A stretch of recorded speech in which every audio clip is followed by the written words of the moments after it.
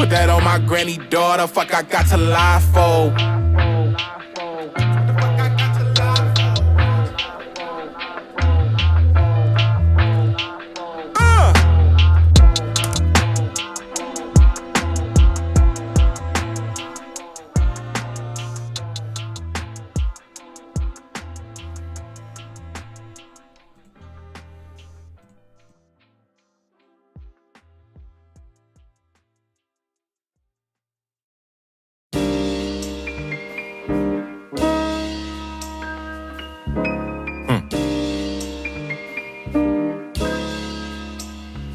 Hey, you can't run, my nigga, you can't hide, my nigga, shit can't slide, my nigga, we want smoke, we want smoke, we want smoke, we want smoke. I mean, if we looking at shit accurately, we talking about scope. You thinking perspective, I'm talking about soap. They talking dirty round my way, I found out way back when the target was hope. Push the margins, then start the assault. To pick it apart, I see the farces and tropes. Who pulling the strings, we could start harping on that. I'm in a sword fight, sharpening my pen. I'm willing to bet a lot of parchment on that. Don't fret, putting stress on your neck like a guitar, we hardly do that. I'm not a bouncer, make the party do that. 15 minutes in and I already called the audible. We exit stage left, this niggas playing the game. This niggas chasing the ref on both roads, development awaiting arrest. Got pace in my step, ain't nothing I can't say with my chest. Came in my best, it ain't even Sunday. He went the wrong way down the one way. Just like these waves, niggas bound to crash one day. Acting out, it's always the gunplay. I tapped out at last, weighted the world on my shoulders. Got shit mapped out fast, no cap ass niggas round me. On point, no track pad, shit feel like the nation. Boy, just black ass niggas round me, make them that mad. 3-piece suits, hazmat, shit toxic. Niggas trying to indoctrinate my pockets. I been in my glad bag, taking out the trash. These pussies piling, guess the cat stag. You can't run, my nigga, you can't hide, my nigga, shit can't slide, my nigga, we want smoke, we want smoke, we want smoke, we want smoke, we want smoke. Oh, the shit ain't fun when the rabbit got the gun, my nigga, wherever you run, my nigga, we gon' know, and we want smoke, and we want smoke, and we want smoke, and we want smoke.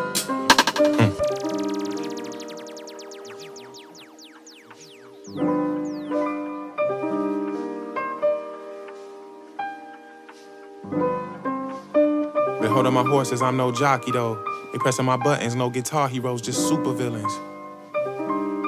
Mediocre whole crew of Krillins.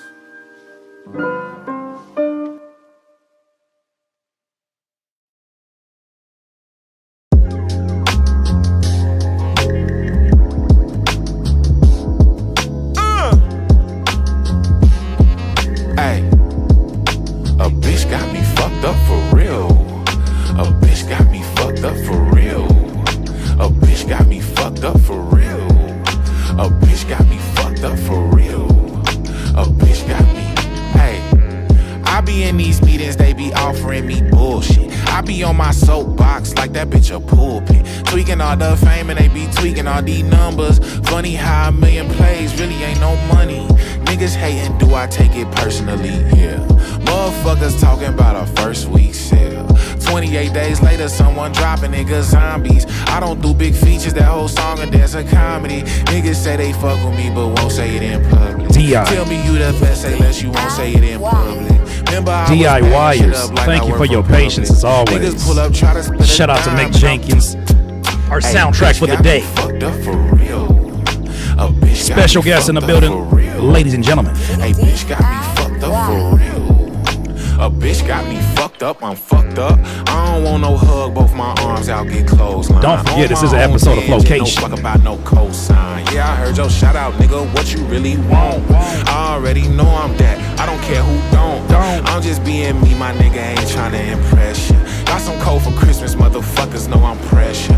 Most not the lesser. Can't close your ledger, my credit been A1 since day one, trustworthy. Don't know if you heard me, a bitch got Ladies and gentlemen, here we go. Ain't no need to worry, I check shit. Good luck in the building. Pulling up like Curry, gon' get it off my chest. How you doing, sir? Tell a little truth and just exaggerate. Turn this down a little bit, a little schmidget. A bitch got me fucked up. Shout out to Mick Jenkins one time, man. Hey, look, man. You would think, like, you know what I'm saying? You would think we friends or something. This is 2 times in the same year.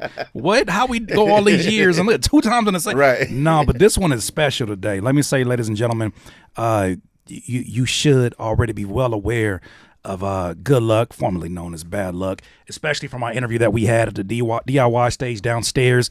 He was very open about his journey. He gave his real-time reaction to, of course, Kendrick shouted him out at the Grammys and why he felt that was why that happened, right? He gave a really amazing conversation about life and just all these different things. I'll make sure to link that in the description below. But man, Luck has been a good friend of mine for a while back, and somebody that I've been inspired by for years and years, especially as a young artist coming up in Carson, California. Thanks to the good old YouTube. It's so ironic that I was introduced to you by YouTube, and now the thing we talk about damn near every other day is YouTube. Right. But man, once again, round of applause for Good Luck in the building. Thank you, man. Thanks for having me. Always. But you're just not here for an interview. You on your platform, which, by the way, go subscribe to his platform, Good Luck TV. He's building a lot of amazing content and, man, taking it a day at a time with the content. But we did an interview, and you had a moment, and I told you about this off camera. You had a moment where you was like, you know what, Curtis? And I was like, uh-oh. When people say, you know what, Curtis, I don't know what happens after that. But you said straight out, you was like, I want to do an episode of Flowcation. I said, what? Yeah. You know what it is though, man. So rapping is a huge part of my life, right? Right. And though I changed a lot of things in the way I live my life, the gift of rap was given to me, and it's intended to be used. Right. Right. So, unfortunately, in this business, in a lot of ways, I didn't feel there was a safe space to contribute the way I would want to contribute now that my life has changed in so many ways. Right. When I'm reminded of, with Flowcation, with Curtis King, with his platform, with some of my friends that are doing dope things in music, I'm reminded of that hip hop is that safe space for me, and you can control what you put out, how you service the people. Right. Right. And which in return is servicing myself to release that thing that I've been doing for the majority of my life. So when in the midst of our interview, I'm sitting there thinking it's such a comfortable space for me, and anytime I feel like I'm in a safe space, then I can let my hair down and be whoever I am. You know what I mean? And I'm protected. I know that if I decide to do music, because I haven't written maybe raps in years or whatever the case may be, or I haven't been able to contribute in the way that it was at one point, I know that if it will be taken care of in the right way here. Because here is a true form of hip hop, a lover of music, a lover of sound, a lover of the art of rhyme, and it will be protected here instead of somebody looking for the quick dollar and the trend of whatever's going on in the mass public, right? So in that setting of us being, engaging in conversation and really doing that interview thing, it was more so for me and you. If I can speak for you also, I'm just talking to my brother. We just happen to be talking in front of people, right? So it was like, man, if I'm going to get into doing rap again or in the way I see fit, right? Then I can might as well start with my man who's doing super creative stuff now, because if I choose to do it on my own, I'm gonna get back into a space of like, okay, I don't know what I'm gonna do. I gotta go book a studio somewhere and put the song out where and with who and why. When my man already has a platform, a place where he's creating dope things, and I also want to be a part of that. And if I can be a part of that and feed my itch, my creative itch, which is that rhyme part that I've tucked away for so long, then I think it's a win-win for everybody or anybody who chooses to love art and love hip hop. Yeah, and I know when people hear, I haven't written in years, some people hear that, and I think some artists that's like they get nervous about it. Yeah. I'm in a very unique place in that I'm starting to understand the superpower of breaks, in that sometimes you could be so locked in that you don't recognize you're doing versions of the same thing. Yeah. Right? You're writing new stories, you're writing over new beats, you're giving new rhythms, but the entire layer of energy over it is the same thing being rehashed, right? Sure. So that space sometimes gives you an opportunity to sit back and not just listen to music, but kind of absorb it in a way that's like, I wonder why they did that. Or even my own music, I'll be like, I wonder why I did that. because I definitely wouldn't approach it today. Like, I've heard verses of Luck where I'm like, calm down. Like, take some of that animation out your voice, or you know what I'm saying? Like, you a little bit too excited about life, and I know you was broke as hell. Like, what? Very critical on, but I think those were the times. I it's like for that time, that was that. Yeah, that was it for that time. Those, right. Yeah, for that time, that's what it was. If I thought I was dope, even if I listen to something now and I cringe at an old verse or a bar that I thought was dope at the time, right. at the time, that was everything. You know what I mean? So, but also here's the thing. Right. Also, because I can also listen to, an old 3K verse and be like, that was flawless forever. Yeah. When I heard it 10 years later, it was just flawless. Yeah. Right. And I look at some of my verses and be like, you was kind of garbage right there. Right. No, not garbage. But not garbage. I'm confused. But it's how we critique ourselves. Right. And I think that's the dopeness about the space and the dopeness about growth. Mm-hmm. Right. Mm-hmm. Like if I rhymed like I did 10 years ago, what does that say about me?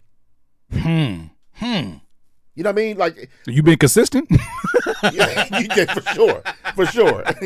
You are consistently. You've been consistent. That's one thing we can say. Grow, right? Consistently not trying to grow is crazy. You know like, what I mean? So, you want some growth? No, I'm good. I'm actually gonna stay at this place where I'm at right now. So if you notice that conversation, and not to get on this because this person has been covered a whole lot in the last year, but it's the reason why you got a 444 album, and then also the reason why you have a Drake, right? 444 album is what it's supposed to sound like with Hov almost 50 years old, buying property, married, billionaire, owning brands, owning businesses. And you talk about buying properties in Dumbo and all this stuff like that. That's what it's supposed to sound like. Telling you how to invest and stuff like that. Would you rather him be 50 years old throwing bees in your face like Jim Jones? Would you rather that happen? Oh, you like that? You like to see that? I gotta live here, Luck. Jim Jones gonna come looking for me. I'm saying, but it's the truth. It's the truth, though. It's the truth. The truth can never be disrespected. That's exactly what that is. The same thing about Drake. If you want growth, that man been in the game for so long. You still talking about taking a nigga girl? And it's crazy because, like, if you just do it from a lyrical standpoint and you think about any artist, right? Are you able to tell what stage of life they're in? That's what I'm saying. That's the scariest part. Like, if I can, like you said, if I can take 2006 and the only thing that I can see that represents growth is not content, but is the way that you package the same shit, what have you really grown? And I've passed you. Yeah. See, here's the thing. A lot of people, I hate to bring it up again. I got to. Don't even hate it, because at this point, they hear because they know it might happen. Right, only in context of this conversation. It's the reason why a lot of us, tons of us, loved Drake when he came out, and consistently for a little while, and then that started changing, and you started looking at him like the fall or the blame of like what's up with music, and maybe that's it could be a lot on it, but what happens is we've grown, and our man didn't want to grow with us. Yeah, because he had other goals. It seemed like he wanted to make sure he always had.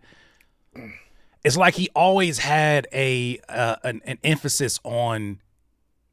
I'm not making a joke when I say this, but he had an emphasis on making sure that the newer or younger audience always was familiar with what he did, what he's doing. So if they tapped into another artist, he's got to figure out how to collaborate with Amigos. If they're tapped into, you know what happens? You turn into Lenny Williams doing that song he just dropped. I don't know if you're a Lenny Williams. Oh my God, that's what you turn to, or you turn into Smokey Robinson doing gang banging. Hold on, we got to pull it up now. That you said that. Hold on, but that's what happens. That's what happens. That's what happens because when will you let that go? When did you let them take care of them? What I mean by that is you can mentor, you can teach, you can do all those things, right? But me to be in service to a 17-year-old. Is it this one? It's yours? I think so. It's new. It's 1 month ago. It may be that. Oh Lord. Oh. But that's what happened. You turn into that. Oh Lord, Uncle Bernie. Because after this, we got to play.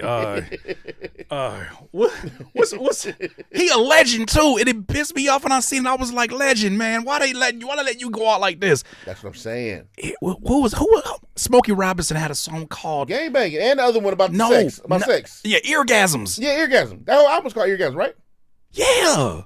That's what I'm saying. You give me eargasm. Bro, you wrote Tears of a Clown. What are you doing writing eargasms? What are we talking about? Hold on. I got that button. No, that button don't work. Okay, hold on. I gotta pull that button up. He wrote Eargasm, and I'm telling you, Courtney here laughing. One of my moderators laughing because we were in tears that we said, why is Smokey Robinson talking about you? That's give what me I'm saying. Eargasms. Who are you trying to connect? That ain't my connection. That ain't my connection. I'm here to at that point. I'm here to teach. You should be in. Look. I heard. Well, you can teach. He want to teach. I heard Dr. Ben, for people who know read any kind of books, whatever. I heard Dr. Ben say, I don't debate with my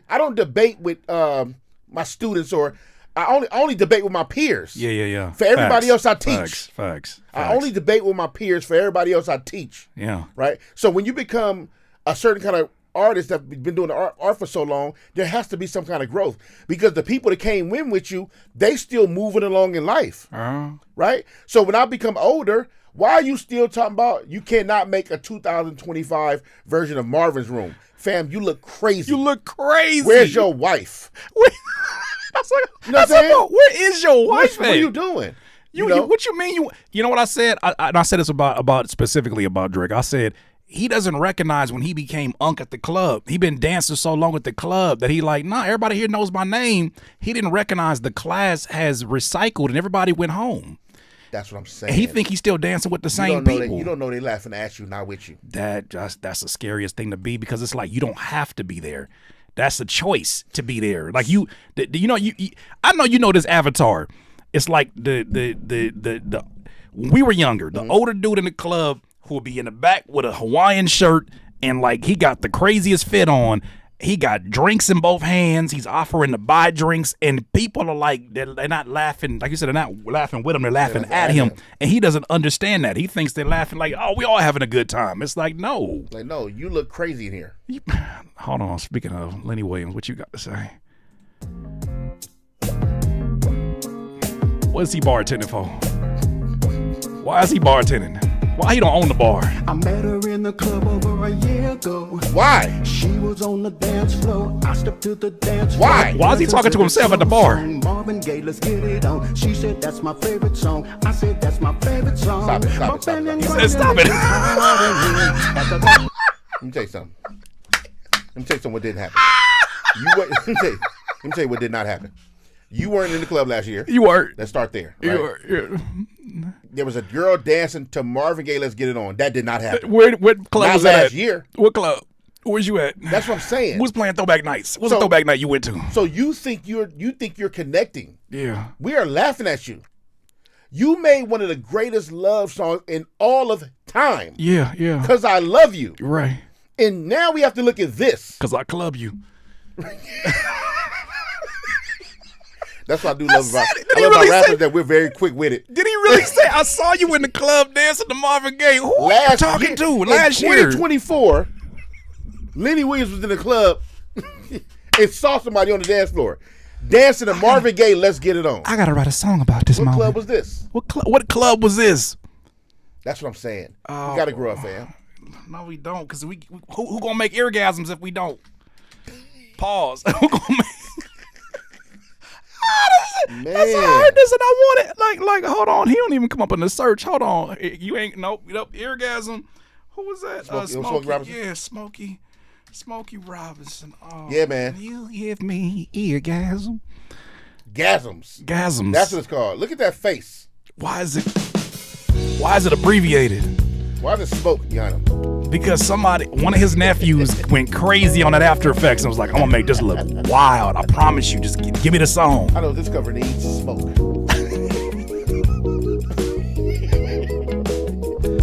Hey, my man, an AI afro. I'm so pissed off at whoever did this rollout. That man wrote My Girl. He also wrote Orgasms. The same guy has a new song. This is great. Look at all this musicality. What do you mean, look? Come on, man. Look, hold on. That's crazy. Oh, wait, I got it. When I look at you, it makes me feel better than good. Stop it. And what I see is you and... Let me tell you. I can't look at him. He looking at me in the eyes right now. I don't feel uncomfortable. Let me tell you something. That man said, "Eyegasms." When I look at you, this man just premature ejaculation at almost 80 years old, looking at some poor young lady who don't know he's lusted over her on the other side of the room. So you trying to say him and Lenny Williams is fighting over the same? They need to go sit down somewhere. No, they in the same club. That man is one of the greatest writers in the history of music, Smokey Robinson. Him and Barry Gordy Barry built it, but started Motown. Hitsville, USA. The greatest songs in the history, greatest label in the history of music is Motown. Don't debate and argue with nobody about that. For nothing, there's no debate. No, yeah, I got and you. Now you have a song called album from the album Gasms. Could you see him in the marketing meetings? Like, listen, I got an idea. I want to call it Gasms. I just want to call it short for all kind of gasms. Take a seat. Take a seat. I'm going to take my shirt off for this. Okay, hear me out. Relax, my shirt is coming off. Hear me out. Look into my green eyes. It's going to be called Gasms. I'm going to stare into the camera. Of all kinds. Because the ladies love that. Smokey is a legend, but this is goofy. You gotta chill. Hey, look. Not everybody can age this well. I don't even know this gentleman's name. But I'll tell you, he sang his heart out for this song. You have to. You know about this? You know about this? That man said, cheating is a crime. It happens every day. But you know about this right here? I heard this. Hold up. This is how you gotta age gracefully. You got that grit in your voice. Cheating is a crime. It happens every day. Ugly people running now. That's how I want my. That's how I want my singers to age right there. That's a Cheaters theme song. That's a Cheaters theme song. Yep. It's a whole. Somebody sat there and wrote that whole thing. The blues. Hey, man. Look, the basic. What we're saying is, you got to grow up. You gotta grow up. You give me orgasms. That's crazy. Imagine being an engineer. I have no self. I looked at you. I have no self control. Yeah. Gasming of the eyes is a terrifying message. That is insane. That is an insane message. Oh my goodness. Yeah, I didn't know about the Lenny one. I didn't hear that. I saw the photos and I kind of figured it was gonna be something like that. But yeah, that happened. That happened. Nah, go back. Nah. I gotta. How could it be when I was wrapped up like a thug? It was only one time when I came to harmony stacks though. Well, it's kind of like R. Kelly writing Mr. Big stuff, right? You said what? Like R. Kelly writing Mr. Big stuff. It sounded like Mr. Big. I ain't never hog-tied nobody. I ain't never hog-tied nobody. I just. You need that as that needs to be in the soundtrack and it's Arigato, dog. It's so much more fun to just say it out loud. I thought about adding it as a button. It's so much more fun to just randomly. I just be talking and I'm like, when my voice start cracking, I'll be like, oh, I ain't never hog-tied nobody. Why would I hog-tie somebody? It's just more fun to say it.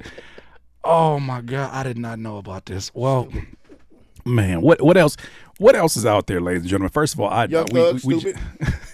What was the Young Thug situation? I saw that he was saying that he would never threaten somebody. What actually happened with that? Okay, his first mistake, in my opinion, he should have took the deal. The case was a mess. He should have took the deal they offered him. Mm-hmm. Right? What was the deal that they offered him? I think it was a couple of years in jail and then probation time served. Okay. He didn't take that deal. He ended up beating the case. But technically, you didn't beat the case because they gave you, I think, 12 years probation. 12 years probation, and which is for people who know nothing about the criminal system or justice system, that is jail. Yeah, because you're not in jail, that dude, you are. That means you're on probation. You can't hang around criminals. You can't hang around people with felonies. So basically, all your friend group you can't even be around. You basically can't even be in Atlanta. Because you built your friend group surrounded by these kind of people. Right. Any violation gets you maximum sentence. That is crazy. So instead of doing the 2 years or whatever they offer, I think they offer like anywhere from 2 to 4 years. Yeah. Which you could have did that in your neck. You could have did that easy. Right. 2 to 4 years, been out of jail, time served. Mm-hmm. But now you got, I think, 12 years, and correct me if I'm wrong, the chat probably know, you got 12 years probation. If you can't whisper in 12 years, you're going to go to jail for max. So you get on the internet, you beat your case, supposedly, quote unquote, beat your case. Mm-hmm. You go to the internet and start talking about Fannie, the prosecutor. Right. Right? Which is a violation because it's almost like witness tampering. Because if you say, because they know that you had a RICO case, fam, meaning you control people. meaning they move when you say stuff. So if I threaten Curtis King on a public, that means niggas will be looking for Curtis King to do something. Because you just greenlit that. So technically, that can kind of be like witness tampering. I'm not saying they call it tampering. Golly. So now they're trying to revoke his probation. Okay, so I got the article. I'm going to pull up this to see what. So it says, less than 6 months after Young Thug walked free from jail in Atlanta, prosecutors want to revoke his probation over 2 Twitter posts. That's wild. District Attorney Fannie Willis filed a motion on April 2nd, claiming the rapper, born Jeffrey Williams, has engaged in conduct that directly threatens the safety of witnesses and prosecutors, compromises ongoing legal proceedings, and warrants immediate revocation of probation. Lawyers for Thug already filed a response on April 3rd, requesting the motion be denied. His lead attorney, Brian Steele, called prosecutors' claims baseless. In a statement of Vulture, while intimidation and threats of violence are never appropriate, Jeffrey has done nothing wrong. Thug is currently serving 15 years of probation. 15, my bad. Oh my God. And if someone, and shout out to Brittany, she said if he violates that 15 years, he gets 25. You get the time you were supposed to get. So they max you out. He should have just did the 2 or 3. Yeah, dude, there's no way you're going to be clean. With the life you live and the life you've been living, that's what you did. That's not what I did. That's what you did. There's no way you're going to be clean for 15 years. If they catch you around a felon, it's violation. If they catch you around one? You can't be a felon with felons. It's a violation.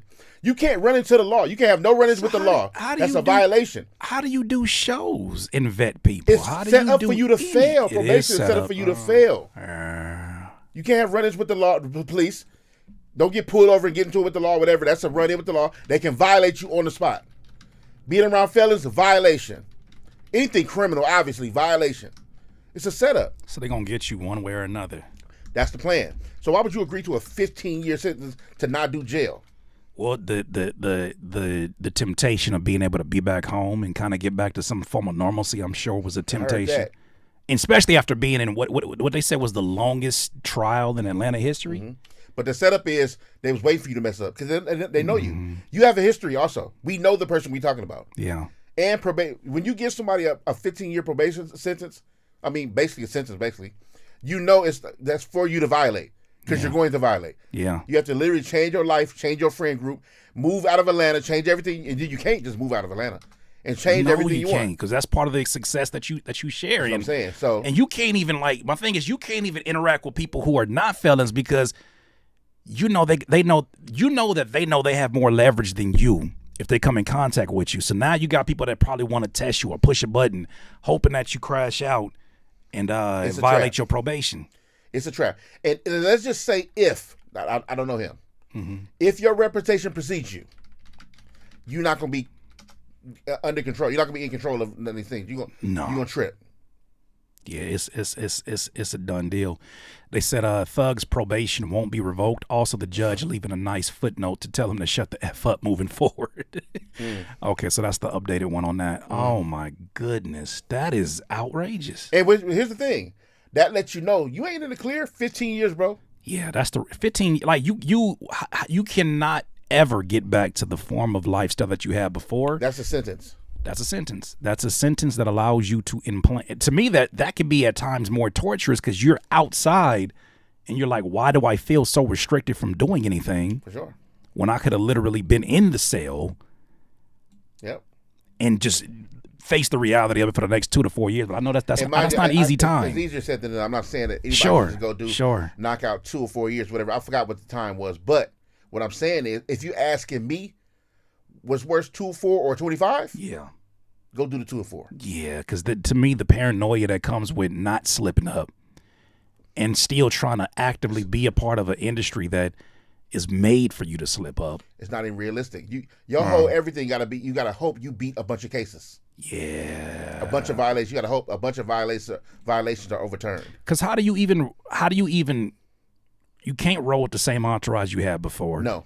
Because you don't know who to trust in that situation. When I first signed to Snoop, yeah, when we first had our first deal, he had a big old case that happened, and he ended up getting a probation, and so that means you can't be around felons. His whole security team got revamped. Really? The whole security team. That's smart. Yeah. We talking about people have been making a living with him for years. Yeah. Now they just can't tour with him no more because they fellas. Yeah. Damn. Now, I mean, it's got to be done because it's like, you know, if I'm not out, if I'm not able to do or have the flexibility to move around like I do, none of us get a chance to eat the way we eating. Like, I can't pay the security anyways. If I'm not out, nobody getting paid anyways. That's what I'm saying. And, you know the best option, which is not a realistic option for a lot of people. How about you just don't do crime? Somebody gonna have to tell somebody think that option. I mean, come on. You know, look. You're asking for a lot, look. You're asking for a lot. Am I, though? You are. What do you want to do? Sit at home all day and listen to eargasms by Curtis King? Huh? You have a wife. You have a beautiful wife at home. You got a beautiful child at home. Yeah. You live in your life. I ain't going nowhere. You're creating a business for yourself. I ain't never hung out nobody. You're a well-known figure in the community and in the culture, right? Yeah. And you ain't violated nothing in the last 15 years. You ain't a threat of go to jail. That means you made a conscious choice to live this life you're living right now. I know but see, look, let's not paint the wrong picture of me because I think that I've done a good job of painting the wrong picture of me. My temper. Yeah. Has had me in situations that I thank God. Oh, I thank God. God he is so good. For sure. For working on me and saving me from myself at times where I know my mouth is going to get me in trouble. But that's part of it. But I also realize, even I'll tell you this, I haven't disclosed this. The last few local shows that I have been going to, shows that I've been going to for years, I started realizing I can't come here no more. Shit that I didn't notice before. I went to a show last time and it was a dude that came in there. Yeah, he had his shiesty on, but it was cold. I give him that. It was cold. And he had a backpack, and everybody got searched on the way in or whatever. And I'm coming solo dolo because it's like, this is my family I'm around. This is folks that I've come up with years. And he looks at me, then he double takes, and then he starts like backing up and like looking around like he didn't see a come up. And that's what my brain said. My brain said, all right, keep your head on a swivel because you don't know what the situation is. People know where you parked at. It's really easy to go call somebody and just, you know, especially when people think it's not even about being an A-list celebrity or nothing like that. It's just about, yo, you think he got enough in his pockets that'll make this worth it? And based upon the success of the YouTube and all of the stuff like that, that sounds like it might be a worthwhile risk. And that's when it dawned on me. I was like, damn, I leave myself out. I'm very vulnerable being in places that I really don't have any business being at anymore. As crazy as that sounds, because I enjoy going to shows, I enjoy doing these things, I got to realize the liability that comes with it. And I'm more of a square than a lot of these folks who get into the shit that they get into. But that don't mean that you above anything. Yeah. At all. You know, you got. Here's the thing too. You got to realize that. I'll use me for an example. I don't live a life where I have to worry about what I do looking at me. Right? Not that you're worried about that. Just cautious, because that's where we come from. Yeah. Got to be cautious, head on the swivel. That for sure. That happens all the time. Keep my head on the swivel, got to be precautious. But at the same time, I don't live the life where I have to worry about why I do this looking at me. Yeah. It took me so long to realize people ain't looking at Terrence. They see bad luck. Right? So you got to think, you're on the internet with thousands and thousands of views every day. Yeah. Talking to even some people with way more views than that. Yeah. Somebody's seen you somewhere. Yeah. Just and I'm not saying be a hermit and stay in the house all day. And when I'm not saying that, I'm just saying that be comfortable in knowing you also made somewhat, and when I say somewhat, that's not being dismissive. I'm just saying of course. Better choices than a lot of people do when they move out here. Right. I don't live the life, speaking for myself, Terrence, Luck, or whatever you want to call me, I don't live the life where I have to worry about being out in places. Right. Now, if I am in a place and it seems a little tricky about something about to go on and stuff like that, whatever, then what you also do is make the right moves to remove yourself. That part right there. I've never been in my adult, smarter years, I've never been in a space too long. I've never been in a spot too long. Never. Yeah. Because if I feel like maybe I need to leave from here. Yeah. Whether it's discernment, your spidey senses, whatever you want to call it. You know when the energy shifts in the environment, you know exactly when you start seeing it may be opposing hoods, it may be just one somebody who's just, you could tell they kind of slithering themselves energetically through different pockets of the place or the party or whatever you at, and you like, You know, we need to pack it up. And bro, you also live in, and I got to go here with this because I just got to do it. You also live in purpose. And when you are a God-fearing man who lives by God and follow God, God protects you because you have a greater purpose, right? So he needs you to service the people. And just like you talked about God is good. Just like you said that, somebody who heard that now, because all these people ain't your faithful followers. Oh, I know. There's somebody doing it. There's somebody new in here that probably heard you say that, could be struggling with God and finds you. There's somebody who they've been looking to, getting to. Well, how good is God? He's a believer. How good is he? Let me find out for myself. So when you do stuff like that, people are always watching. That's why I say you inspire people. And you never know how you inspire people. And even if it's just one person, that's a major change. I say all that to say, you being out in the world, God protects his following. Facts. He protects his sheep. And you being out in the world, being a good person, creating purpose, taking care of your family. I'm not saying always keep your head on the swivel. Always look out. Don't never ignore the signs. Use discernment, right? But at the same time, relax in being that, knowing that you've made better choices, and every day I'm learning to make better choices out in the world. I appreciate you sharing that because that is a bar.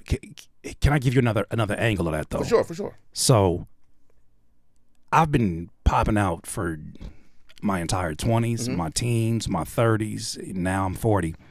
It hasn't been until I had the family dynamic that I start to realize it's not so much me just returning for my own well-being, because Lord knows how many times I done went places that I was like, what am I doing here? Like, why am I here?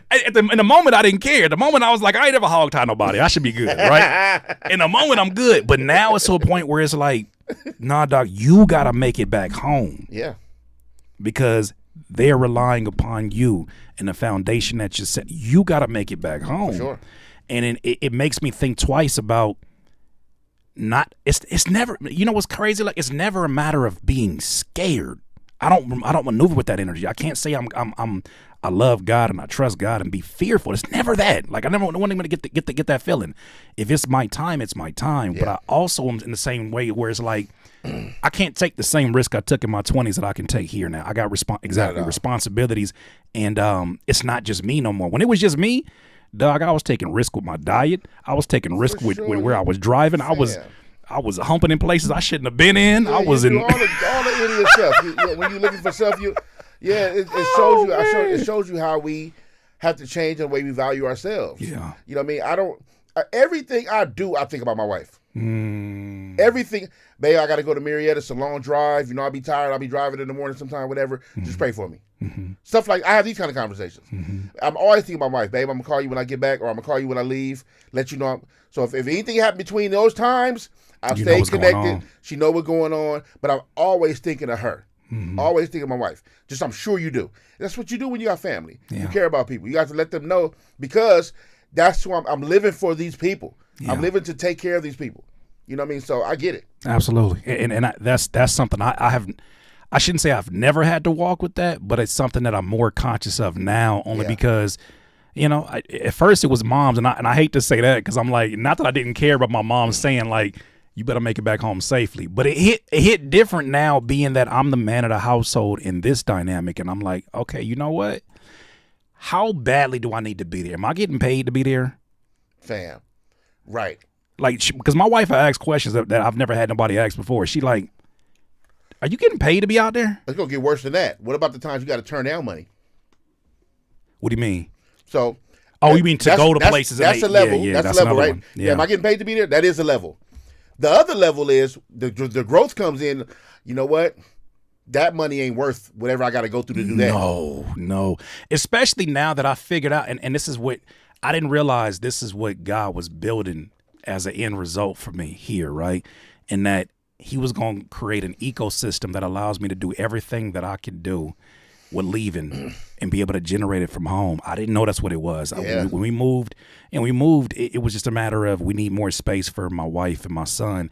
But now I realize, I'm like, damn, we have created a space where, every room is either an extension of our business or our livelihood. So now I'm at the place where I want to create an environment that allows me to talk about the things that I talk about, but then also to have the option, like, you know, like when homie Justin, shout out to Justin, the company man, when he's like, yo, you want to pop out to this event? I'm like, you know what? I do. I think that's good. But even then, like, dog, it's things that my wife and I, we've made commitments to, especially, you know, like I said, we don't look at it like we some A-list celebrities, but it's like, want to move the right way. And I feel like that's the way that God wants us to move too. And that, you know, stop taking photos when you out and about, like where you putting geolocations, and stop telling about where you pulling up to, and you making it very, very easy for people to move very you know what you learned? Nefariously. You know what you learned too? Forget being a known, whether you want to call it influencer or whatever the case may be. For you, me, everybody in the chat, every place and every person does not deserve your presence. Break it down. So you have to understand that there's a value system here, right? And your value system consists around you being who you are as a creative, and you being a father and a husband, right? And you being a father and a husband topples everything that comes under that, right? So your presence being in certain spaces, you don't need that presence being in certain spaces, because those spaces ain't worth the trip. Damn. Sometimes it's just you being there. You ever been to an event that no danger happened? It was no fights or nothing, but you like, what am I here for? What's the benefit of me being here? Not that you can't go have fun somewhere. I started asking them questions more now than ever before, because when I was 20, I didn't need a reason. We rapping. We just there. You out. We just there. Out and about. You didn't care. You just want to be now. Out. Now I'm like, you like, fam. I want to be at my house, sitting here with my New Balances on, like it's 10:15. When this shit starting at? You know what I got to do in the morning? That's what I'm saying. Because there's a value system there, right? And you also know real growth shows you that what you value yesterday, you don't value today, right? So as you're growing in life, no matter what that is, in marriage, in finances, in content creating, your career, whatever that is, you don't value the same things as you do from yesterday. So me being out and about, and here's another thing. I think we talked about this on last podcast. I'm not sure. And I talked about my homegirl Joyce saying this. She said,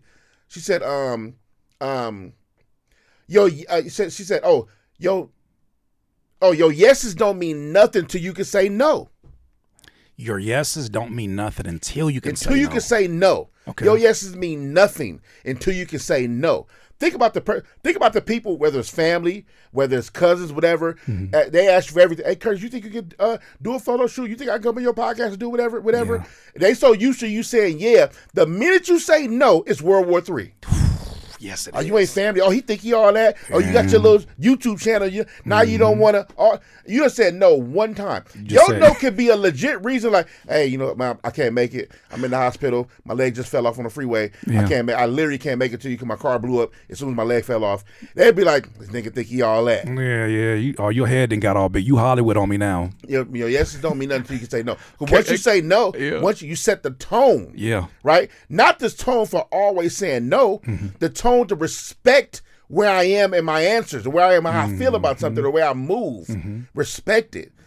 You know, and I learned this also. Don't be quick to agree to something. See, if you call me, look, I'm gonna do an interview with you. Oh, cool. When you want to do it, man? I got Friday open. Cool. Let's do Friday. Yeah. Then here's the thing. Now I gotta go home, talk to my wife, make sure Friday good. Oh wait, I forgot I had some scheduled. Oh, I'm supposed to go do that thing. Now I'm over here stressed out because I didn't give my own self the proper time to even see if I'm available, emotionally available and physically available. Right. Sometimes, you know what? I learned the best way to say it, respond to that is, let me give me a couple of days. Let me check on my schedule. Let me check on whatever and see if I'm available, and then I'll get back at you. Because it leaves the option open, but it doesn't give you a definitive yes or no. It's crazy. There's a sister that made this book talking about setting healthy boundaries, and I love this book so much because you read books like this, and it doesn't necessarily give you an example. She did this from the lens of like black family dynamics, and she was like, "You gotta set these boundaries." She said, some of us are convinced that we're setting boundaries and they're really just passive aggressive ways of saying yes. And that hit me because there's been times where I was like, you know, over explaining my no. And as my friend here, Kaylani just said, no was a complete sentence. It's a complete sentence. I love that. But there's ways to set it to where when somebody starts to act out because of you setting that no, one, you've established that this is what it is and there's no buckling from that. And she gave examples even to like family that it may have mental health issues. She was like, she left no stone unturned. I love that book. I got to hear my Audible. But that's something that I think, because I came up and, you know, in an environment that was like, you know, you want to always be a gentleman. You want to always be a man of integrity.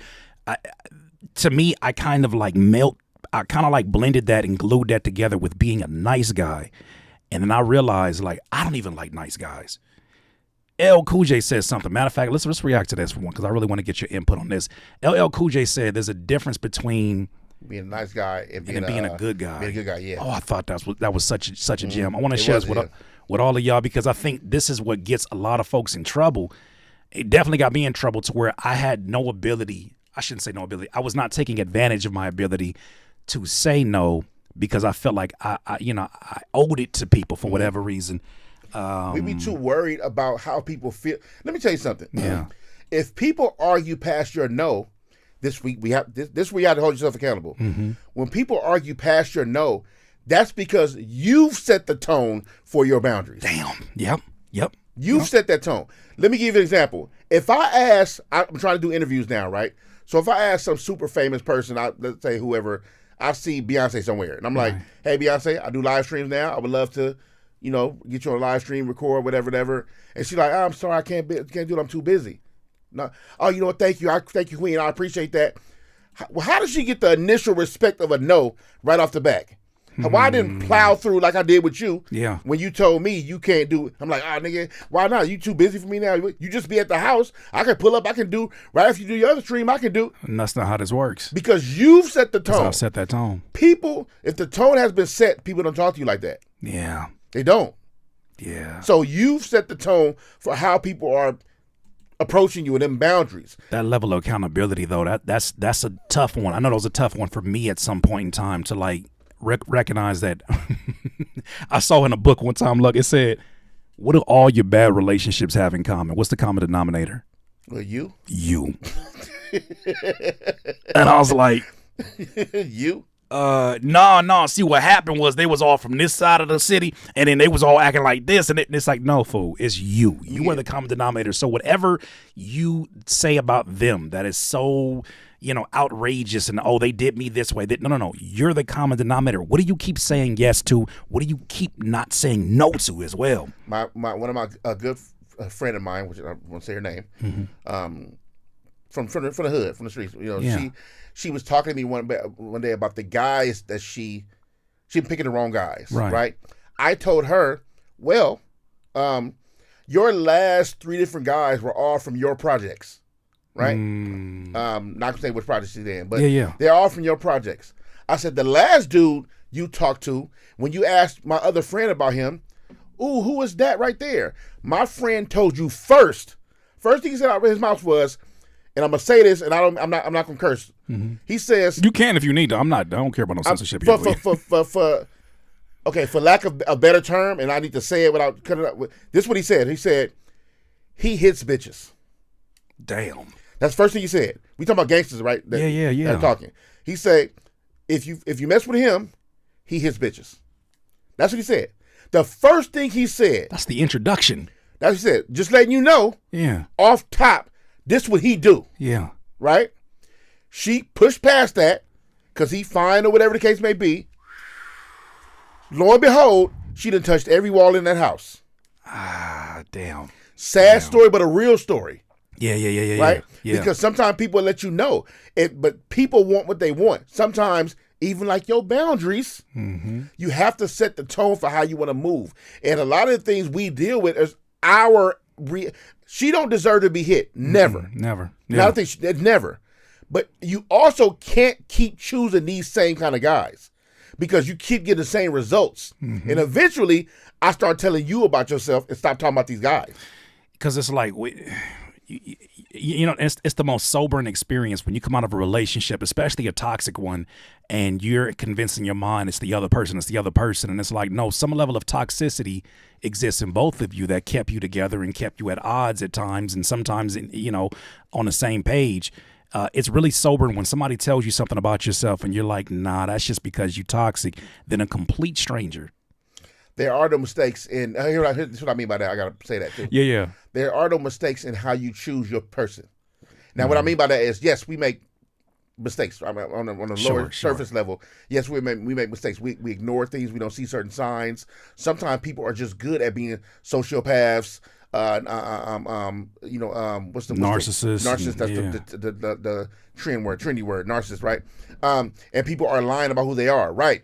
Here's the thing, and somebody gonna get mad at me. I'm ready. I'm prepared. I'm already ready for that. They be mad at me all week. It's right? all good. Here's the thing: if you are where you're supposed to be spiritually, and like truly in touch with your spiritual discernment, no red flag will never get past you. There is no sneaky enough. There is no manipulative enough, right? Because even if you went through that red flag of like, man, she cool. I think it's something about her, but she is cool though. That something about her was the sign. Or that something about him was the sign. There's always a sign. It is. There's always your spidey senses letting you know. I'm talking about if you're in touch with who you are and how you're supposed to be moving. Because God will always give you a sign like, that ain't who I picked for you. Yeah. Keep it moving. But you like, nah, it gotta be because she smell good. Because she fine, or he fine, this, like, or he got bread, or she thick, and all these things we tell ourselves.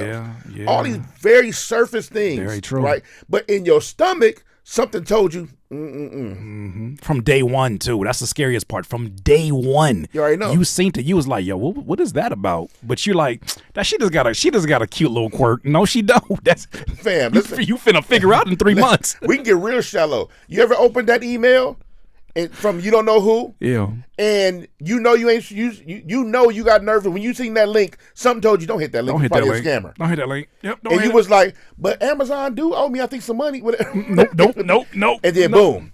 But what if he is a prince from an African family that I've never met that just saw the potential in my YouTube channel and wants to invest millions of. What if he is in a jam and I'm the only person that he can trust? What if Amazon did pick me out of millions of users to win $500 gift card today? I ain't never hogged out nobody. What if I'm the one today that is getting a lump sum payment from Tylenol because they just knew how much I was dependent upon them? You know what? You know what's crazy? Somebody did me like that, and I for sure fell for it. Oh my God, I lost my YouTube channel within 24 hours. Within 12 hours. No, excuse me. It took me about 24 hours to get my YouTube channel back, but everybody who's been here for years, you remember when that happened. In the midst, I'm telling you, look, I was starting to gain momentum with these reactions. It was a real good action. Wow.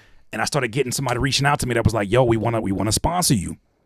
It wasn't a day. It said it wasn't a day. It was like 48 hours. Huh? I was sick. Anyways, however long it was, this company reached out to me and said, man, we love what you're doing. They had a whole contract and a whole profile of my YouTube. They were like, man, we love these things. We think we can incorporate it this way. They gave me a contract. They, they even had like a download link for the program that I was going to be reviewing, right? They did. And I was like, this look legit. I looked at the email. I was like, okay, this look a little sketch, but no. It's for real. They wanted they want to pay me $2,000 for 30 seconds. I said, what? Yeah, Amazon at gf233.com. It'd be like a Japanese Gmail that I don't even know nothing about. So look, they sent me the actual EXE download link, and it didn't look sus. Wow. And fam, when I tell you I clicked on it, it was like after a studio session too. I'm looking at my computer as I clicked on the link.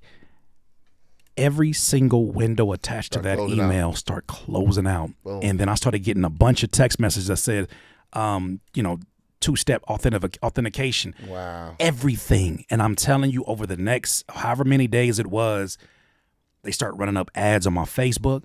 They ran up ads on my Google ads. They ran up ads on my Instagram. They locked me out of my Instagram. They locked me out of my YouTube. They were running crypto scams while I was watching all of my videos. About 1,700 plus were gone. So when I seen that, and I just sat here, and I remember like the room is the next room over. I sat here. I said, God, I don't think this is how this whole journey ends. I don't think you brought me this far just to bring me this far. I was like, I don't think you did. But I'm like, if this is... Oh, God, if you give me a second chance, I promise I will never take this for granted. Lesson learned. And I looked on YouTube, and they had this dude, one of them videos is like, all right, guys, so you lost your YouTube channel, huh?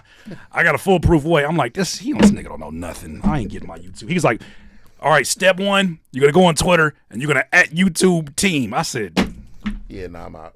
I'm gone. That's it. I'm out. Yeah. And it worked, though. Look, it worked. I hit him. I was like, my account got taken away. Could y'all help me? Desperate measures, yeah. And they hit me back like, sure, just give us the information that you. I said, wait a minute. And wow. yeah, a few days later, got back access to my account, only to find out they didn't delete the videos, but they privated every single one of them. My channel. Oh, so it stopped. The numbers stopped. Yeah. Oh man, the numbers stopped. Of course, my ad revenue got hit kind of crazy at that time, but this is my livelihood. But it was a good shakeup because then I started realizing, like, were you doing what you really wanted to do? And now the fear of losing it all has already happened. So now the confidence that I moved after that was like, I've already lost it one time. Right.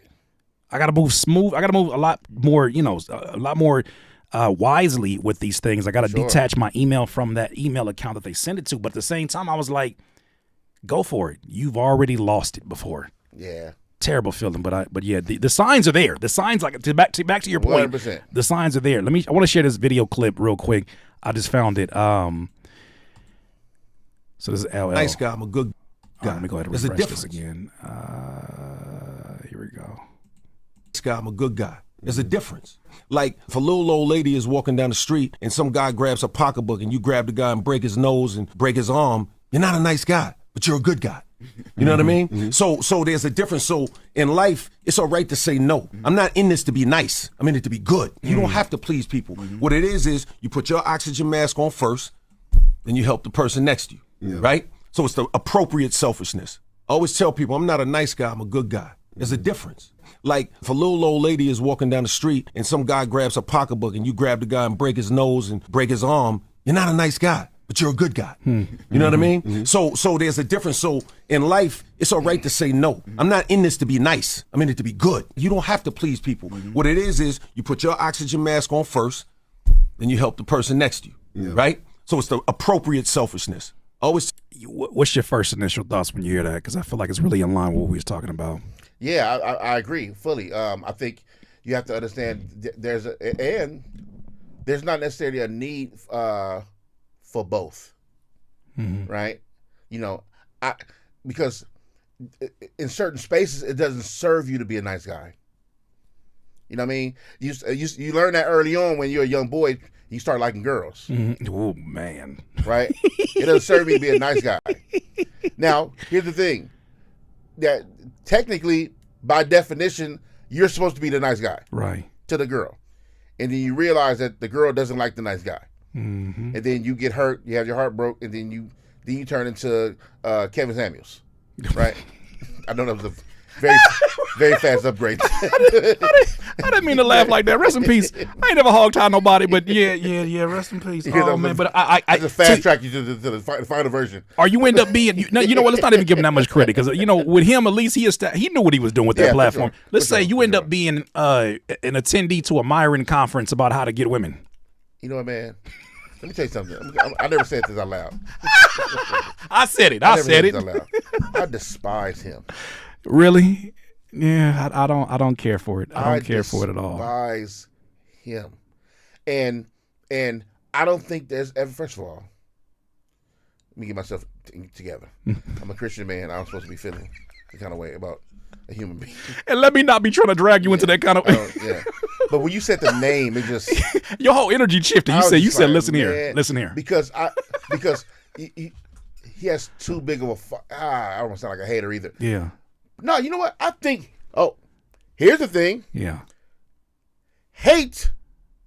We're gonna argue about. We're gonna discuss in what form of hate, right? Right. It's necessary. Hate is necessary. Okay. It's not like remember Vampire in Brooklyn. Evil is good. Evil good is but hate is necessary because. I don't want to use the word in that context. For lack of better terms, I hate what he stands for. Though I'm not supposed to hate. I hate everything he stands for. Right? How he talks about black women. How he talk about black men. his idea of how to treat women, forget just black women, how he treats women in general. Yeah. Right? What he stands for, the caricature of a person that he's created for himself. Right? I despise it all. But I think that hate is appropriate because he's not appropriate for the ecosystem that I dwell in. Yeah. Yeah. Right? And I'm usually not in it. Right? I don't have conversations about these people. The name popped up today, so that's why we did it. That's on me. It's not. But what I'm saying is that it's a good thing because I do want to have these kind of conversations. Yeah. Because I also believe that we got to stand on something. Right? I'm not saying you got to be the guy to disrespect everybody on the YouTube universe. Right?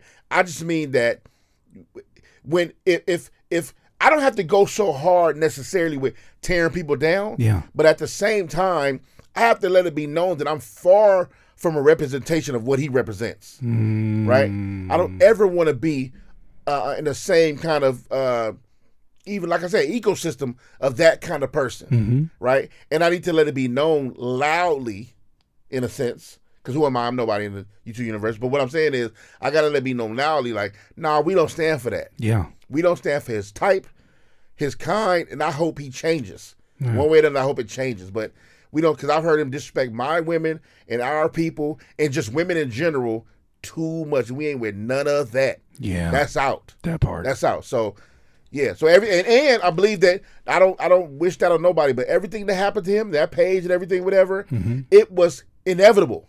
Oh, it was written. It was was written. written. You can't. The thing is, you can only agitate for so long before For sure. somebody who does not represent 100%. that corner says your time is coming. Because I think a lot of people, the whole phrase rage bait is a real thing, right? Or what they call it, click farming. Yeah, for sure. People are doing that now, and they know who they're getting angry. People want a reason. People are, just like an image I saw, like an animation I saw, they're all matches in this era. They're just waiting to be lit about something, right? They want someone to blame for where they're at financially. They want someone to blame for why women don't like them. They want someone to blame for why their relationship is with the different people in their lives. And instead of doing the actual work that you and I are willing to do, right, the go through the pain of it, it's a lot easier to say, you know what, the reason why my life is like this is because I should treat women the way that Myron says I should treat them. You know what I thought was really interesting is somebody who was in that red pill space said, have a good one, bro. Somebody who was in that red pill space was a young dude, as a brother too, and he was like, I was wrapped up in all of that stuff. He said, I believed in it. I was drinking the Kool-Aid. He said, you know what broke me free of that? He said, going outside. Wow. He said, I went outside. I wish I could find that video. He said, I went outside and realized that none of the pictures they were painting of women were absolutes. None of them were actually what happens on a day-to-day basis. He said, I kept finding contradictions in the stories that they wanted me to believe in. Yeah. And he said, I could not even talk to these gentlemen unless I had my credit card ready. That already is a telltale sign. Fam, because they ain't outside. Because they not outside. This is their outside. Quick story. Some years back, I went on tour. We the whole was West Coast. It was a West Coast Canada tour with Warren G, right? So we doing a tour. We were in Edmonton. I remember this because a couple of things happened. I'm gonna tell you the good thing that was dope that had nothing to do with the story technically, but the point of the story. Let me get to the point first. Okay. So on that tour, it's one of my earliest tours, but I've been touring at that point for some time. Right. But the women, right? It was just a lot going on, right? And that was my wilder days back in the day. Right. Yeah. So that yes and everything. Yeah. So you the women, give me orgasms. But what happened was that there was a time in Edmonton. Okay. After all these things happened with women in different cities in Canada, whatever, there was this girl. We were leaving the spot in Edmonton, and we were closing the back of the door. It was a limo, like a Hummer limo, something weird. That sounds very early 2000s. I hate limos. It's very early 2000s. First of all, I hate limos, and it was a Hummer limo. It was even worse. So I'm in the back by the door. Yeah. Right by the door where people get in that. So a woman come and run. She running and dove into the truck. Right. I was like, what the hell? Through an open door or something? I was closing the door. We about to leave. She dove into the truck. In, a white woman. right? I'm not saying all white women do this. I'm saying the white woman dove into the truck. The fact that you offered that is hilarious because I'm pretty sure nobody else thought that. I gotta give you context. I give you the whole context. That doesn't mean anything. I'm just giving you context. Superman the door. So she dove in the car and she said, "Hurry up!" Now she screamed it. So imagine a white girl screaming. So hurry up, my husband coming. Hurry up, my husband coming. Warren was like, "If you don't get your ass out this truck right now, like, what are you doing? Get out the truck now and get out the truck." I didn't touch her. I opened the door. I said, "You gotta go, man. You gotta go, ma'am. You gotta go. You got to go." And her husband ended up catching it with her. I think it went bad after what I heard. It went bad after that. Yeah. Right. But I said to myself, being on tour for so long, after so many years, you get home, and mind you, I have a girlfriend. My wife today. That was my girlfriend then. Oh wow. Okay. When I get home though, I'm seeing the world as, oh, this is how women is. Women act like this. Getting with this. I see where you're going with this. Yeah. Because I've been out in the world that's not really real. Mm-hmm. I'm on tour for so long. Canada, East Coast, West Coast, being all over. Me and Warren was on tour maybe 4 or 5 times before I ever went on tour with Snoop. Oh wow.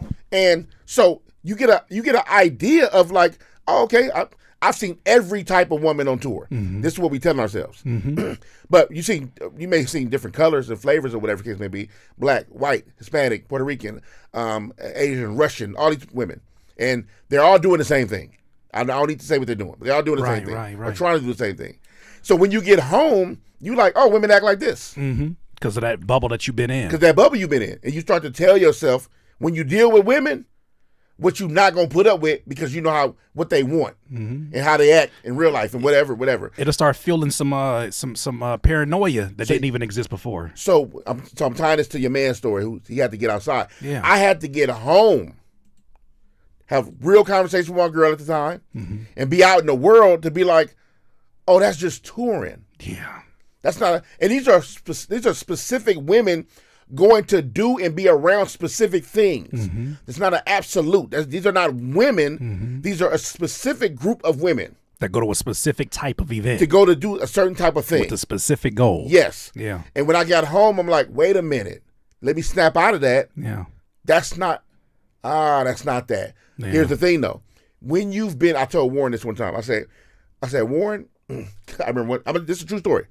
Warren, in one city, we were at a club or something like that, and Warren wanted to leave. You know, he's married and everything. He's like, I ain't got nothing to do here.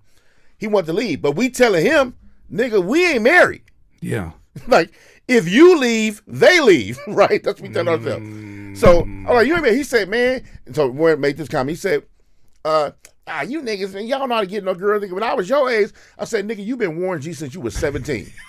Hear what the hell you talking about when you was young. Don't you make no comparisons. You've been Warren G your whole regulator life. Since 18 years old. I don't hear nothing you talking about what girl you got with. Real. You talking, you and Snoop have no idea. You were not afforded a normal lifestyle, sir. You don't even know what it's like. You fast forwarded a lot. For sure. But to that point though, right. There's a false sense of this is how life goes. Now, if your life is that may be a thing, right? Yeah, That's their life, right? People get mad at people when I'm kind of moving the story a little bit. Mm-hmm. People get mad when celebrities tend to. It look like they mess with the same women and women to men, right? But when you are a celebrity and the famous circle or the crowds that they be in are so small, it's like a high school now. Now y'all all run into each other.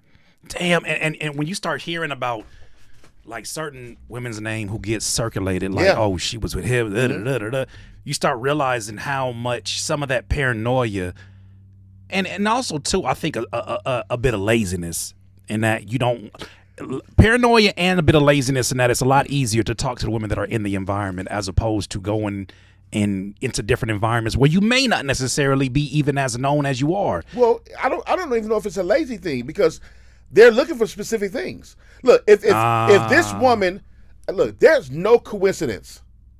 I don't want to use her for example, but I already know who you think. I already know who you said in my head. As soon as you said that, I said my brain said, "Oh." I'll say this. I ain't hogged out there's about there's no coincidence that your 3 baby daddies are ultra famous. That can't be no accident. That wasn't a roll of the dice. That's not a roll of the dice.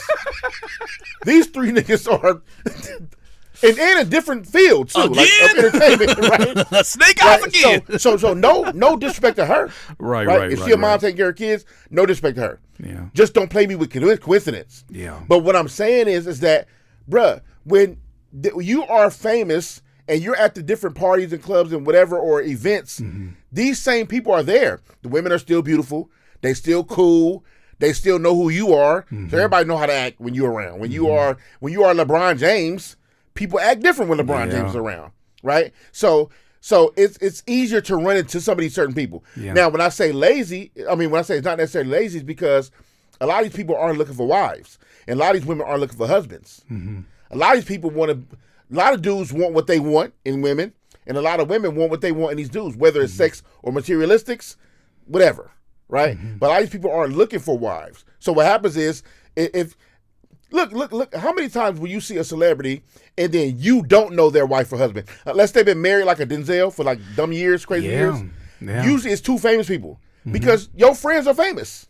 Yeah, the people around are famous. But see, this is why, and I hear the point that you're making, and that some of them are not. It's not even a matter of work. It's a matter of this is exactly what they want.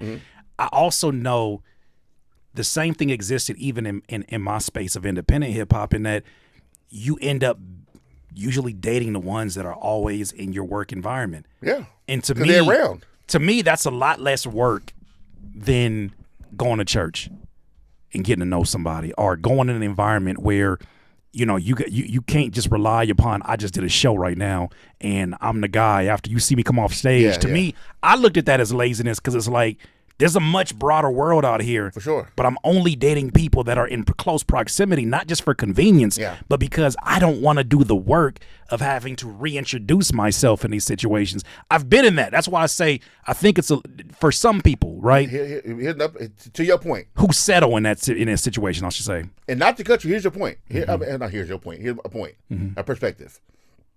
Men, not all men, but hear me out before y'all start cussing me out. Listen. Men. Wait a minute. Somebody said, "Does he rap?" Yes, he raps, and you about to hear it today. Stay tuned. We just talking right now. Men aren't used to access. Yeah, let's start there. Men aren't used to access. Let me explain that. So, men, as young boys, right, we are chasing women from the time we start liking women. We're chasing women until adulthood. Right. The minute you become famous or a known person or popular, that reverses. Women start chasing you. Right. There's an access that happens that you aren't even used to or ready for. Right. So go and look for women where? I've been chasing women my whole life. You want me to talk to who at church when old girl just hit me on the low right here on Instagram? She hit me right here. She look good. She want to hang out. I ain't got to go nowhere. Which you talk about is the lazy part, right? But where am I in my journey to where I want to look for a wife? Now, when you start looking for wives, environments may change. You may meet your wife through a friend, right? You was at your homeboy house, his family picked up something, and his wife's sister is gorgeous. Y'all had a good time. Y'all met cool. That's a very organic way to meet somebody. But how many times are you doing that? Not often. You know what I mean? How many times are you going to church? You talked about church, right? Yeah. How many times has somebody going to church? Now, I go to church all the time, but what I'm saying is, if that's not your thing, right? So where do you find, like, the most time you spend, ask Curtis King. Right? If you were single, the most time you spend is on here. Meaning, most of the women you're going to meet is through these message boards, chats, DMs, all the things. Right? So it's not necessarily a lazy thing, it's access. Women are used to men wanting them ever since they're old enough, and now they're getting sicker nowadays, so they're getting younger. But ever since the women walk out the house, and I'm going to say this for lack of better terms, but I got to say it like this to get the real understanding of what I mean.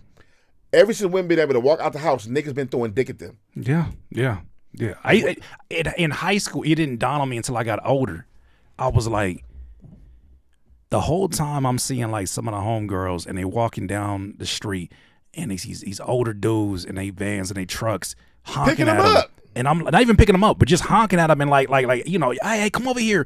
In my mind, how crazy this sounds, in my mind, everybody's in high school or everybody just graduated. I'm like, no, these are like 20, 30 years they see. Grown men, bro. Grown men. And then when I think about the kind of people that I'm around and I can never be around, I can't imagine riding with my homie and he say my car broke down and I'm riding with him and he like, what are you doing in high school? At the girl with the backpack.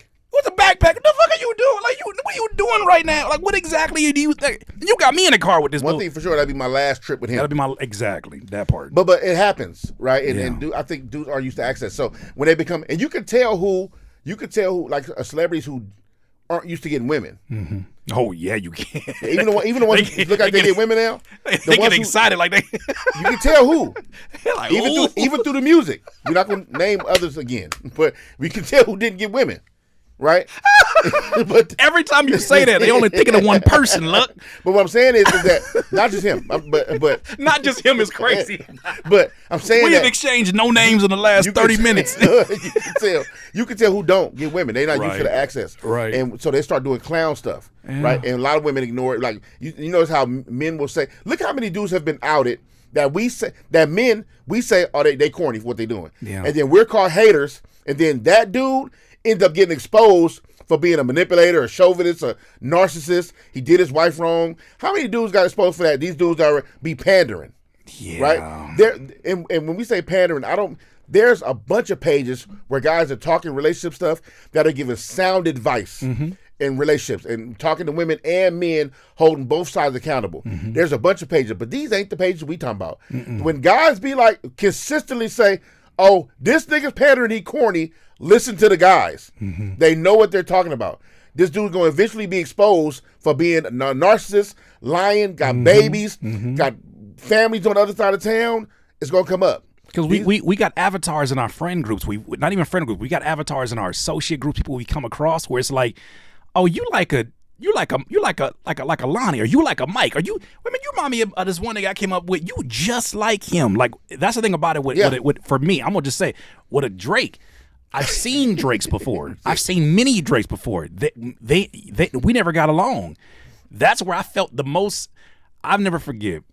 Of course, Courtney. Courtney says, "Thank you for this Flowcation." Oh, it's going to be some conversation, especially with especially with the direction me and Luck headed in with the content. But I had a dude one time. Look, I'll never forget it. I was trying out for the basketball team, and it was like only 2 light-skinned niggas on the team. And other folks was laughing at us like, y'all niggas are like, y'all could be brothers, y'all could be cousins. And I looked at him, I was like, man, he said, what they over there laughing about? I said, man, they say look like we could be brothers. He's like, nigga, you'll never be like me. Whoa. And rolled his eyes. What? Rolled his eyes. How sassy is that? And like the thing about it was he had a reputation because he had just got out of juvie. So I was like, how do you approach this one? Because that was very high yellow. That was very like every light skinned stereotype came out at that moment, and I said, see, this is the difference. Because he said, nigga, you'll never be like me, and rolled his eyes, and I said, am I next up? Get me away from him. But I looked at him and I'm like, that is without the juvie background, that is who I look at this as the Drakes of the world. You had to realize that was a compliment. Huh.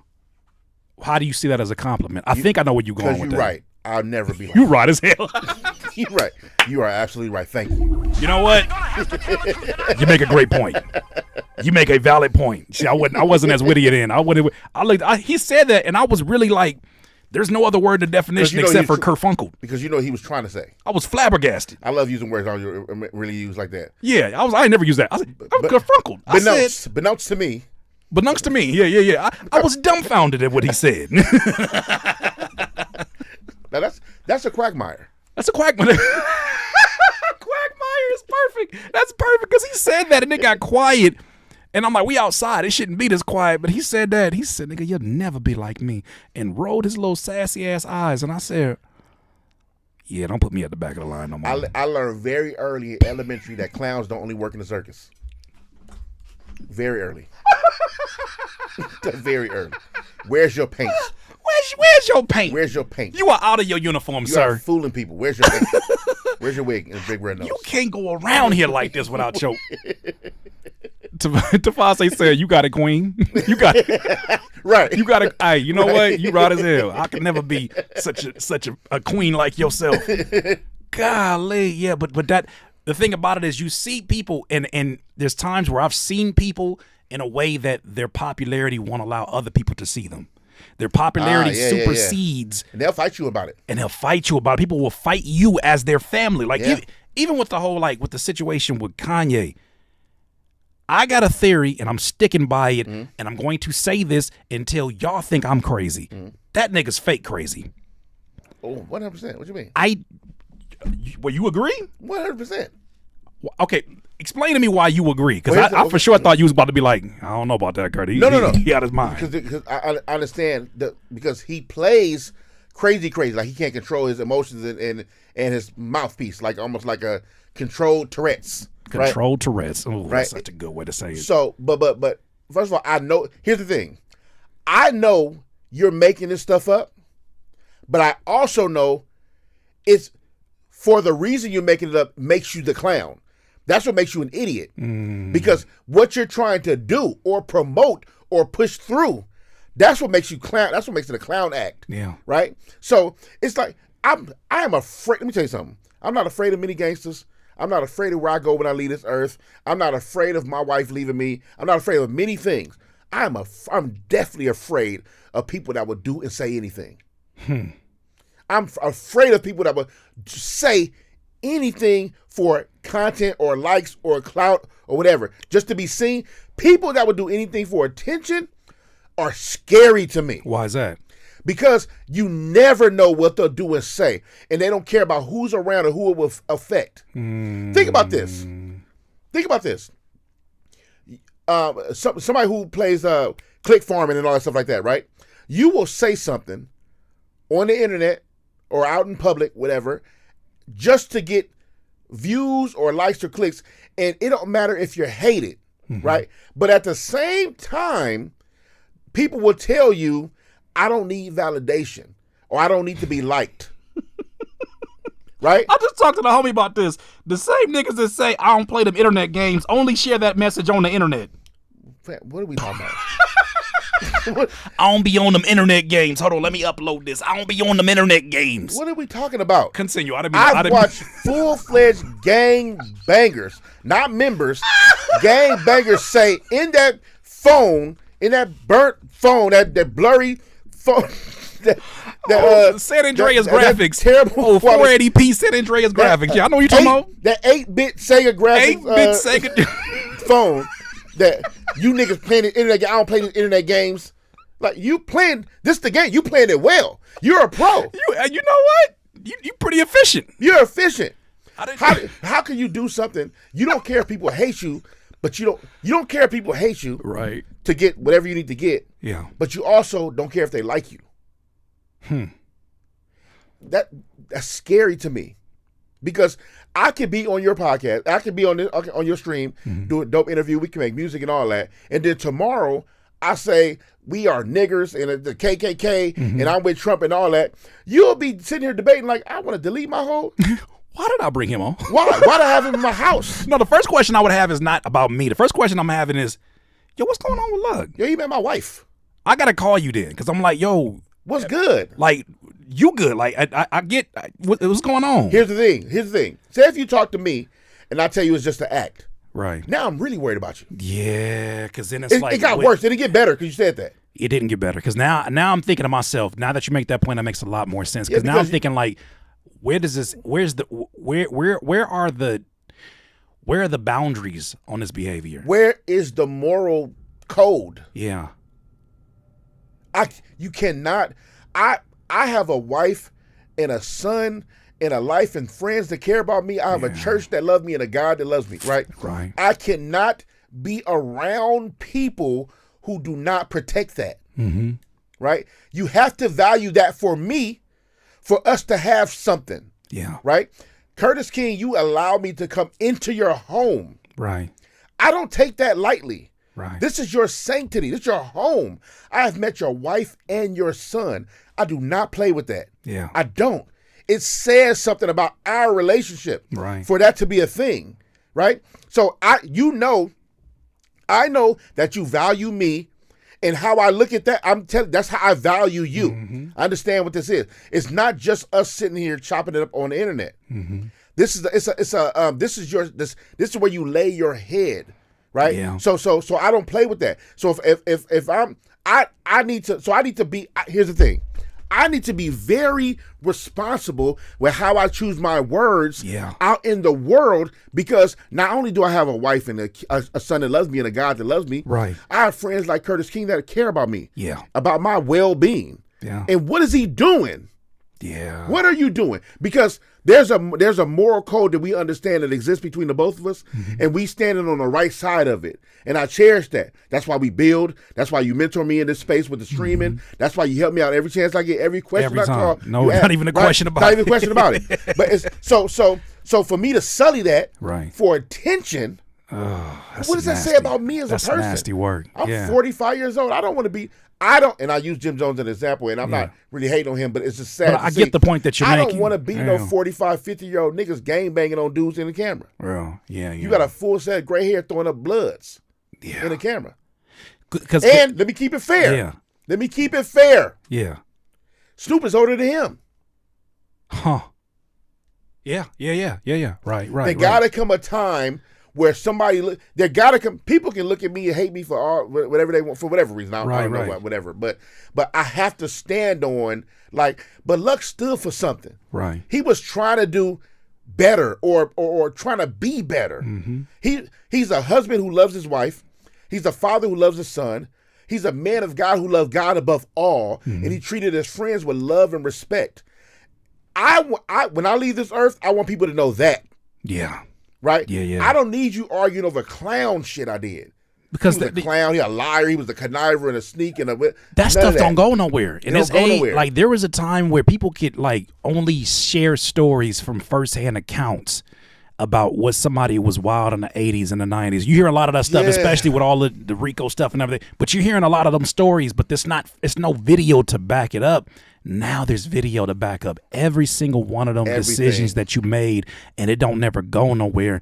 And I have to ask myself, because there's times where I'm like, is this a moment of growth, or is this a moment of reaching? It's a very important conversation to have about content, because I want to always make sure I'm standing on the side of integrity. Yeah, there are some tough conversations that I'm going to have with people moving forward in terms of interviewing them, but it's not tough conversations in the name of clickbait. It's tough conversations in the name of, I have these questions anyways, right? And these are things that we should be having healthy dialogue about hip hop media and its role in terms of, pushing some sort of harmony or balance between, the nonsense and then also the stuff with common sense. For sure. Like there should be a responsibility, even if it means less viewership. Well, how do I creatively put myself in a position where all of that stuff? But I say that to say that, man, that was the point I was going to do. I say all that to say that there holds a responsibility for us all to move with that integrity, but then also too, am I reaching or am I actually growing? And there's times where I'm like, that's on my track record. Is this take worth it? Even though I know the views are going to go crazy. Like even with the Kanye stuff, I know if I did a reaction to that Black Klansman interview, the views is shoo. Yeah. But then I had to think to myself, where did you draw the line? Why does the future need to hear this story? And why from your lens? Do you need to absolutely make it happen if this is the thing that person is fiending for, is that attention? So am I growing or am I reaching? And there's been times where I'm like, I teeter the line, and I have to like really say it's worth the sacrifice. I think you're doing. Let me tell you why I think you're doing an awesome job. It's because if you don't feel like that, then it's bound to maybe happen. Yeah. When people talk about sin, they say you're inevitable to sin. We're all born in sin. But if you sin and don't feel no conviction, then we have a problem. Yeah. If there's no conviction after you sin, then there's a problem. You have succumbed to that. Flesh has won, and it's a part of you. Yeah. Right? Meaning you will continue to do that process again. Because you have no conviction. You don't feel a way about it. Right. It's nothing to you. So if you don't feel like it's bad, you'll keep living in it. Right? So when you question yourself about you being integral or not, You don't have to. Let me be the one to tell you. You don't have to worry about that because just your thought of that is integral. See, but see, that's another reason why. To that point, that's another reason why I have a better relationship with questioning these. Not even questioning, but reasserting these things. For sure. In that it reminds me, one, that I do hold on to that integrity, but two, that I still care. And I feel like we're coming out of an era where the most powerful voices kind of echoed the sentiment of you're doing too much by caring. Fam. Why do you care so much about writing? Why do you care so much about lyrics? Why do you care so much about singing? Why do you care so much about integrity? Why do you care? And all of these things have created a safe space for mediocrity. Let me say how the sign of a lack of integrity, right? Which I rarely mention his name too, but I mention it. Adam 22, the FBI shows up to his office or house, right? We all know the story. Yeah. Right? And I've asked him questions about some interviews he did with whatever, right? When we hear about it, it's from him who says, FBI shows up to my house, I'm going to talk about it Wednesday right here on No Jumper. What? Why is that why that What? should not? What are we talking about? What do you mean we're going to talk about that on Wednesday? Sam, first of all, here's the first thing. That's a very serious thing. Yeah. I don't play with the FBI showing it to my place of business or my house. I do not play with that. At all. And why am I so quick to talk about it on the Wednesday coming up? Because everything's content. Because it's content, meaning there is no integrity. It's content first. Meaning you'll show anything. If this is going to sound like a lot. This is going to sound like a lot, but I'm going to say it. Because it gotta be a lot. Right. Does Adam 22 have kids? Yeah, he does. Right? If Adam 22, God forbid, anything like this ever happened to any child, especially his, if his kid get hurt, let's say hurt, I don't want to choose any violent thing, whatever, get hurt due to some gangster stuff, right? His first thing is to report on it. Oh, he's got to address it. But you know what I think? I think you know. I don't mean just address it. He gonna address it because it's news. Yeah. We talking about he's thinking the numbers. But you know what I think is different about that? In that I don't know if he does report it. Let me just play devil's advocate on this one. Go ahead. I don't know if he reports it the same way because this is how I felt about what happened with they had the fight that happened behind the No Jumper building, right? Sure. Without going into the details of it, I thought it was really interesting. His first thing was to denounce all the people involved in it, and he's like, "You can't." That was the widest he ever sounded to me, where he was talking about, "This is my place of business, and you guys need to do better." All the shows are canceled for this week.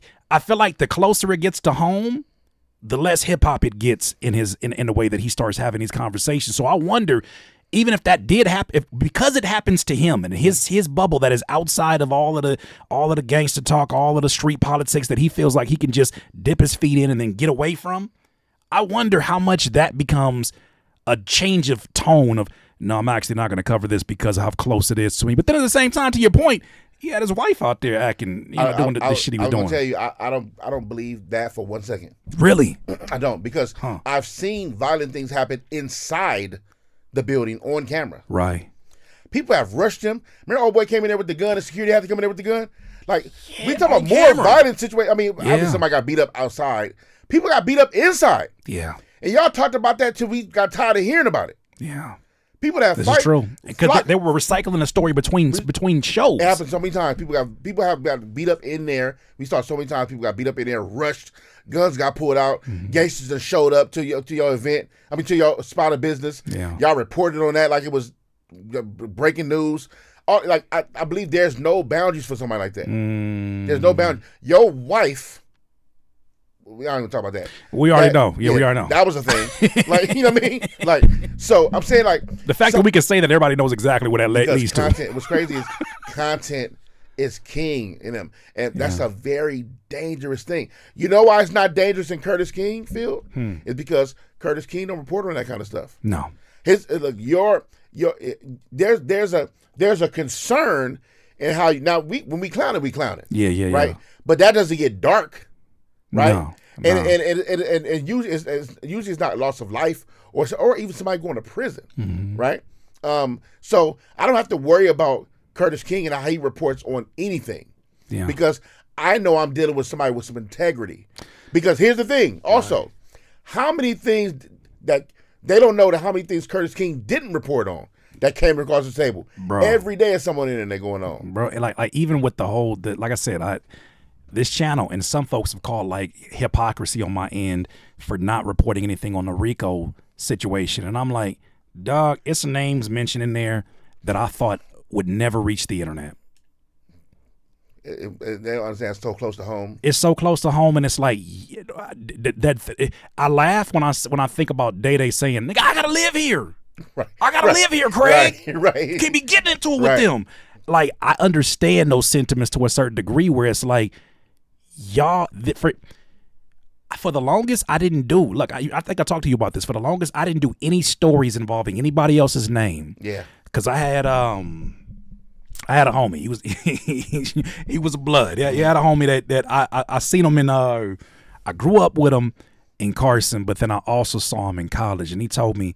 I asked him like a question, just a general like barbershop question. He was like, "Nigga, I don't talk about no other niggas." He's like, "That shit is gossip and shit. I don't do that shit. Like, real men don't do that." And I was like, "Yeah, that sound right." That, like, I didn't even question it. I was so impressionable. I didn't question. I was like, "Yeah, you're right. I ain't never gonna ask no question again." Then, and so I got this in my mind that like, oh yeah, like men. I mean, of course, in general, my boss would tell me like real men don't gossip. But what is gossip? Really, like, what is that when you really dice it down? You know, when you're talking about somebody in a way that you would never talk about them if they were in the room. And he lied to you too, but go ahead. Yeah, he lied to me too. But at the time, it was somebody, a freshman in college, who he probably had some OGs that didn't know they were. You get around game makers, that's all they talk about what's going on in different hoods and who shot who got put on, and who messed with who girl. A bunch of gossip. That's not even disrespect, it's a fact. Right. A bunch of gossip. Just because you talking about somebody got killed or whatever, don't mean it's not gossip. Yeah. Don't mean the over thugging don't overshadow the gossip. Damn. It's still gossiping. That's why I don't hang out in the hood sometimes. Hey, Luck is here today. Luck is here today. They get depressed. You're depressed when you get to the hood. They talk about, man, which color got locked up? What do you go down for? What that sound like to you? Well, you know, if you take out the names, right? That's take out the guy and take out the gun and replace it with a woman and replace it with another guy. Well, you know, Sharon got caught over there with such and such man. Now it's gossip now. You know what's crazy? It's crazy. That was the premise of the Kendrick song, Always Talking That Whoop-de-whoop, blase blah, he say, she say, shut the fuck up. But that's a crazy way to put it. Because I understood on one level, like, oh, okay. So here's what I had to come to peace with, is that I knew that my channel was going to reach a ceiling if I didn't make it about more than just my own philosophies. And I got to talk about these situations. I got to mention these things because there's learning lessons here. Even with people I disagree with, I'm wise enough to see the learning lessons in this. And I hope that's what anybody gets from these Drake. Go back to any of these Drake videos. These have been one-on-one lessons about how to operate yourself in terms of who to keep in your circle forever, so that you never get so put in such a vulnerable position. Because no matter what level a Drake is on, there are lessons you can learn as an independent artist that he is doing and dropping the ball on that you don't have to. Right. Especially when you got solid ones around you. You don't have the responsibilities he has. You don't have the staff he has to concern himself about. But there's lessons to be learned. I say all that to say, my thing that I made peace with when I started making this content was I'll never say anything about anybody that I would not say if they were sitting on that chair right there. For sure. And I've stood by it. There's nothing. I think to your point, your community or whoever falls in here and decides to experience your chat or your in the community. But I think they should be grateful that you draw the line somewhere on things you report on. Yeah. Because I need to know if I'm gonna with certain podcasts I follow, it got to be some kind of assurance that there's some integrity there. Yeah. Right. So because I don't want to be recklessly following somebody who would just do and say anything. Mm-hmm. Like so it's like it's the reason why I'm not subscribed to a No Jumper or a DJ Vlad. Yeah, because it's going to affect your timeline exactly. for sure. Because then you get all the people who are trying to be baby versions of them. Yeah, I don't want to subscribe to that. So I know that I need to know that somebody be like, nah, we're not doing that. Right. That's clown. I'm not doing that silly. That's clown stuff. Right. You know what I mean? It got to care about your people, your family, the culture. Yeah. How many people care about their people and family but don't care about the culture? You know what I mean? So I need that to be protected, right? And you know, and yeah, you're gonna say some stuff. We ain't gonna agree on everything. Mm-hmm. That's just not realistic, right? But I also need to know that the people I choose to follow are integral, unless I'm not looking for that. If I just want raunchy silliness or just whatever, yeah, you got certain people you follow that too, right? Yeah. That's what you want. But if I'm here, if I'm like I'm subscribed to Curtis King, if I'm me being subscribed to your channel, I know, or Justin Hunter with the homie, or I know that I'm getting good content. I know when I watch Rap Latte that I'm not going to agree with everything a Torre says. No, this is Torre. I like Torre. I follow his podcast too. But I know that when they talk about whatever topic this is, it's an intelligent, well thought, below the surface, beneath the surface way to do it. It's not just surface level crap about rap or just to keep whatever. You pacified, right? Exactly. Right. And I think that I know. I got this message pinned right now. Shout out to Monique who just shared your YouTube. It's already in the description too, but definitely go subscribe to Good Luck, because you can only imagine the quality of conversations getting ready to be had from somebody who's had so much experience in this game. I do believe the same thing that's happening to hip hop media is happening. The same thing happening in sports media is the same thing happening to hip hop media. Now, I don't keep up with all sports like that, but I do watch my NBA, and I think it's really interesting how you're starting to see, no matter what that contract was for Stephen A. Smith, the avatar that he represents, it seems like the pillars are starting to crack a little bit, right? Especially with the way that this whole situation was handled with a LeBron situation, right? Where he stepped to him about some of the things that was being said about his son and all of these things. But I look at this and I say, damn it, he is the top guy. He's been paid hundreds of millions of dollars to just talk about it, even though he never really played the game at a high level. For sure. And he can't get an interview with the top player today. Don't even like him. Don't even like him, right? Pat McAfee. Is that his name? McAfee. McAfee. Yeah, McAfee. What sport did he play? I think he played football, right? Yeah, I think he did play. Yeah, he played football.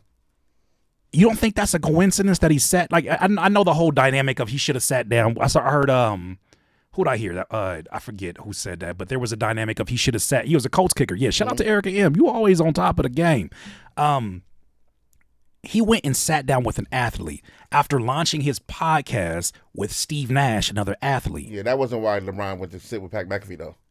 Why do you think he went to go sit down with him? I know exactly why. It was a petty move. LeBron is petty though. Oh, I'm rolling to be a Laker, but he's petty as hell. He's Petty Murphy, so, for sure. Yes, Pat McAfee is an athlete. Yes, right.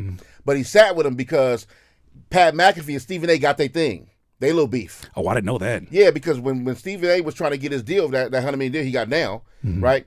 He was comparing this deal to Pat McAfee. How did Pat McAfee get so much when I've been number one for a consistent almost 13 years? Which rightfully so. Right. Stephen A. was right. Pat McAfee it's the new age, modern way he deals with sports and entertainment. Right? He goes to school, play with the college players, he be all in the mix with all the players. Like it's like a new age thing, right? People love Pat McAfee, and he know that you can't say certain things, but you'll do their little low key beefing. Yeah. Right? And when I heard when they said Stephen A. was supposed to go over to I forgot what program it was. Some people Fox didn't want him over. Yeah, they didn't want him over there because they like, man, nah, we don't want to deal with his that ego, that whatever. That could be whatever. But anyway, him and Pat McAfee got an undertone beefing thing. So LeBron, it was a move, a chess move, right? It's like, of course Drake would. Well, we back on this again. Of course Drake would go sit with, because he can't sit down nowhere. That's his fault, right? But of course he would go. He hasn't. But if he would, of course he go sit with academics when him and Kendrick is beefing. Right. That's not a coincidence. You sit with somebody who also don't like the guy, right? So that was really what that was about. Him being an athlete is that's the cover up.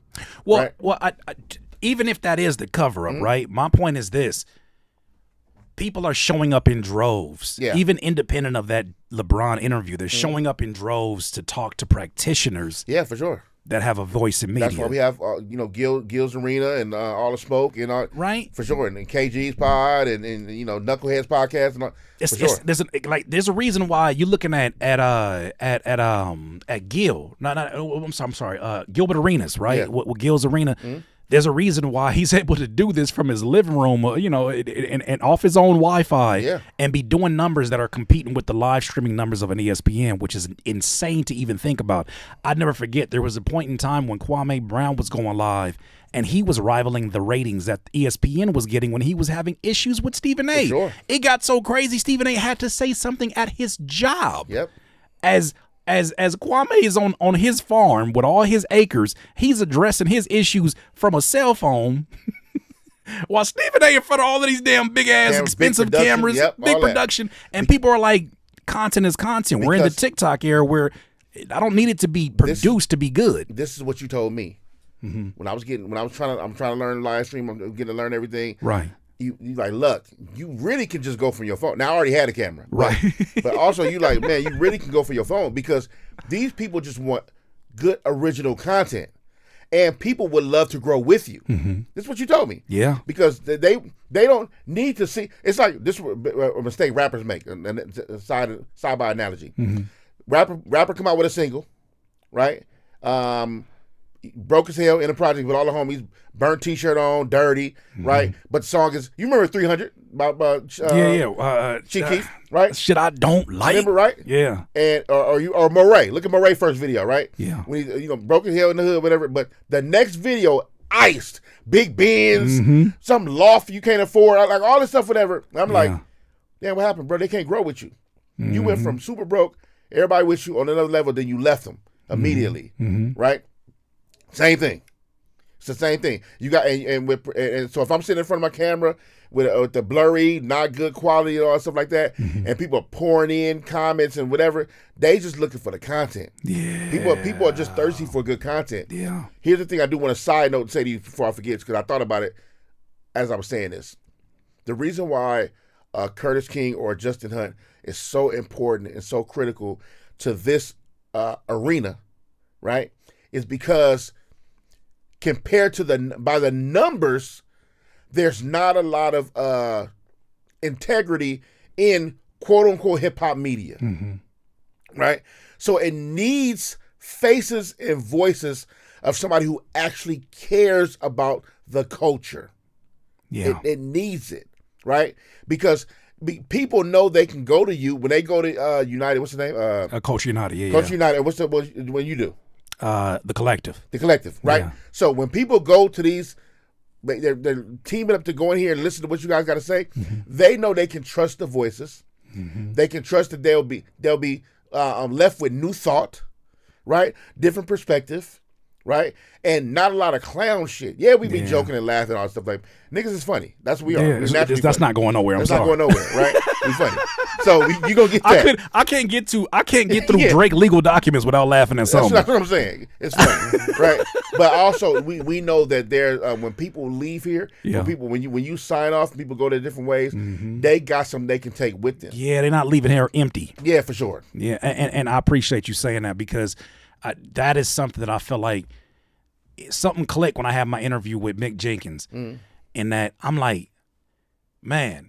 Even especially with you and Thurs, like the last week has been insane. But you sitting here, bro, especially because in my eyes, man, you my dog, but you still larger than life. The bad luck that I came up, I'm like, bro, like, man, if I could just have an opportunity to work with him in some capacity, man, one day it's gonna happen. And it's just crazy that now I'm like, dog, this is the same aesthetics that you got with the Rap City, with the basement. That's what made it so appealing to me to come home from school and then see who was Tigger sitting down with today. Damn, he got 50 Cent here, but he got 50 Cent in here playing pool. Right. And then he about to hit the booth. Like, when I saw that, I was like, oh, the Teen Summits are back. That's fire. You know what? The 106 in Park is back too. Because as we're doing reactions, we're not doing a top 10 countdown, but we kind of are doing it in separate videos. So the playlist ends up being the top 10 countdown because shout out to Screwface. Screwface will be like, I'm going to react to this, and this. And now we're getting like firsthand reaction. here's the funniest part about all of this. I'm gonna take a really quick, crazy turn with this one. This shit is full circle for me because I came up watching Beavis and Butthead. Beavis and Butthead to me were the first reaction videos I ever saw.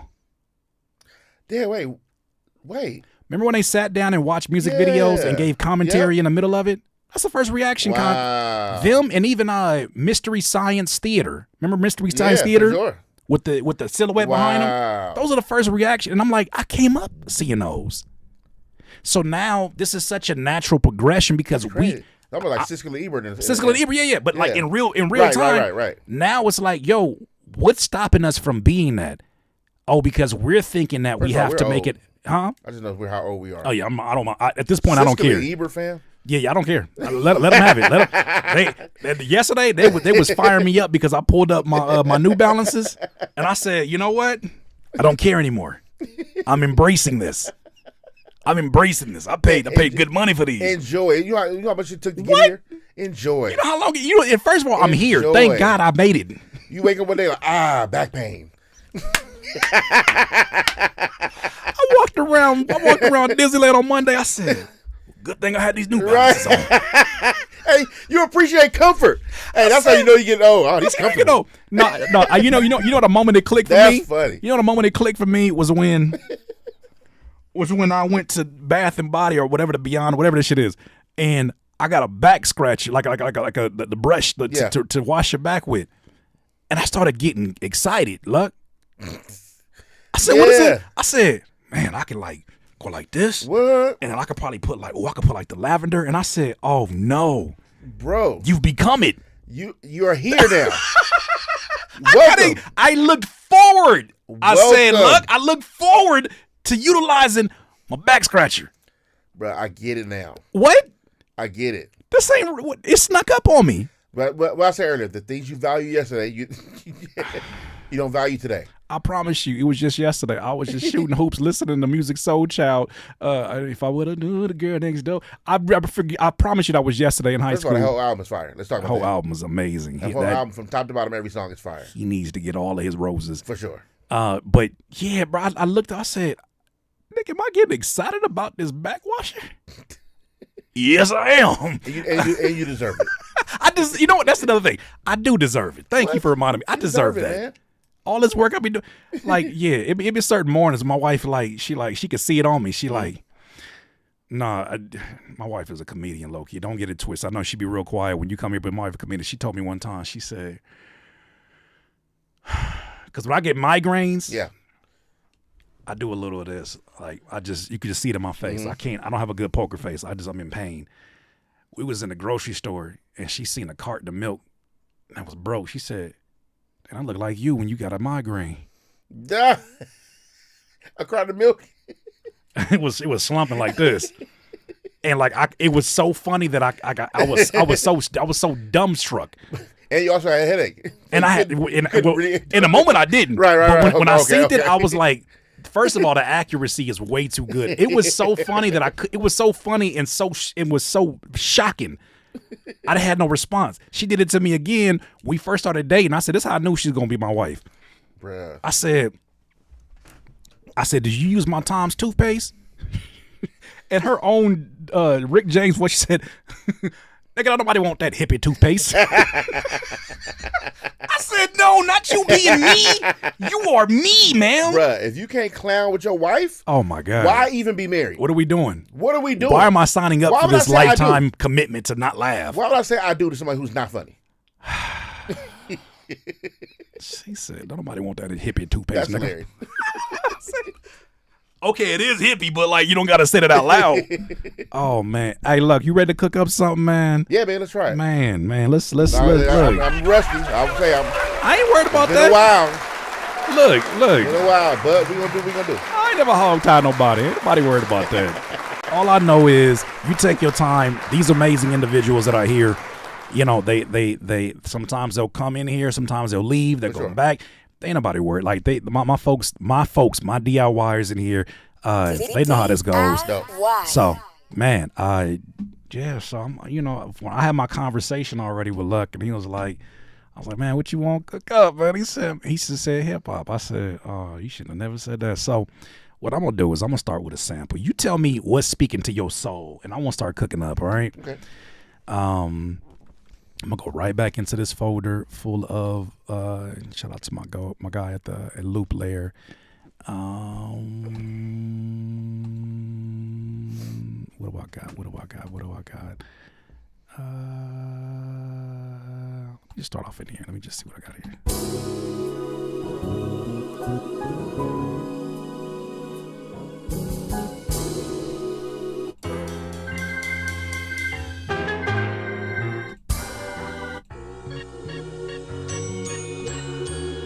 Here's the thing, though. What's that? I want you to also, if something speaks to you, like this is what I want to do for it. Yeah. Just do that. Oh, so what I'm doing, you'll see these stars. I'll click the star just to make sure that I got that. For sure. Because even if it ain't for today, I'm for sure I just coming need back. you to know that when you see something, you hear something that you like, oh, I want to see luck on, Okay, easy work. Let me see, where's the other folder I got? Here it goes. Oh yeah, and shout out. Hold on. I got news. Wait a minute, I gotta break some news real quick. I forgot to tell y'all about that. Right. All right, let me start off with this news right here. So, shout out my guy Aaron Barber. You haven't really heard from him in the last few months in terms of us cooking up samples. He and I, that's Kobe Shack right there. He makes these amazing compositions. Look, he's out of his mind. He sings opera and he can play the keys seamlessly. And so he creates these compositions, 4 minutes sometimes, where it's like I feel guilty sampling it, like I have to clear it, but he made it with his own keyboard. Right. I was able to send him off a new computer because his computer broke down. So I sent him off a new computer. He's like, yo, I'm getting ready to go crazy cooking up things on this new computer. So that's great news in terms of moving forward with new music. Secondly, let me make sure nothing got changed before I start saying this real quick. Let me make sure y'all in for a little bit of a treat. So on the 17th of this month, we're going to be talking to none other than Punch from TDE. Somebody gonna have to tell us. That's Insane. And there's a lot of things that we're definitely going to cover about the art itself. Don't tell nobody. It's going, but in the midst of that, that's going to be. Oh yeah. Also too, it's going to be in person because I gave him the option to do a digital interview. He said, "Nah, this got to be in person." And I said, I think you live out here somewhere close. Maybe. I was like, man, we'll make that happen. So on the 17th, we'll be talking to TDE president Punch, and that's an interview that I've been definitely trying to make happen for some time. But obviously, with his busy schedule, managing SZA, and of course the tour coming up right now, I'm always patient with busy people because I know what it's like to be busy. Not that busy, but I know what it's like to be busy in general, right? But yeah, that's a blessing. So I want to make sure I share that with y'all. I know a lot of y'all were like, man, y'all gonna spread these interviews out? Nah. It's certain times, and look, I know you can relate to this, where God's speaking so loudly to you to keep going. Yep. That it's like I can respect how somebody feels differently about how I'm doing this, but I gotta honor this. I have to honor this. So that's how I'm feeling right now. Is that we got a lot of it's all happening. Yes, it is. That is breaking news that y'all heard first. They said RR retire Rochelle. Yeah, I talked to my mama yesterday. I said, I'm finna retire you this year. I was like, whether you like it or not. The look in her face when she realizes that that's a reality. Yeah, it's a beautiful thing too to be able to. Look. Somewhat try to pay back. No, look, it ain't even that yet though. To her, it's what am I gonna do? There's a hesitation. It's almost like as much as I hear her complain about her job. Yeah. I'm like, I think you like it. I love you, but I think you like it. I think you like some of this nonsense. Sometimes people be doing something for so long, and they just become accustomed to it. Yeah. And sometimes you don't know what to do with your if that becomes gone, whatever, you just don't know what to do with your time. Well, I told her, I said, look, her grandson and her son for sure could use her presence in life in general. So no matter what, it's gonna happen. It's gonna happen somehow, some way. So I hope that Rochelle, I hope you get it together. I don't mean to call you by your government name. Don't whoop me, mama. I'm sorry. I apologize. You know, it just be like that sometimes. All right, let's get to these samples. I had to go ahead and share that with y'all, though.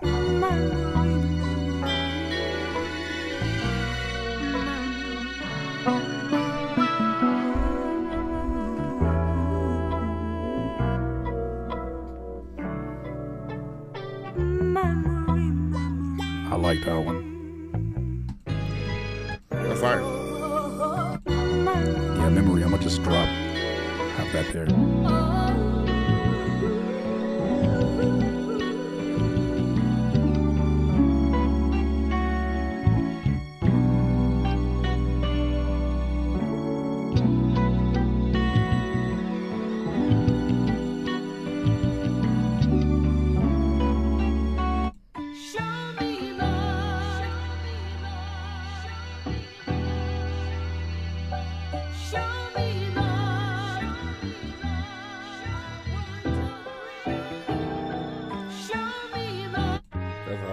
You like that one too? That one got me for sure because there's something there I could definitely add to show me as a recurring theme through. It definitely grabbed.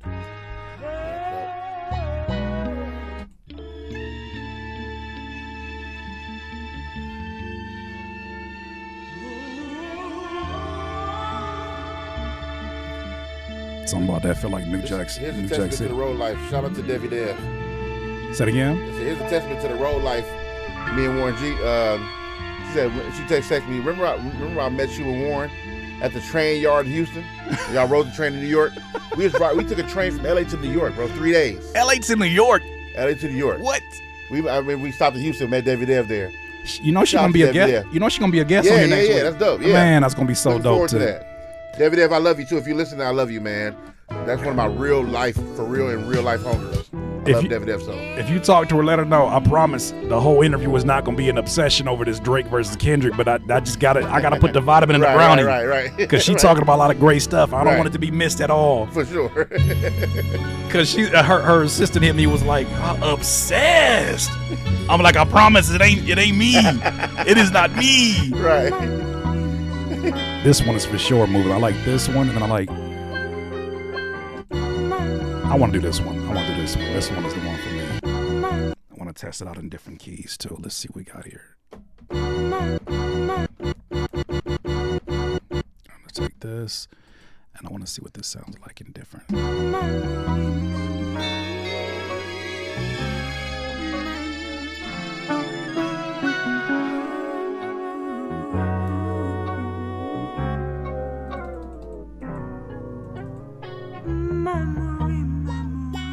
Do you already know if you want to do up tempo or slow or down before you even grab a sample? I kind of let the sample, first of all, dictate which ways. A little bit, but like I let it be a starting point. I'm going to end up going faster than this though. Mm-hmm. Something is telling me to go faster than what this is. And matter of fact, I just want to make sure I honor whatever is going on with the sample. For sure. But I kind of have a feeling that I'm like in the 86, 87, 88 range is where I'm kind of thinking this is going to land at. Okay. That didn't want to do that. So let's go. So, take that. So.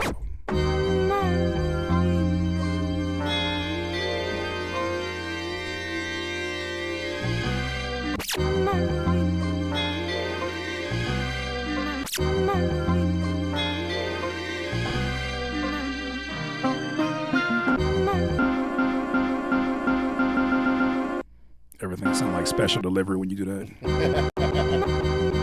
Right. Everything sounds like special delivery.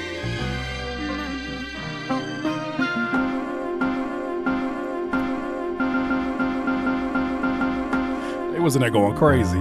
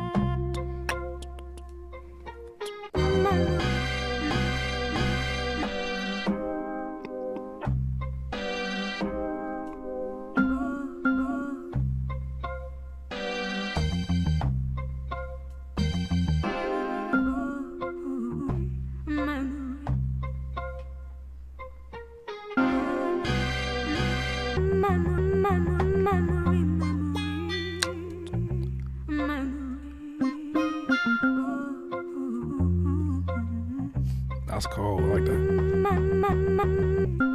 Let's do this. Let's do this. I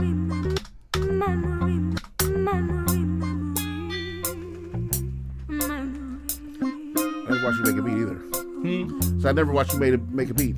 Oh man, process is gonna come together pretty damn quick. I've learned that I've learned through a lot of trial and error. Less is more. Because I used to, when I first met you, I'll never forget. Oh my God, I'll never forget.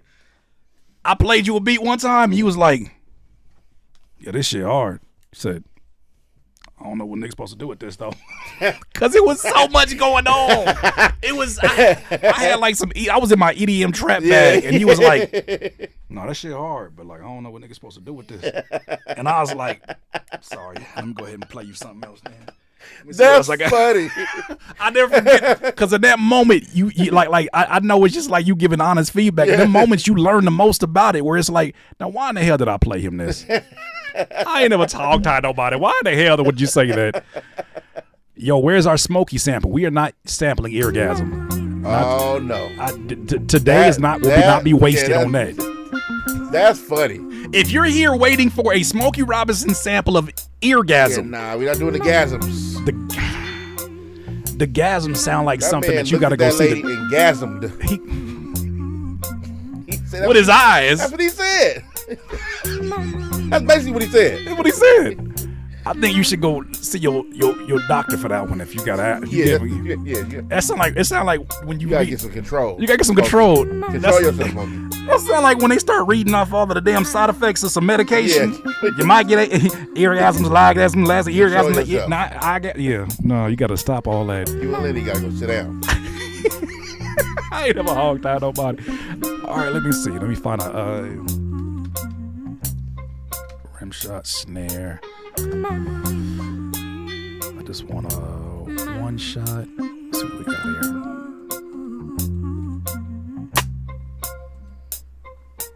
I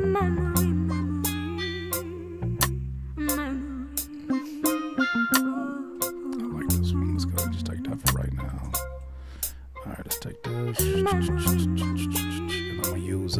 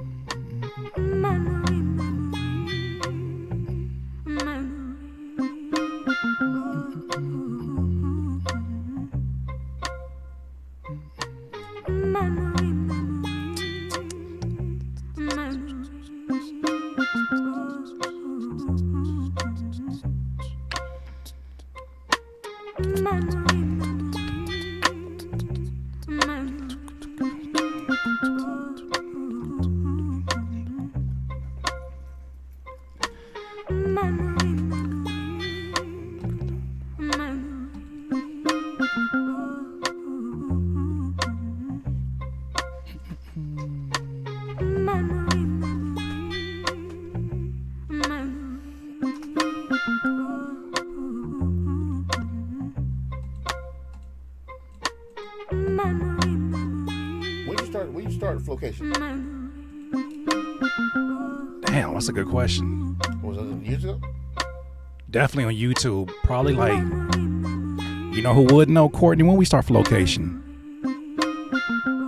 When we start doing Flowcation, Courtney, I know you know Courtney. Courtney be having like stats. She is a genius. Word. We're already like deep into the hundreds in terms of episodes, but I would say probably like 2000, like 2018, because it usually just be me. Oh, making beats. Just making beats or making songs. Like I recorded a full project in Flowcation, and we just like throughout the process. The next album gonna be the same way. But I got all of these amazing features that I hear that I'm like, fam, I might have to go ahead and run something. 2019, I think. Yeah, I think that's what it was. Might have been. Wow. The setup was nowhere near. 100 episodes. 100 episodes. 2019. Yes. Oh, you've been going crazy. Yeah. And like they average 6-7 hours. Wow. Each one. It's just like getting in here. You got to create, set up, create, talk for a minute, and then record, do the beat, and then record. And hope do everything is right, not. and then record. And then hope everything is not going to hell with the actual live stream. Right. Because there's been times where, like, that's why I had to make sure, like, my moderator and my sis, Courtney, I had to make sure she had my direct line. Because she'll tell me, I have a camera over here. She like, Curtis, your second camera is frozen. You looking crazy right now. I'll be like, for like 30 minutes and they don't say nothing to me. Or I can't see it because I'm in a zone. Which kind of like gave the whole idea of Flowcation. Some live sounds. I'm going to do something else.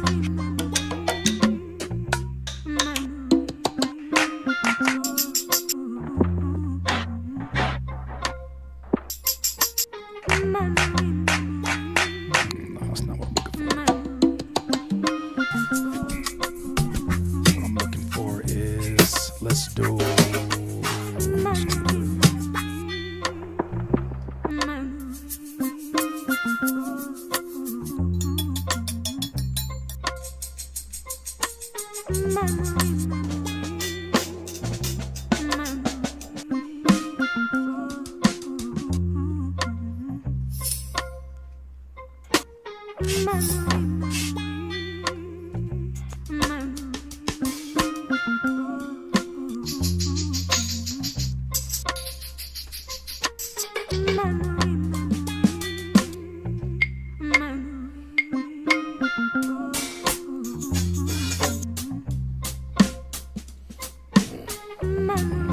do something else. Stop that for right now. I need something with. Let's do for right now. Let's do. I'm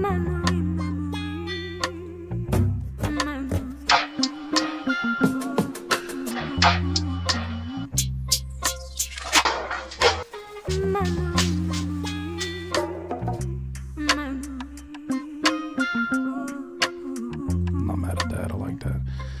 All right, so let's do this. Fill in the space a little bit. Drag the sample off a little bit.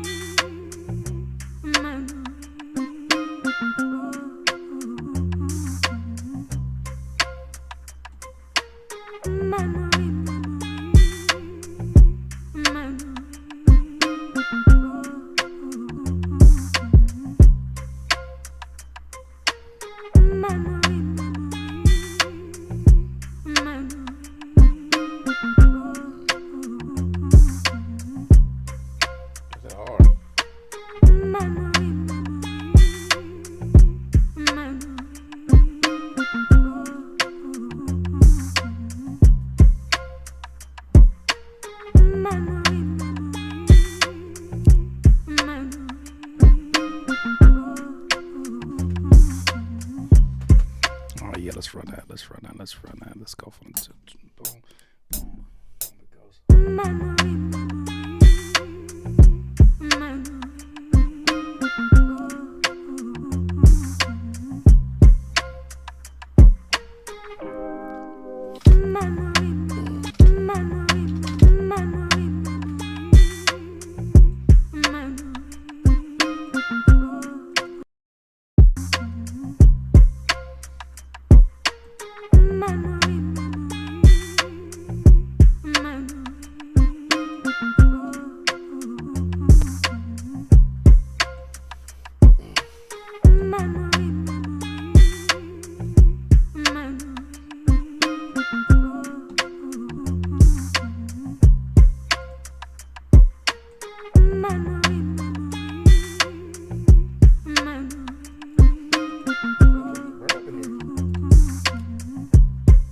What happened?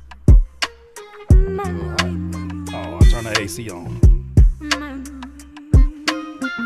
I should not open up my Twitter. That's the first thing I see. Hilarious.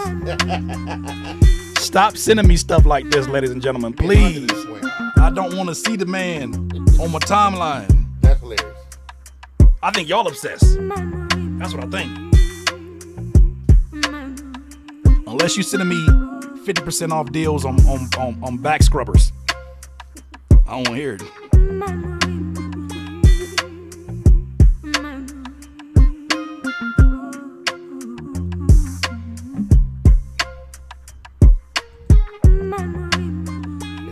Life will take you, man. I really get amazed by that.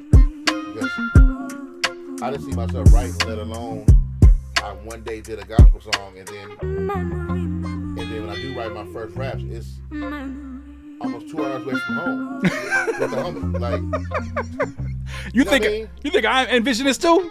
Especially being a young Curtis King. Like I said, I was trying to get one good luck. I was trying to get one bad luck song. That's dope about hip hop, But though. Hip hop man. that's the beauty of hip hop. Is it's the ultimate connector. Even if it just starts there, I'm not mad at that. And what's more hip hop than this? Come on, man. Live for people to see. You know what I'm saying? And what should be somebody's bedroom. You can't mess up. What? You know what I mean? This is. It don't get more comfortable than this. Only reason I got shoes on today is because I got a guest here. I'm saying right now.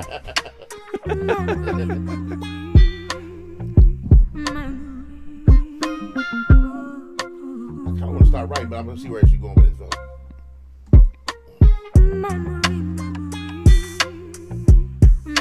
mean, that's basically the tempo, though.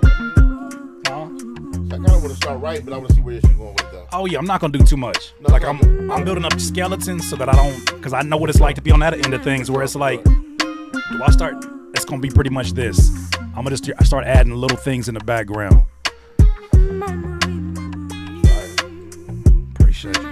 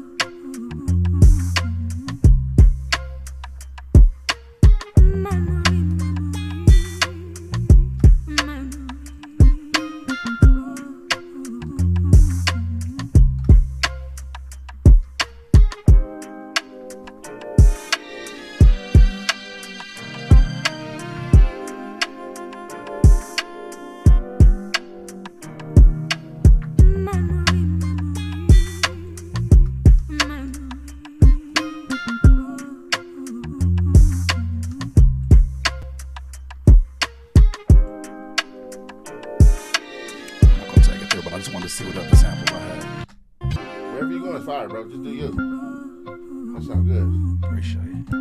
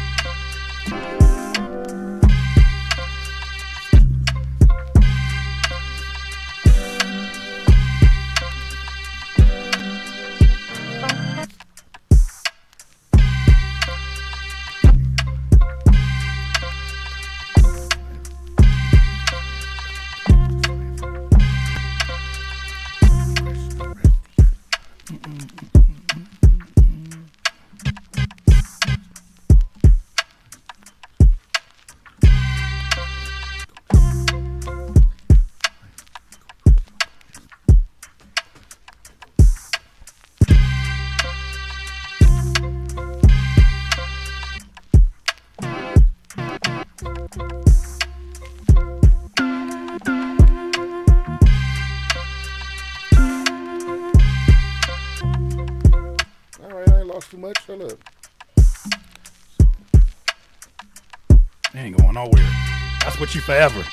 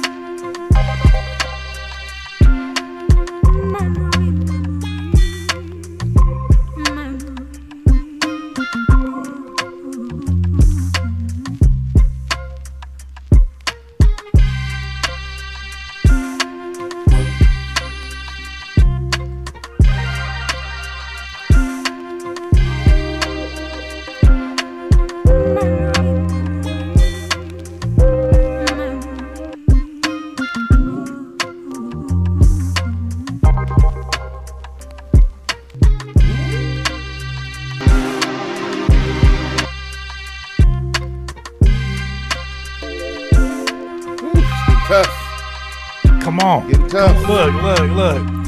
Good tough or take your time. No, it's good. No, we good. We good. Take your time. I'm just, that feeling. I miss this feeling. Oh man, come on. That's why I don't care how much media I do. You ain't gonna pull me away from not from my cold dead fingers. You ain't gonna pull me away from music.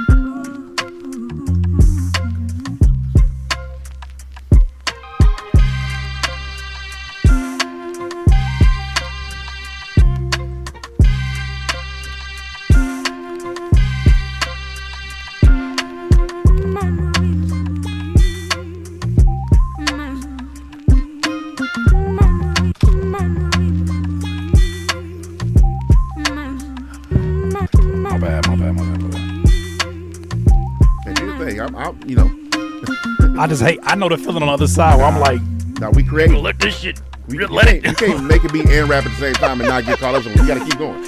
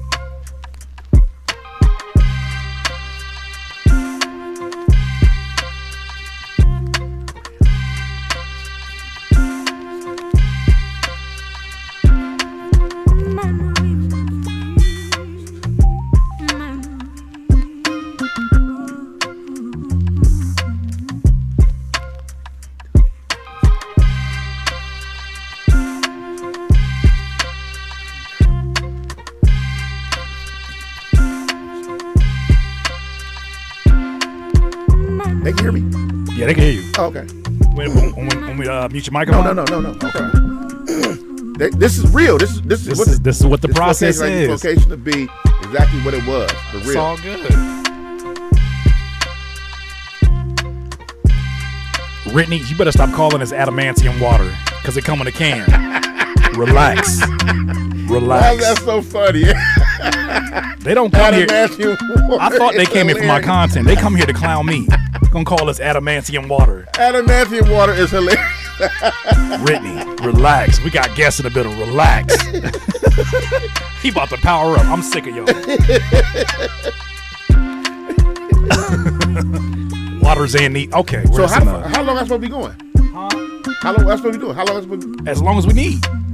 Okay. So like it could be at 40, it could be 216s, it could be. Oh, you're talking about in terms of the verse? Yeah. Oh, yeah. No, you want to do, let's do 16. I thought you meant in terms of the live stream. I'm like, we chilling. We both doing 16? I'm doing 216. What we doing? Oh, I'm just your producer there. I can start writing too. I wasn't even trying. What you mean? We gonna have a song together or not? We're gonna get a song together. Okay. What I'm saying is, okay. I'm focused today. I'm your producer today. Got it. Okay. I'm the recording. Okay. So I'm doing 216 or 116? 116. 116. If you come up with a hook, you come up with a hook. If not, I'll take everything else. You come up with the hook. I'll come up with there that. It's easy work. And I'm almost done. Easy. What? This man say a rust. Where? I'm sick. Be hard.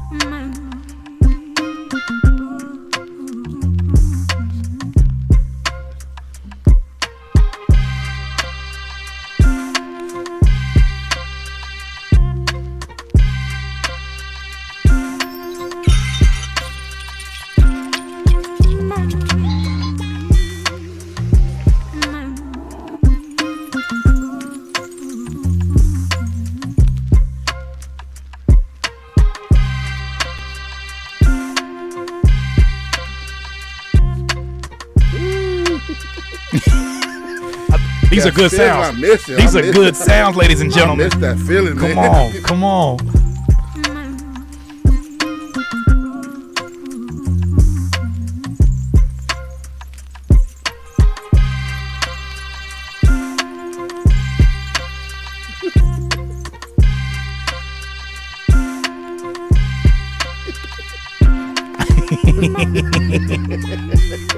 I love it. I love it. Hey. Flowcation, ladies and gentlemen. Flowcation.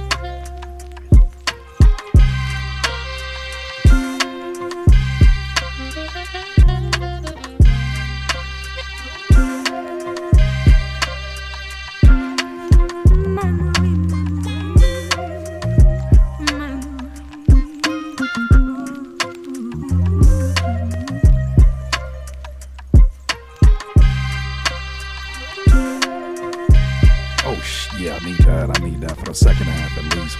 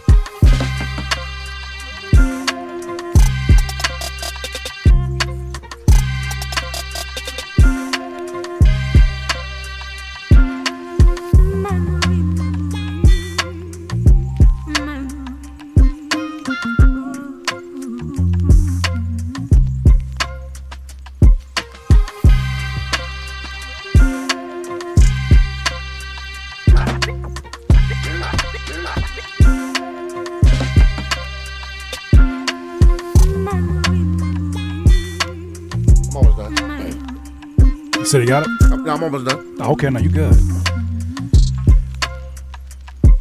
No, the first line and the last line are always the hardest. Always.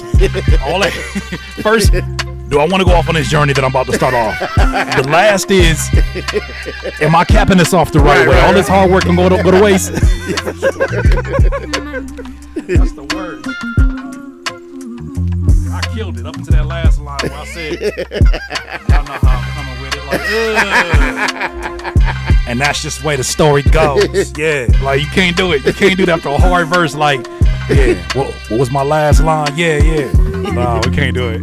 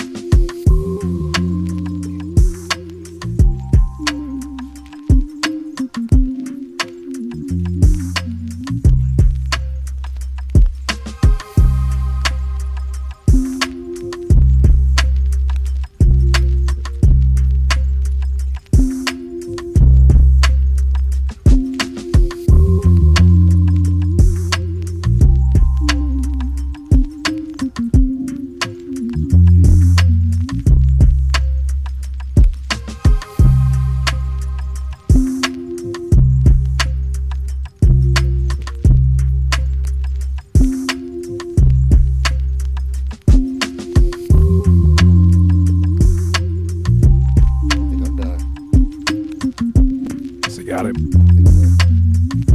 Grab it over my ear real quick.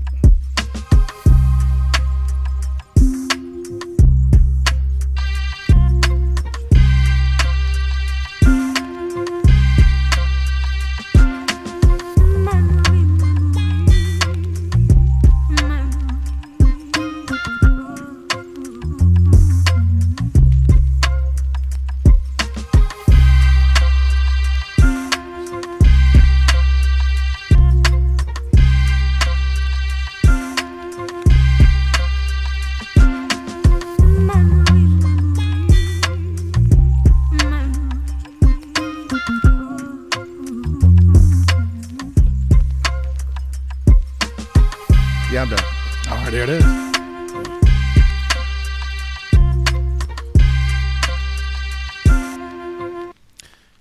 All right, so I had this formatted just as an 8-bar loop, so I'm gonna rearrange it around you, but I want to make sure that I honor what you wrote. So what I'm gonna do is I'm gonna have it start in with this sample. And we'll do from here. It'll come in here. Yeah, right, start right here. Yeah, it'll come in. Okay. Is that cool? Or you want Yeah. to? Okay. All right. So what I want to do, we're gonna do a mic check and all that good stuff. I'm gonna close this door and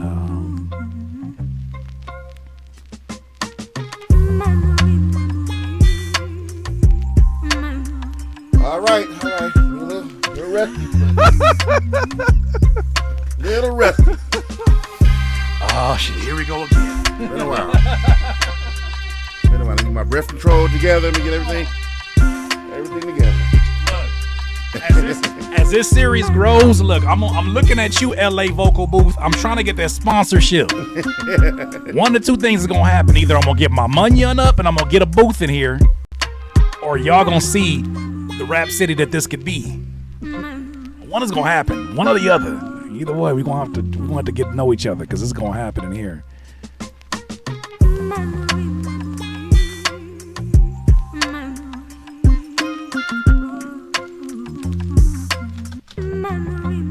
All right, so let's do.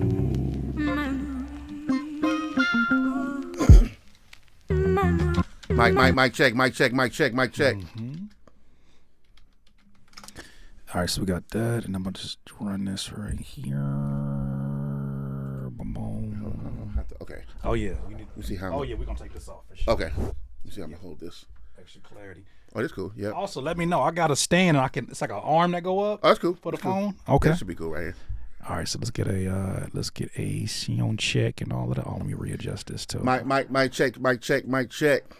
That's why I'm gonna need my hire staff. Watch, I'm gonna get my staff up, and these Flowcation's gonna be running a little bit. You know what I'm saying? I'll be forgetting sometimes. I gotta multitask. Okay, cool.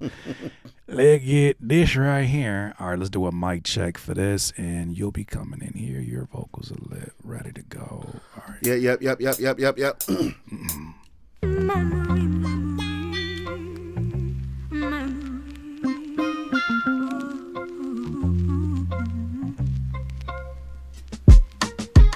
Right there, right? Yeah. Okay.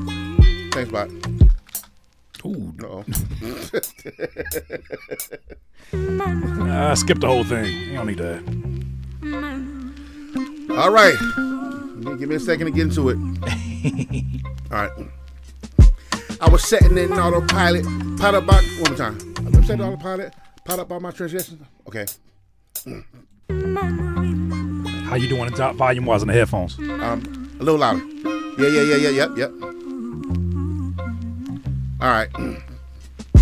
I was setting in autopilot, caught up by my transgression. I tested even in silence. The truth is in defiance, but check it. I had to kick back, watch the game from afar. Remember who you are. It's Jesus versus Jafar. The lion's back in the jungle. History tells a tale of a mystery being humble. 4th and 1, look, he fumbled. BAD got him shook, watch him clear the deck for the killers. Curtis cooking that Rilla, the reincarnated dealer. I mean, who really do this? Kenny told you knew this. Even without the shot, I've been torturing niggas muted. I've been calling McCready. One more time. Oh, we doing that today. All right, let's do it today. All right, so I'm gonna change the format of these samples because I can hear something now. All right, so you do you. I got the rest of this. Yep.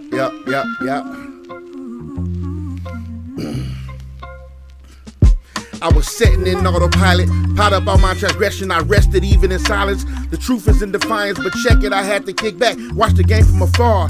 Remember who you are. It's Jesus versus Jafar. The lion's back in the jungle. History tells a tale of a mystery being humble. 4th and 1 looks to fumble. BAD got him shook, watch him clear the deck for the killers. Curtis cooking that Rilla, the reincarnated dealer. I mean, who really do this? Kenny told you knew this. Even without the shot, I've been torturing niggas muted. I've been calling them shady. This shall damn, fuck that. No, you good. Actually, that was good because I messed up. Oh, okay. Because I had this looped around the section. You about to start going in. It's about to be like, that was my fault. Turn the beat up a little bit too. I got you. So what I'll do is I'll turn you up, and then I'll turn the volume down to your vocals so you can cook from there. All right, let's do that.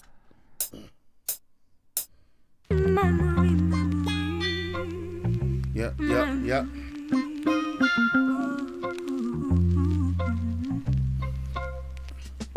I was setting in autopilot, pot up on my transgression. I rested even in silence. The truth is in defiance, but check it. I had to kick back, watch the game from afar. Remember who you are. It's Jesus versus Jafar. The lion's back in the jungle.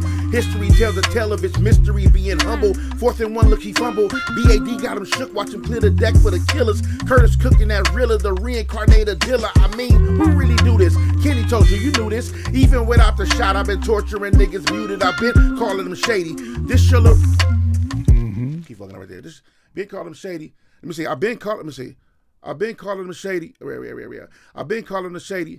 This shall remind that I made it out the 80s, a menace in which it made me. It's time to this shall remind let me see. I've been calling them shady. Let me see. I've been calling them shady. Where the hell am I at? Okay. This shall remind that I made it out the 80s, a menace in which it made me. It's time to cheer for I lose them. I ain't been around. Before I lose them, I ain't been around enough to say I'm cocky or I'm using them. The jealousy confusing them. I've been out the way. Okay, all right. Mm-hmm. All right, sweet. From the top. Yeah. Mm-hmm. And if we got a punch too, I'm all about punch. I want to try to get straight through, but I do. Usually, I'd rather just punch and do my. I'm all for pieces. It. You know, I used to be against my religion. I'm all for it now. I'm like, oh, look at the way it's. I learned from some very successful producers. Do what you got to do to get the record done. To the greatest product possible. I'm with it. All right, here we go. One more time. Hold on, no. It's good. Okay.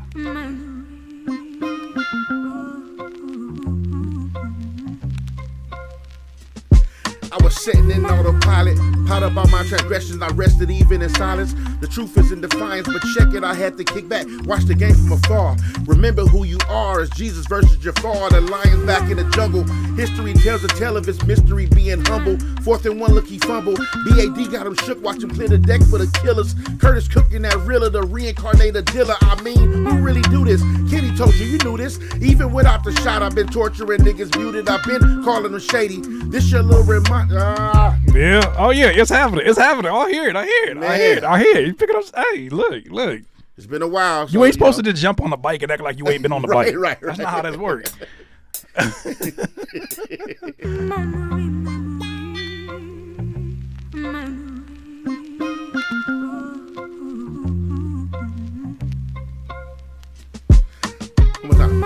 Bring me in closer. Okay. All right. So what I gotta do for that is I gotta consolidate this sample. So let me do this real quick. Okay. So that we get a cool little situation with this. I was setting in autopilot.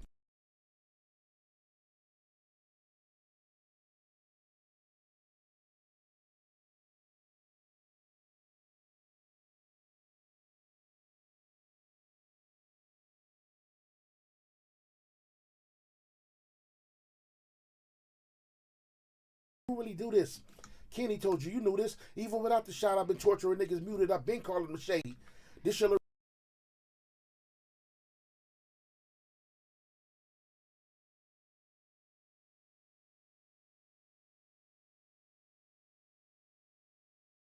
I've been out the way and it's okay because I'm ready.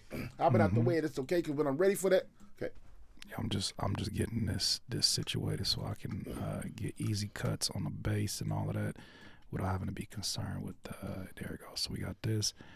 This is this. All right, let me get this bass line consolidated down and we're gonna be good to go, sir. Yeah, let's get this situated and let's do these.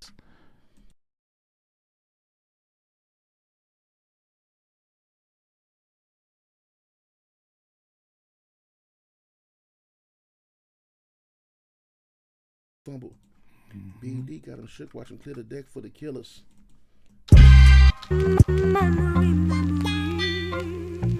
Record. Yeah, I'm gonna get you right now. All right, here it goes. And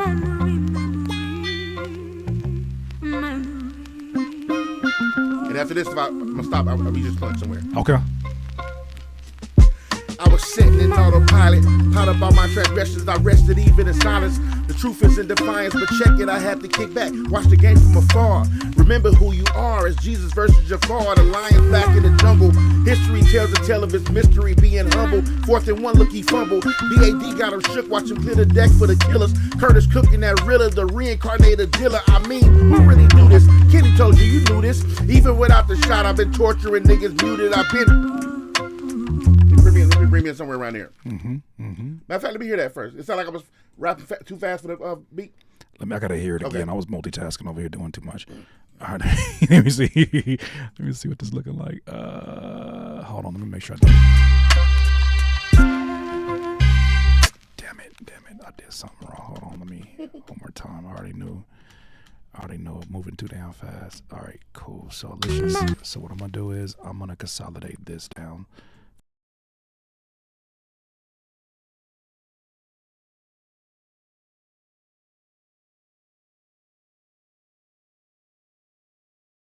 This down as well. So this is actually Dodo. All right, let's do this. So we're doing this right here.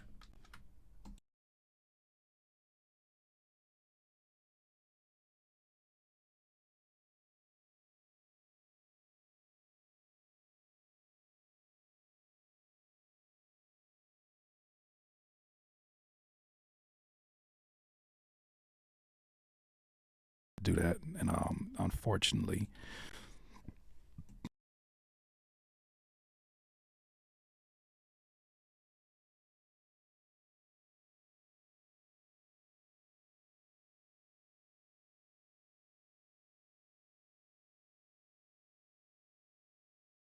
taken care of. This is consolidated. Now we got. No, why the hell are you doing? Oh, I see. ICDC College. Oh, I knew it. We did it. Yep. There we go. That's that, brother. We just become best friends. I think we just did that right there. That's hilarious. ICDC College. I know we ain't the only ones. I don't care what they saying out there. I know they said the same thing. They was like, "Oh, get it, Romeo." Oh my God. Okay, hold on. Let me see. Now I see what the issue is. Okay, so then that's the sample here. Delete all that, Peggy. Delete all that. Okay, there it is. All right. Okay, so now let's get this consolidated.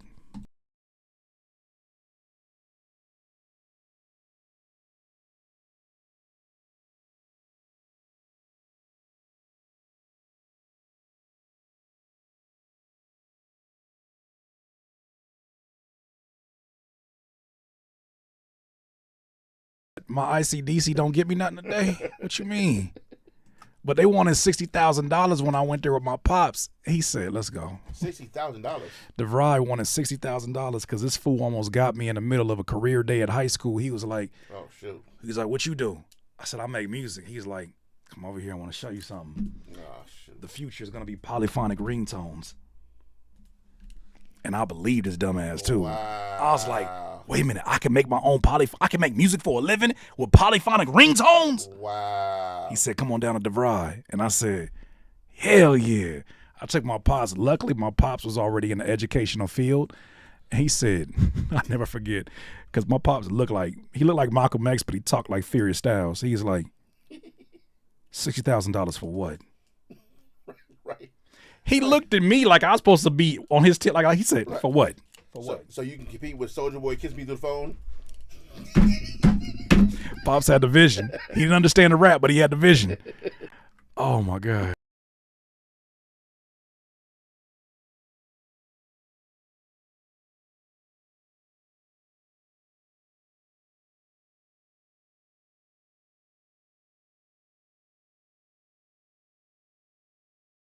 I'm like, I don't know. I'll back you up, though. I'll back you up because. He said the future, though. He said, yeah, man. What you do? You make music? I mean, they made a lot of money doing ringtones, though. Yeah, but then into my career. First of all, no. It wasn't about somebody just coming in and making some. That wasn't how that worked. Imagine imagine on my resume, I used to be a professional ringtone maker. When they got millions of kids, I could do that from home 2 years after. Right, 2 years after. Oh yeah, you know that 50 Cent. Dun, dun, dun. I actually played that. Yeah. We really used to have ringtones. We used to have ringtones. I think it's time to bring some of those back. And it's crazy because the idea of letting your phone ring just to hear something, is crazy. Yeah. When my phone ring, I answer it. Like, how much you got to listen to answer the phone? Oh wait! I got a call coming in. I got a call coming in. That's crazy. Closer to my dream. That was my joy for a minute. All right, hold on. Here we go. So. All right, I'm gonna record you in right here. Okay. All right. I think I want to punch through this time. Okay. I guess I'll just stop at the parts. Easy work.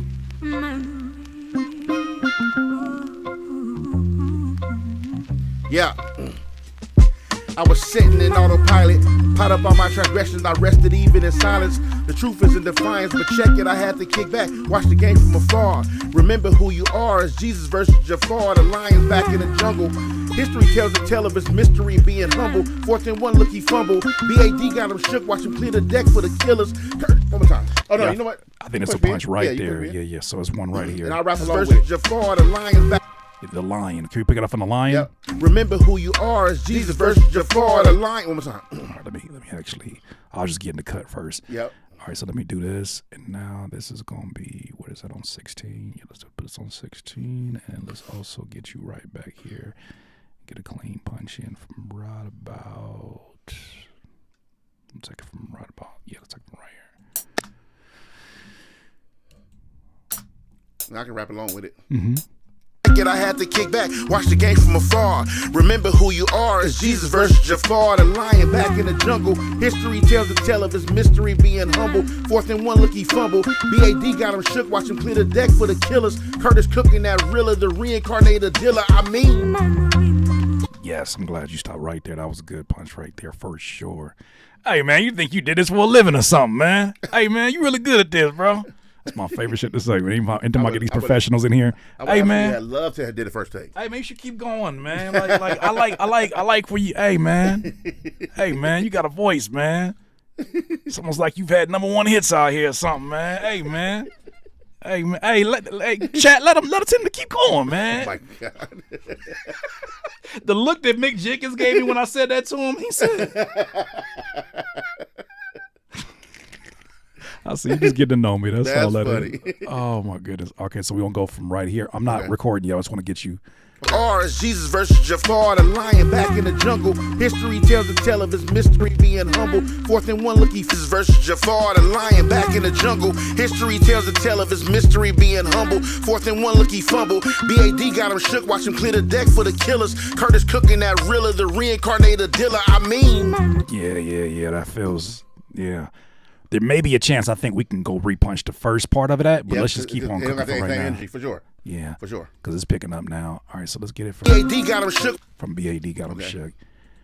And let's go from right here. BAD got him shook, watch him clear the deck for the killers. Curtis cooking that Rilla, the reincarnated dealer. I mean, who really do this? Kenny told you, you knew this. Even without the shot, I've been torturing niggas muted. I've been calling them shady. Yeah, one more time. All right. BAD got him shook, watch him clear the deck for the killers. Curtis cooking that Rilla, the reincarnated dealer. I mean, who really do this? Kenny told you, you knew this. Even without the shot, I've been torturing niggas muted. I've been calling them shady.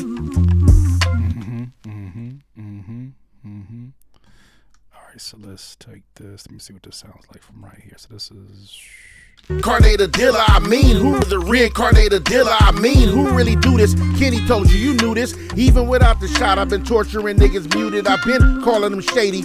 For the killers, Curtis cooking that Rilla, the reincarnated dealer. I mean, who really do this? Kenny talking that Rilla, the reincarnated dealer. I mean, who really do this? Kenny told you, you knew this. Even without the shot, I've been torturing niggas muted. I've been calling them shady. All right, we're gonna get that from the legs punch in, and yup, we got some.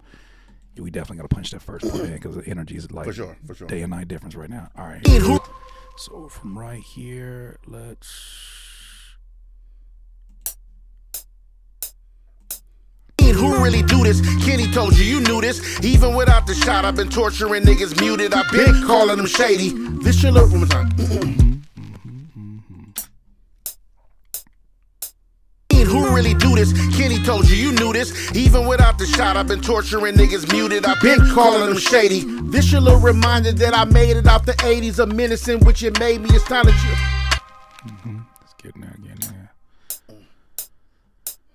Who really do this? Kenny told you, you knew this. Even without the shot, I've been torturing niggas muted. I've been calling them shady. This your little. See, it's kind of off right there because that the part start kind of off like. It's kind of a pause.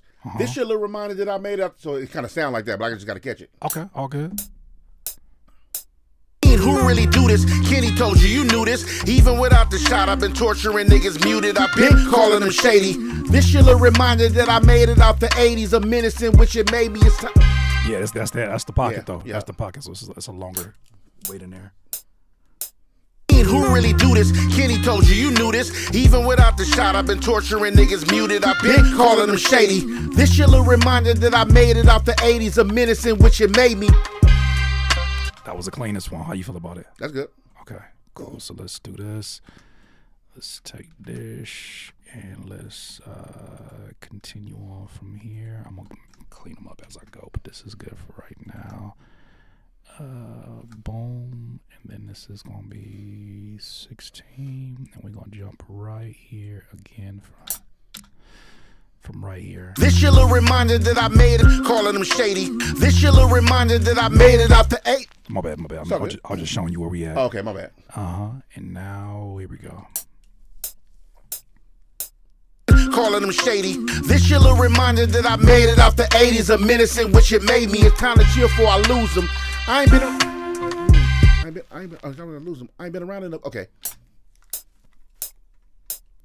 Calling them shady. This your little reminder that I made it out the 80s. A menace in which it made me. It's time to chill before I lose them.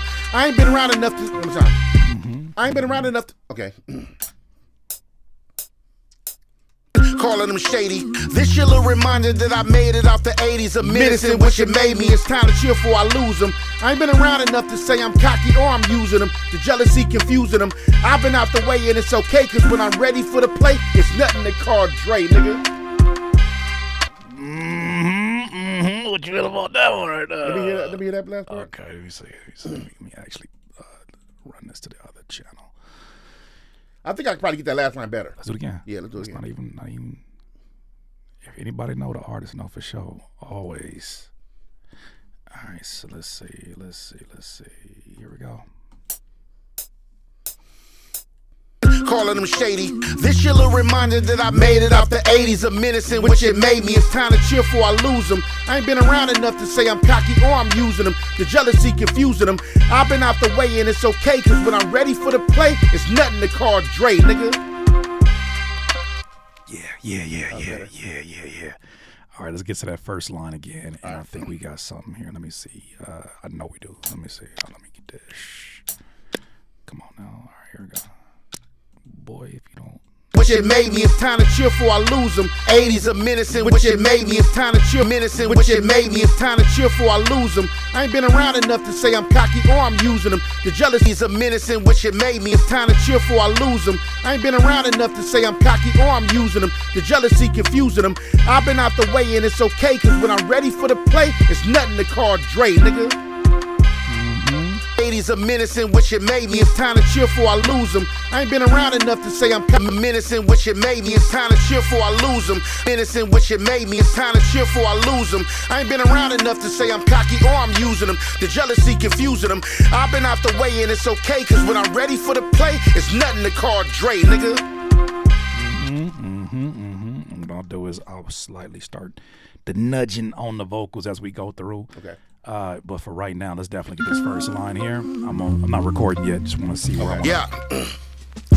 I was sitting in autopilot, pot up all my transgressions, I rested even in silence. The truth is in defiance, but check it, I had to kick back, watch the game from afar. Remember who you are, it's Jesus versus Jafar, the lion back in the jungle. History tells a tale of his mystery being humble. 4th and 1, look, he fumbled. BAD got him shook, watch him clear the deck. Yeah, it's just that first line, so right up to Jafar, we should be good. Okay.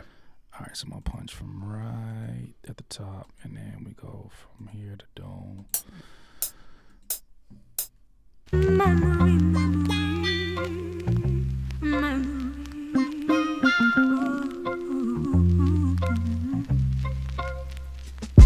I was sitting in autopilot, pot up all my transgressions, I rested even in silence. The truth is in defiance, but check it, I had to kick back, watch the game from afar. Remember who you are, it's Jesus versus Jafar, the lion back in the jungle.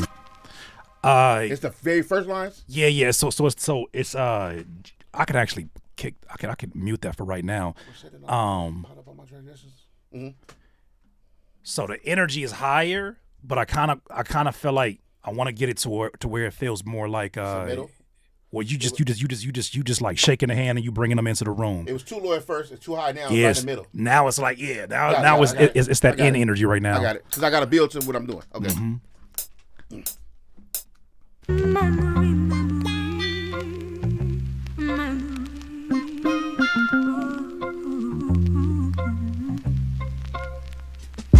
I was sitting in autopilot, pot up all my transgressions, I rested even in silence. The truth is in defiance, but check it, I had to kick back, watch the game from afar. Remember who you are, it's Jesus versus Jafar. Yup, that's it. That was it right there. All right, so yeah, it sounded like he was already not even 0 to 60. He was already 60. It's just ready. All good. Okay, so let's see what this sounds like. And I want to double it. I mean, not double. I'm going to do ad-libs, right? Yep. Okay, so let me get this and make sure this is sounding smooth for right now. I was sitting in autopilot, pot up all my transgressions, I rested even in silence. The truth is in defiance, but check it, I had to kick back, watch the game from afar. Remember who you are, it's Jesus versus Jafar, the lion back in the jungle. History tells a tale of his mystery being humble. Who you are, it's Jesus versus Jafar, the lion back in the jungle. Versus Jafar, the lion back in the jungle. Versus Jafar, the lion back in the jungle. History tells a tale of his versus Jafar, the lion back in the jungle. History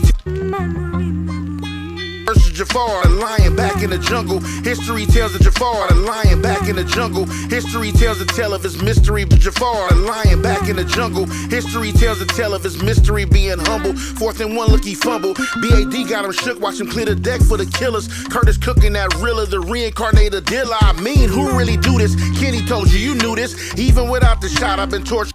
It's so crazy. I don't know what my brain is doing right now. It's probably dopamine going on. Why I keep getting these memories of when I was sending you beats. Remember I did a Nelly Furtado sample? I probably got that beat somewhere. I had a Nelly Furtado sample and I sent it to you. we didn't have some funny text moments in there. We never addressed it. I sent you this beat. We had a Nelly Furtado. You said, "Hey, what is she saying in this?" I said, "I don't know." And he was like, "I want to use it, but you got to figure." I said, "I don't know what she," because it wasn't like Genius Lyrics was back then. I was like, "I'm gonna be honest with you. I don't know what the hell Nelly Furtado said in this part right here." I'm concerned. That's something we should probably look into. He was like, "I can't be rapping on something like this, and I don't know what she's saying." I was like, funny. "It probably ain't that bad. It's Nelly Furtado." That memory just randomly came back to me. That is hilarious. That's funny. I was setting in autopilot, pot up all my transgressions, I rested even in silence. The truth is in defiance, but check it, I had to kick back. I was setting in autopilot. I was setting in autopilot, pot up all my transgressions, I rested even in silence. The truth is in defiance, but check it, I had to kick back, watch the game from afar. I was setting in autopilot, pot up all my transgressions, I rested even in silence. The truth is in defiance, but check it, I had to kick back, watch the game from afar. Remember who you are, as Jesus versus Jafar, a lion back in the jungle. History tells a tale of his mystery being humble. 4th and 1, look he fumble. BAD got him shook, watch him clear the deck for the killers. Curtis cooking that Rilla, the reincarnated dealer. I mean, who really do this? Kenny told you, you knew this. Even without the shot, I've been torturing niggas muted. I've been calling them shady. This your little reminder that I made it out the 80s. A menace in which it made me. It's time to chill before I lose them. I ain't been around enough to say I'm cocky or I'm using them. The jealousy confusing them. I've been out the way and it's okay, cause when I'm ready for the play, it's nothing to call Dre, nigga. That sounds pretty damn good. Okay, so we're gonna do ad-libbies after this. I'm just getting some little edit stuff ready. I was setting in autopilot, pot up all my transgressions, I rested I was setting in autopilot, pot up all my transgressions, I rested even in silence. The truth is in defiance, but check it, I had to kick back, watch the game from afar. Remember who you are, as Jesus versus Jafar, a lion back in the jungle. History tells a tale of his mystery being humble. 4th and 1, look he fumble. BAD got him shook, watch him clear the deck for the killers. Curtis cooking that Rilla, the reincarnated dealer. I mean, who really do this? Kenny told you, you knew this. Even without the shot, I've been torturing niggas muted. I've been calling that Rilla, the reincarnated dealer. I mean, who really do this? Kenny told you, you knew this. Even without the shot, I've been torch cooking that Rilla, the reincarnated dealer. I mean, who really do this? Kenny told you, you knew this. Even without the shot, I've been torturing niggas muted. I've been the dealer. I mean, who really do this? Kenny told you, you knew this. Even without the shot, I've been torturing niggas muted. I've been calling them shady. This your little reminder that I made it out the 80s. A menace in niggas muted. I've been calling them shady. This your little reminder that I made it out the 80s. Been calling them shady. This your little reminder that I made it out the 80s. A menace in which it made me. It's time to chill before I lose them. I ain't been around enough to say I'm cocky or I'm using them. The jealous of the menace in which it made me. It's time to chill before I lose them. I ain't been around enough to say I'm cocky or I'm using them. The chill before I lose them. I ain't been around enough to say I'm cocky. Made me. It's time to chill before I lose them. I ain't been around enough to say I'm cocky or I'm using them. The jealousy confusing them. I've been out the way and it's okay, cause when I'm ready for the play, it's nothing that shit made me. It's time to chill before I lose them. I ain't been around enough to say I'm cocky or I'm using them. The jealousy confusing them. I've been out the way and it's okay, cause when I'm ready for it made me. It's time to chill before I lose them. I ain't been around enough to say I'm cocky or I'm using them. The jealousy confusing them. I've been out the way and it's okay, cause when I'm ready for the play, it's nothing to call Dre, nigga.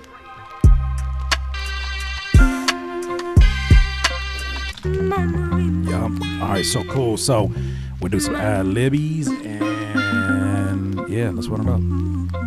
Alright, so from the very, very top, and here we go.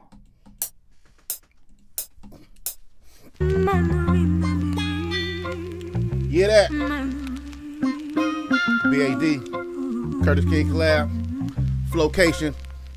Let's get it. I was setting in autopilot, pot up all my transgressions, I rested even in silence. Yeah. The truth is in defiance, but check it, I had to kick back, watch the game from afar. Remember who you are, as Jesus versus Jafar, a lion back in the jungle. History tells a tale of his mystery being humble. 4th and 1, look he fumble. BAD got him shook, watch him clear the deck for the killers. Curtis cooking that Rilla, the reincarnated dealer. I mean, who really do this? Kenny told you, you knew this. Even without the shot, I've been torturing niggas muted. I've been calling them shady.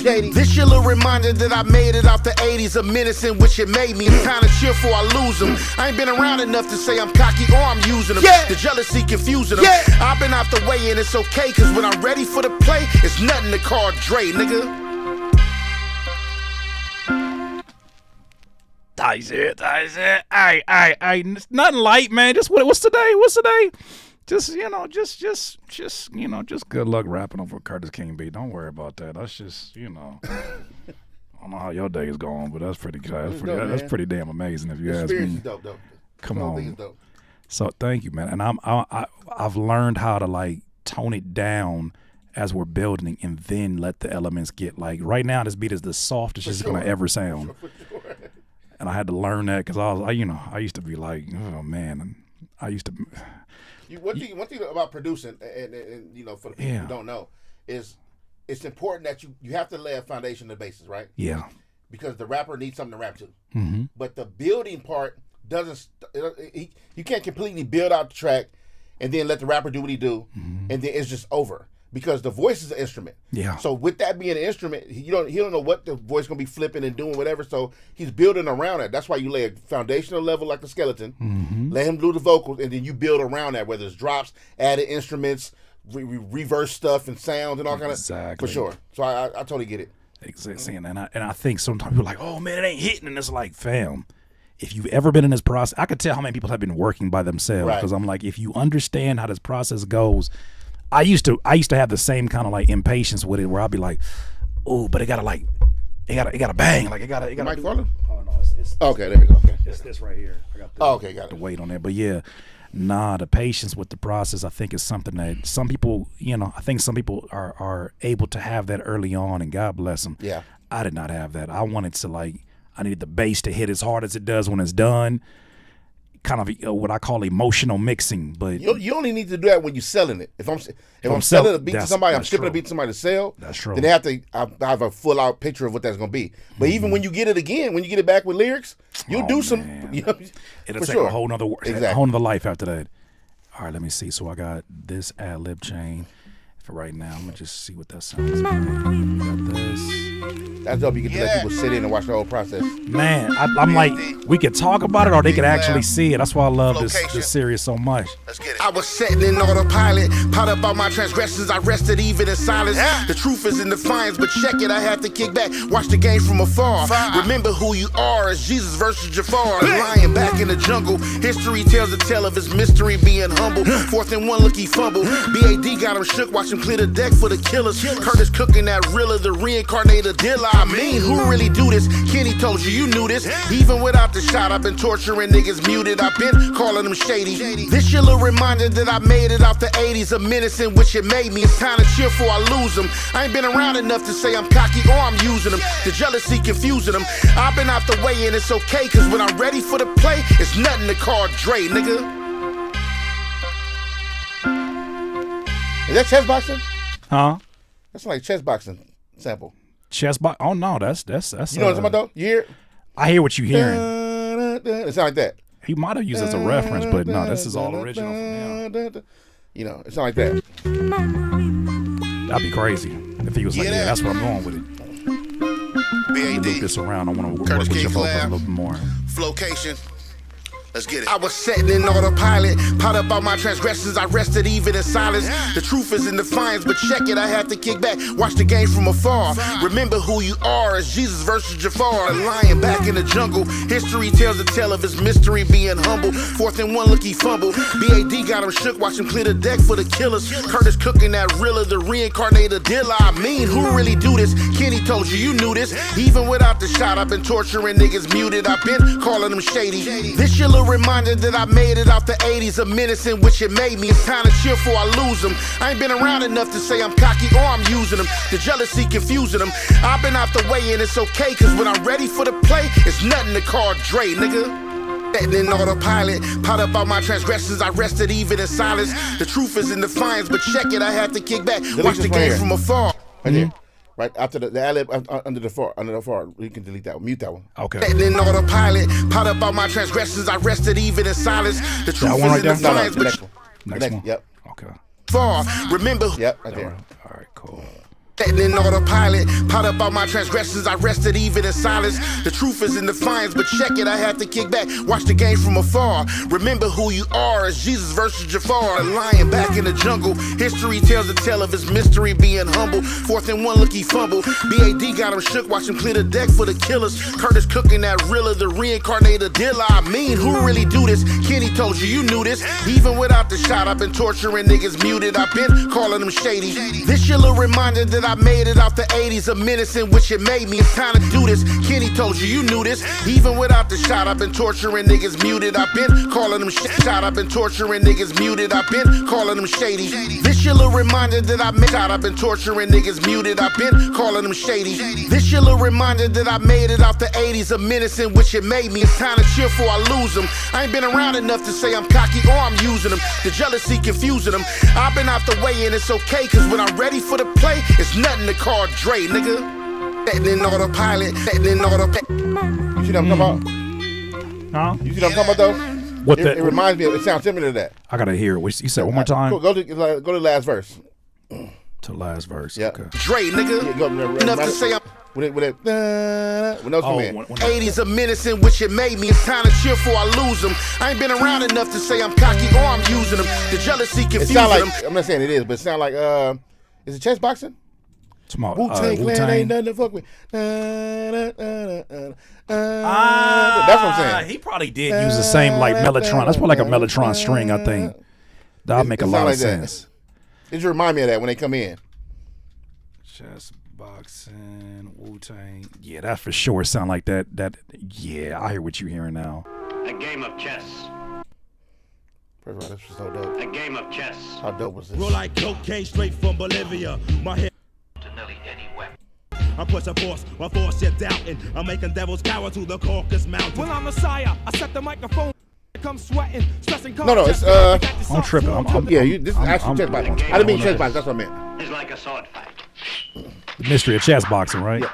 You must think first. The nation, like the Emancipation Proclamation. We MCs. Wait, like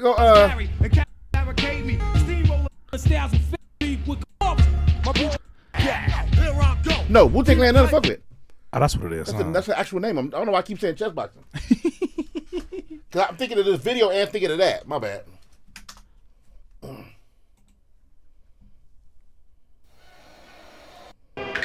Tiger style. Right there. Yeah, it's just the similar. Mellotron type of hit, yeah.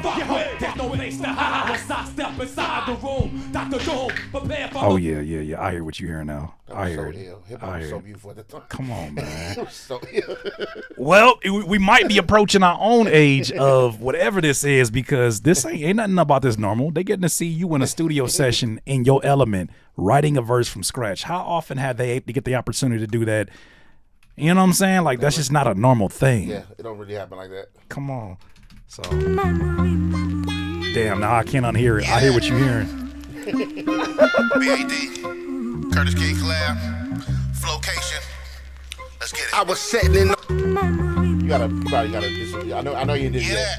I'm just producing with you at this point. All right? No, help me. What you hearing? Take the gaps out the talking and you hear take all the gaps out in the middle. Yeah.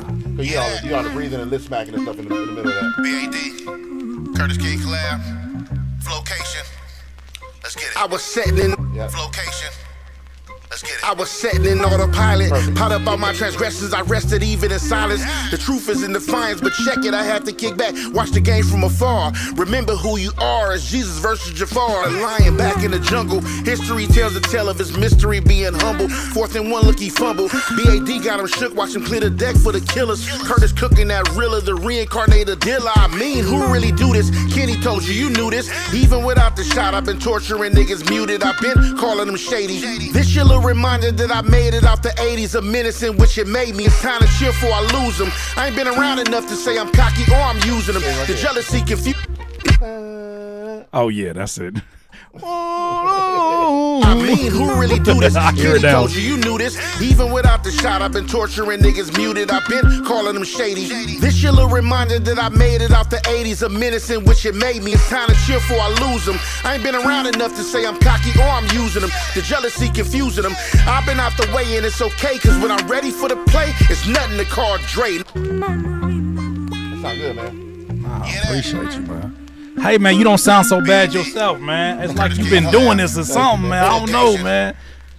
I was setting in autopilot, pot up all my transgressions. Look, I rested even I need y'all in to, silence. I need y'all to put, and I gotta be the streamer now. I need y'all to put good lucks in the chat. I need y'all to put good luck charms in the chat if we need to see more of this happening from Mr. Good Luck. I mean, there's a whole lot of stories that we've heard from Bad Luck. What about Good Luck? Go ahead and put your good luck charms in the chat. There we go, right there. That's a given. They said, Curtis, we are do great, full to witness this. We are do great. Okay, maybe I'm dyslexic today. I'm gonna just leave that one alone. But I appreciate you. I think that's love. There you go. Look at all that. Look at all that. Come on now, just in here hanging out. I love this. Clovers. What I say, good luck charms? Don't worry, Courtney, you're supposed to correct me in text messages, not in public. Hey, four-leaf clovers, is that what it is? I said, good luck charms. Well, you know what I was talking about. Why they in the chat then? Yeah, I'm wrong, but why they in the chat though? Clover. Don't give me this Clover with a serious voice. That's a serious voice because you didn't put no period or nothing on that. Just said Clover. I'm sorry. No, it's all good. It's all good. You know, Afro Butterfly calls it pronunciations. Sometimes I be having intelligent days. Sometimes I just struggle through a word like hyperbole for no reason. Oh, I love it, man. I love it. I love it. BAD, Curtis King Collab, Flowcation.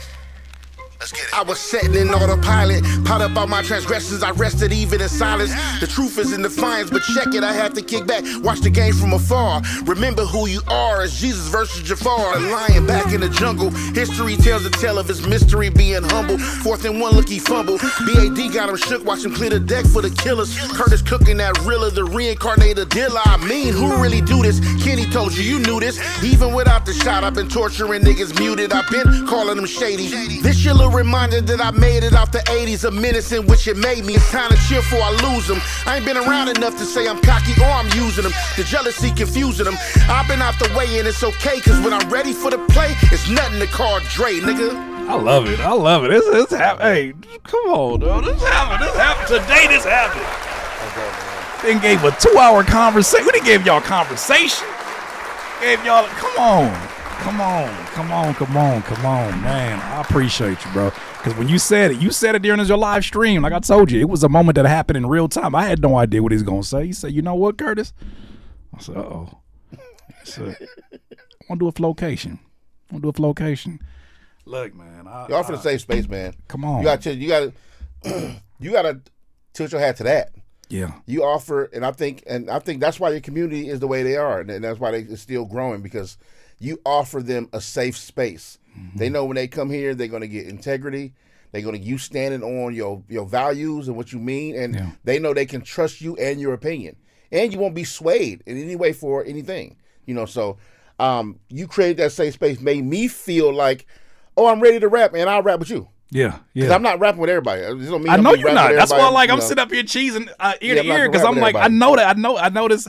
It is a privilege, and but it's something where I'm like, then again, it makes sense too, right? Like, it makes sense because of what we've been chopping up about. I think that you got to know me on a different level, even in what you knew me when I was younger. Plus, that ain't the same me neither, right? For sure. But being able to connect on a level of like I said, in this phase, honoring this phase and honoring what comes along with that, whether it's a storytelling, no matter what that is, I want to make sure that's always going to be a space here where it's like, I think your presence here is helping somebody else that I would love to sit in that same chair, them seeing you here and seeing how I'm not here for no I got you moments. Right. I'm here to have these conversations, but also too, like, I love the music, just like, you know what I'm saying? I love the music. Oh, Titus Irons. Hey, Titus Irons, bro. Hey man, you like a rare Pokemon. This dude right here. Yeah. Let me play something for you, man, because you know what I'm saying. If say I might accidentally struggle with the hook or something. You know, oops, I messed up. This dude Titus Irons. Let me just play you something by him. This is a random thing. I just want to play something because I know you appreciate for sure really good music. Hold on, where your website at, Titus Irons? Where your website go, huh? Where your webs? Oh, there it go. Never mind. I'm about to talk crazy right now. I was like, here we go. Oh, you done upgraded your website too? Oh, you ain't playing. Where the damn music at? There you go. There you go. Oh, there you go. The music. This young dude, man, he produces, he mixes, he does everything. Like a one-stop shop. One-stop shop for sure. I haven't heard this song. Miles and miles and miles away. Girl, I thought to stay till any time. So this is a snippet. Hold on, let me find something here. I know I got some Titus Irons of music. That was hard though. Like the vibe of that, his voice sounds good. I want to get it from the beginning. Is he trolling? Who? Adam? I mean, maybe, but at this point, it's like, what's the win? People are talking about you. Yeah. I think that brand of media is, I think that is absolutely the party that is dying. For sure. I want to ask you that. Matter of fact, while we on that subject, I'm looking for a song right quick. I'm going to ask you this after this. Let me see. I'm going to play this song real quick. Titus, I'm on your YouTube. I just want to share your music with LUCC because I think he very much appreciate what you got going. Go to the most popular. What you got? Yeah, this song's crazy too. Listen, baby. Ain't no surprise. You're looking fly. That's another one. Which one was my Where one? you from? I have no idea. Where are you from, Titus? Where are you from? Yeah, where are you from?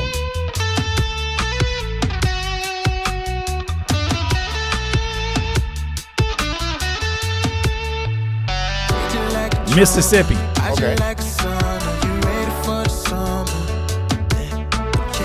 Nah, where's my joint at? It's one on here. It's one on here. I'm telling you right now. Wait a minute. What is this? What is this? Is it? Oh, there you go. This is it right here. That's a lighter joint. Okay. Going fast, life going fast, and I'm just trying to get around, yeah. And it's just too bad that things end in a flash, but there's no reason for us to stay down, yeah. Crazy, right? Yeah. Missing, is my love, my hugs and kisses. Lately I've been moving like I'm on a mission. I like the raspy that's coming through. Right? Got a song texture. I'm an east side baby, live in the city and it drives me crazy sometimes. And she's a west side baby, she's all on my mind. Yes, I'm an east side baby. I just want to play that. I want to play That's that. hard. Yeah, he's out of here. And he produces That was all of hard. this. He got the nerve to be like, I'm sorry that the snare has a little bit too much high end. I said, you're doing everything over there. I think you're okay. Right. Allow yourself some grace. When you heard the Watch the Party Die, because it's funny because some of the things that get brought up in the conversation around that song, I know that song is it's got some age to it, but it still has been aging gracefully. For sure. What party do you think is actually dying? Because I got my own theories about that, if any. I don't know if it's dying. It's almost like death at autotune, right? Well, they actually did kind of die, but I'm not sure if it's dying. What I think is it's the Here's the thing. Let me say what I actually think about the whole thing is that hip hop always needs a balance, Right. right? If there's a balance, I think no matter what side of the fence you're on, I think you're happy. Yeah. The problem is, it's been so many years since it's been that even kind of balance. Yeah. And we're being just bombarded with, excuse me, and no disrespect to nobody, but the filthiest parts of hip hop. You talking about like booty hole brown, coochie pink? Yeah, right. Yeah, like that, right? So, and here's the thing. For the young people who will say, well, the old people y'all had Luke and Lil Kim. Yeah. The key was what I said was balance. It's balance. Yeah, that's if huge. There's going to be a bunch of sexy reds. Debauchery. I'm just playing. Right? But there's first word that came to mind. Go ahead. And there's not a bunch of sexy reds, but I'm just saying, use that for an example. There has to be a bunch of something on the other side. Mm-hmm. The balance, mm-hmm. right? There's no shortage of great artists. What's going on is the people with the money aren't really looking for those people. Mm-hmm. There's tons and tons and tons of incredible artists in your Apple Music, Spotify, all your little streaming services right now. Mm-hmm. Incredible new people doing independent stuff, great albums that regionally or locally they're being they're probably selling out little 100 people venues, 200 people venues, doing little chilling circuit tours that are making amazing music. They're just not being promoted to you and what you've been listening to. Also, the algorithms are going to do what they're going to do. So to my point, I think there needs to be a balance. The party doesn't necessarily have to die, because you also need that. Mm-hmm. Because I needed Tribe just like I needed NWA. Yeah, I need it, and not that NWA was all violent. You know what I mean? But I needed I needed High Road like I needed Luke. Mm-hmm. If I'm being honest to the complexities of who I am as a human being, because all that matters. Because it's a setting, right? When I remember years ago there was a popping club called White Lotus in LA. Popping club, right? Yeah. It's where the ballers went to. You had money, you're gonna pay for the bottles. Some agent made the mistake of booking KRS-One in that place. When you lie on your resume, go ahead. Fam. They booked KRS at White Lotus. I don't know how to explain that for somebody who don't know LA. How would you explain it outside of LA? Is it Dream in Washington? I don't know if Dream is still big in DC. It would be like Dream in DC, or like whatever the big dope club 112, and then was in Atlanta, all the bigger clubs, the baller clubs. It'd be like booking like Benny the Butcher and them there. Like, fam, that's not the setting for that. Right, it's not the place. Not to say they wouldn't kill it, but it's just not the right place. There's not the right audience, and you're gonna be very disappointed in what the reaction is. And when I'm in there, I don't want to hear it either. Yeah, because I came here for a reason to do something. Yeah, hot baby, born and bred. It can't escape me. It's in me. It's on me. That's it. Right. But when I'm in the club, not that I'm in the club no more. But when I'm in the club, I don't turn on KRS verse. Ain't nobody coming to see you, Otis. I don't want to hear. Step into the. What? The bridge is over. The bridge is over. I don't want to hear that when I'm the whole club dry not up. Today. Yeah, not today. Not There's tonight. a place and a time for it. So, and I'm sure he knew that. He probably came in when they looked at the promoter, was like, or his booking agent, like, what you booked me for? It was embarrassing. I heard people just stand there looking like, what is this? What's going on? Why they do the OG like that? So I think you need a balance. Now, I can't say what Kendrick was actually talking about, but no matter what he's talking about, I think you need balance. It has to be. If it's going to be a bunch of selling dope, killing, popping ass, twerking, doing all that, you got to have some balance on balance on the other side. I'm talking about major artists to combat that. Yeah. So it can be on a large scale. The problem is that I won't get too deep, but just kind of go dig a little bit here. The problem is the filth is being promoted on a mass level anyway. Yeah. So no matter it's killing, twerking, getting naked, have sex for money, kill whoever, take your baby mama, take your baby mama music. When did that start being popping? Yeah. When it start being popping to take somebody girl? Like, you know what I mean? That it's not cool, and everybody says it, but people are dying. How many people are in jail because they tried that same thing? Or how many people killed somebody would be a crime of passion? Yep. Because you into that? Because you try to live out them lyrics that sounded so good to you. You want to do that. So I'm not with none of that. So I just. Oh, okay. I'm just saying. So you for sure. I need the balance. I need the balance of that. So I haven't talked to Kenny about that, but I think the party is over. Is people are just tired of just that. Yeah. So one of my chat, and I have an answer for this one, but I would love to hear your answer for it. He says, I understand balance, but why? Why what? Why do we need I'm assuming he means not, like, why do we need the other stuff at all, the ratchet shit? Why do we need, this is he's asking this. I have a answer for this, but I would love to hear you. Why do we need both of them? Well, I mean, if now for me, I don't. But I'm not speaking for me, right? I'm speaking for the party, the turn up, because I come from Luke, Lil Kim, and all that. I mean, they had a group called HWA, Hoes with Attitude. People be talking about the Lil Kim stuff. You ever heard HWA? HWA. Hoes with Attitude. That was a real group. So I don't get on people when they talk about Megan and Sexy Red. I seen the ultimate versions of who they was. Oh my God. Right? So what I'm saying is that the reason why you need that, because when I say need that, I mean like me, I don't need that. Right? Right. I understand balances. There's clubs that are gonna be dancing. When there's dancing, when there's club, when that's going on, you don't want to hear none of the super hip hop rappy stuff.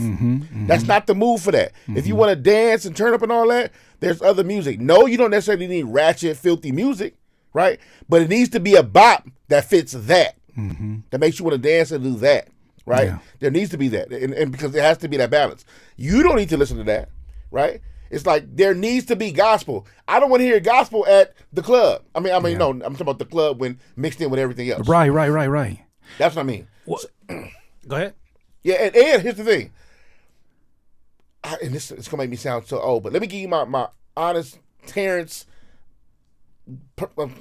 idea of what I think about this. Right.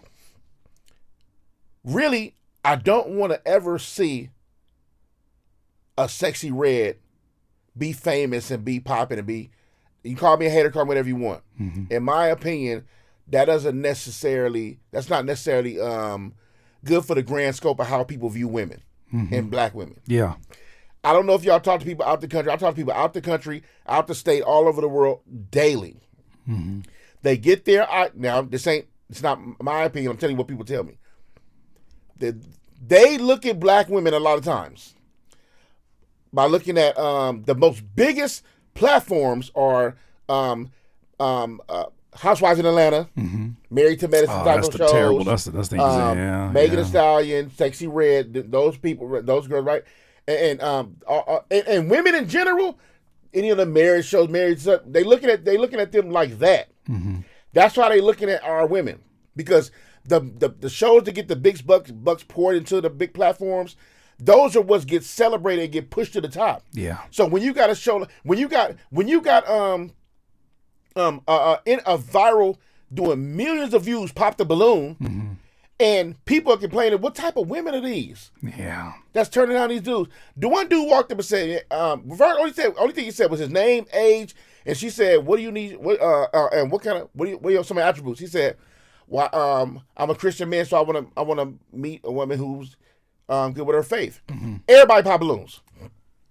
It's not a problem. If y'all are Muslim or a different religion, I understand that completely. But that's not what I'm saying. Is that most when they got the answer and they think about why, they just like, man, I'm religious, but I don't get down with, and that's your preference. Yeah. That's your preference. I'm sorry, but when you see the caliber of dudes women do pick, and men on the other side, the vice versa of that, who they pick, I'm like, these are the shows that are representing. Yeah. I'm talking about millions of views every video. Yep. And Pop the Balloon just got picked up by Netflix. Yeah, I saw so it's about to get bigger. I saw that. Right? Yeah. You got bigger So it's hosts. about to get amplified, whatever messages are getting pulled so from what there. I'm saying is, look, Sexy Red, you cannot argue, I don't really want to. I'm not gonna go in on nobody, man. How about this? Save it for when you subscribe to Good Luck TV, because look, he giving me all the clips. Don't give me all the clips. You got the clips for your platform too. But I hear what you're saying. Here's where I do understand. Like here's my answer to this question about understand balance, but why? As crazy as this is about to sound, stick with me when I say this. I will fight for your right to exist in this space, even as a Sexy Red. Because if they can take that away because of what society agrees upon, they can take whatever it is that I'm doing at some point when the politics in society changes. I remember a time period where they were talking about how much of a danger Common was for going to the White House. They said a thug. He was a gangster. He was a thug and a gangster because he rapped about Assata Shakur. I've seen that cycle. If you can take away that free speech based upon I don't think that should be out here. At some point in time, that people will get bored and they'll start hyper focusing on even the good examples and say, well, is that really what I align with? How good were the Panthers? Why are you bringing them up in your music? My thing is, if you exist, you exist. My thing is, there was once upon a time, and I always go back and reference this, where you could see Fresh Prince on tour with NWA. Mm-hmm. To me, that's a beautiful existence and a beautiful variety of what the black experience can be. It's not the only experiences, but it's a good width in terms of the spectrum. I want to see it exist because I know out there is a real sexy red that I used to date. I know that sounds crazy, look, but I know this is a sexy red I met at the Waterman discount, and I was like, damn, I don't want you rapping, but you know what I'm saying? Like, what's up? Like, I know that avatar exists, and there's somebody who sees themselves in her. And she ain't perfect. She ain't done. She is not the best example. But at the same time, that avatar does exist. For sure. Like when I seen her, immediately I started thinking of some of the homegirls' names. I was like, oh, that avatar is now fully on the main stage. But I think in order for what I want to exist, there has to be a pocket for all, the representation. Now, whether or not I amplify that, that's on me. I wouldn't personally amplify it on this platform because it doesn't align with the messages of the platform and where I want to, change the conversation to. But I understand what you're coming from too, because it's like some people live in a vacuum when it comes to these images, and they only see that and say that's what y'all are. Yeah, and I'm not saying in the gist of like I'm seeking validation from other groups of people. I'm not saying that. What I'm saying is that if, for example, in certain countries in Africa, your last name is the pride of your family, right? So, if somebody mess up in the family, they like, my last name is Hard. And they're like, you're Hard. You can't be doing that, right? Because what you do reflects on the family, the reputation of this family. So if we're a group of people, right, and America is some of the biggest in advertising and marketing globally, right? And if you're propping these shows and these kind of looks, men and women, on a grand scale to the world, how you don't care about how it makes it look? Mm-hmm. If most of your representation don't look like you may be educated, degreed up, beautiful family, going intelligent, smart, doing all the things you're supposed to do, but the idea of who you are ain't been seen since the Cosby Show. That's a problem. That's a huge problem. Right? When we lost shows like The Cosby, we lost shows like Teen Summit. When we lost these shows, we lost a bunch of great examples and looks on how we are to be viewed. Yeah. Right? And so what I'm saying is that can't be the only representation. It can't be the only one. You're right. Because no disrespect to sexy. First of all, I love her. She's a black woman. She's nasty as hell. You can't call me a liar. No, you can't, because she had a lip balm called chlamydia. That's what I'm saying. Like, boy. But look, there's a bunch of girls like Sexy Red, look like her, sound like her, and act like her. Whether she exists or not. So she's a representation of a part of the grand scope of people. Also, I'm not saying that. What I'm saying is I need a bigger scope of a more we always say 100%. Black people aren't a monolith. Well, that ain't what they showing. That's not what they showing. Right? And that ain't what we showing, because look, if it didn't sell, they wouldn't show it. So who buying it? Yeah. Even if you're not putting money in the pockets, your eyes are part of the sell is part of what's selling as well. Because if you give it viewership because you don't like it, it's the same situation. I think a lot of people underestimate. It's crazy to me how often people share the things they don't like in this age, and indirectly amplify it. And give it more viewership, and more burn. That I don't understand, because I've done it. I do it. I've done it too. But it's a natural thing where it's like, have y'all seen this? Yeah. Because it's a habit at this point. It's muscle memory, right? You've been trained how to move when it comes to your phone and how you deal with apps, right? You get rewarded for it too, bro. Do you know how your hand you can use TikTok and then use Instagram and not look at your phone, and your hands will know how to move dealing with both apps. It's muscle memory at this point. Yeah. So when you do see something that's I used to have to tell my friends, don't ever send me no death or nobody dying or getting shot on the. Why would you naturally just send that? Why do you think that I want to crack that? Like you're forcing imagery that I would skip over on my own accord. You're now forcing me to open this up because of my trust that I have that you wouldn't send me no nonsense.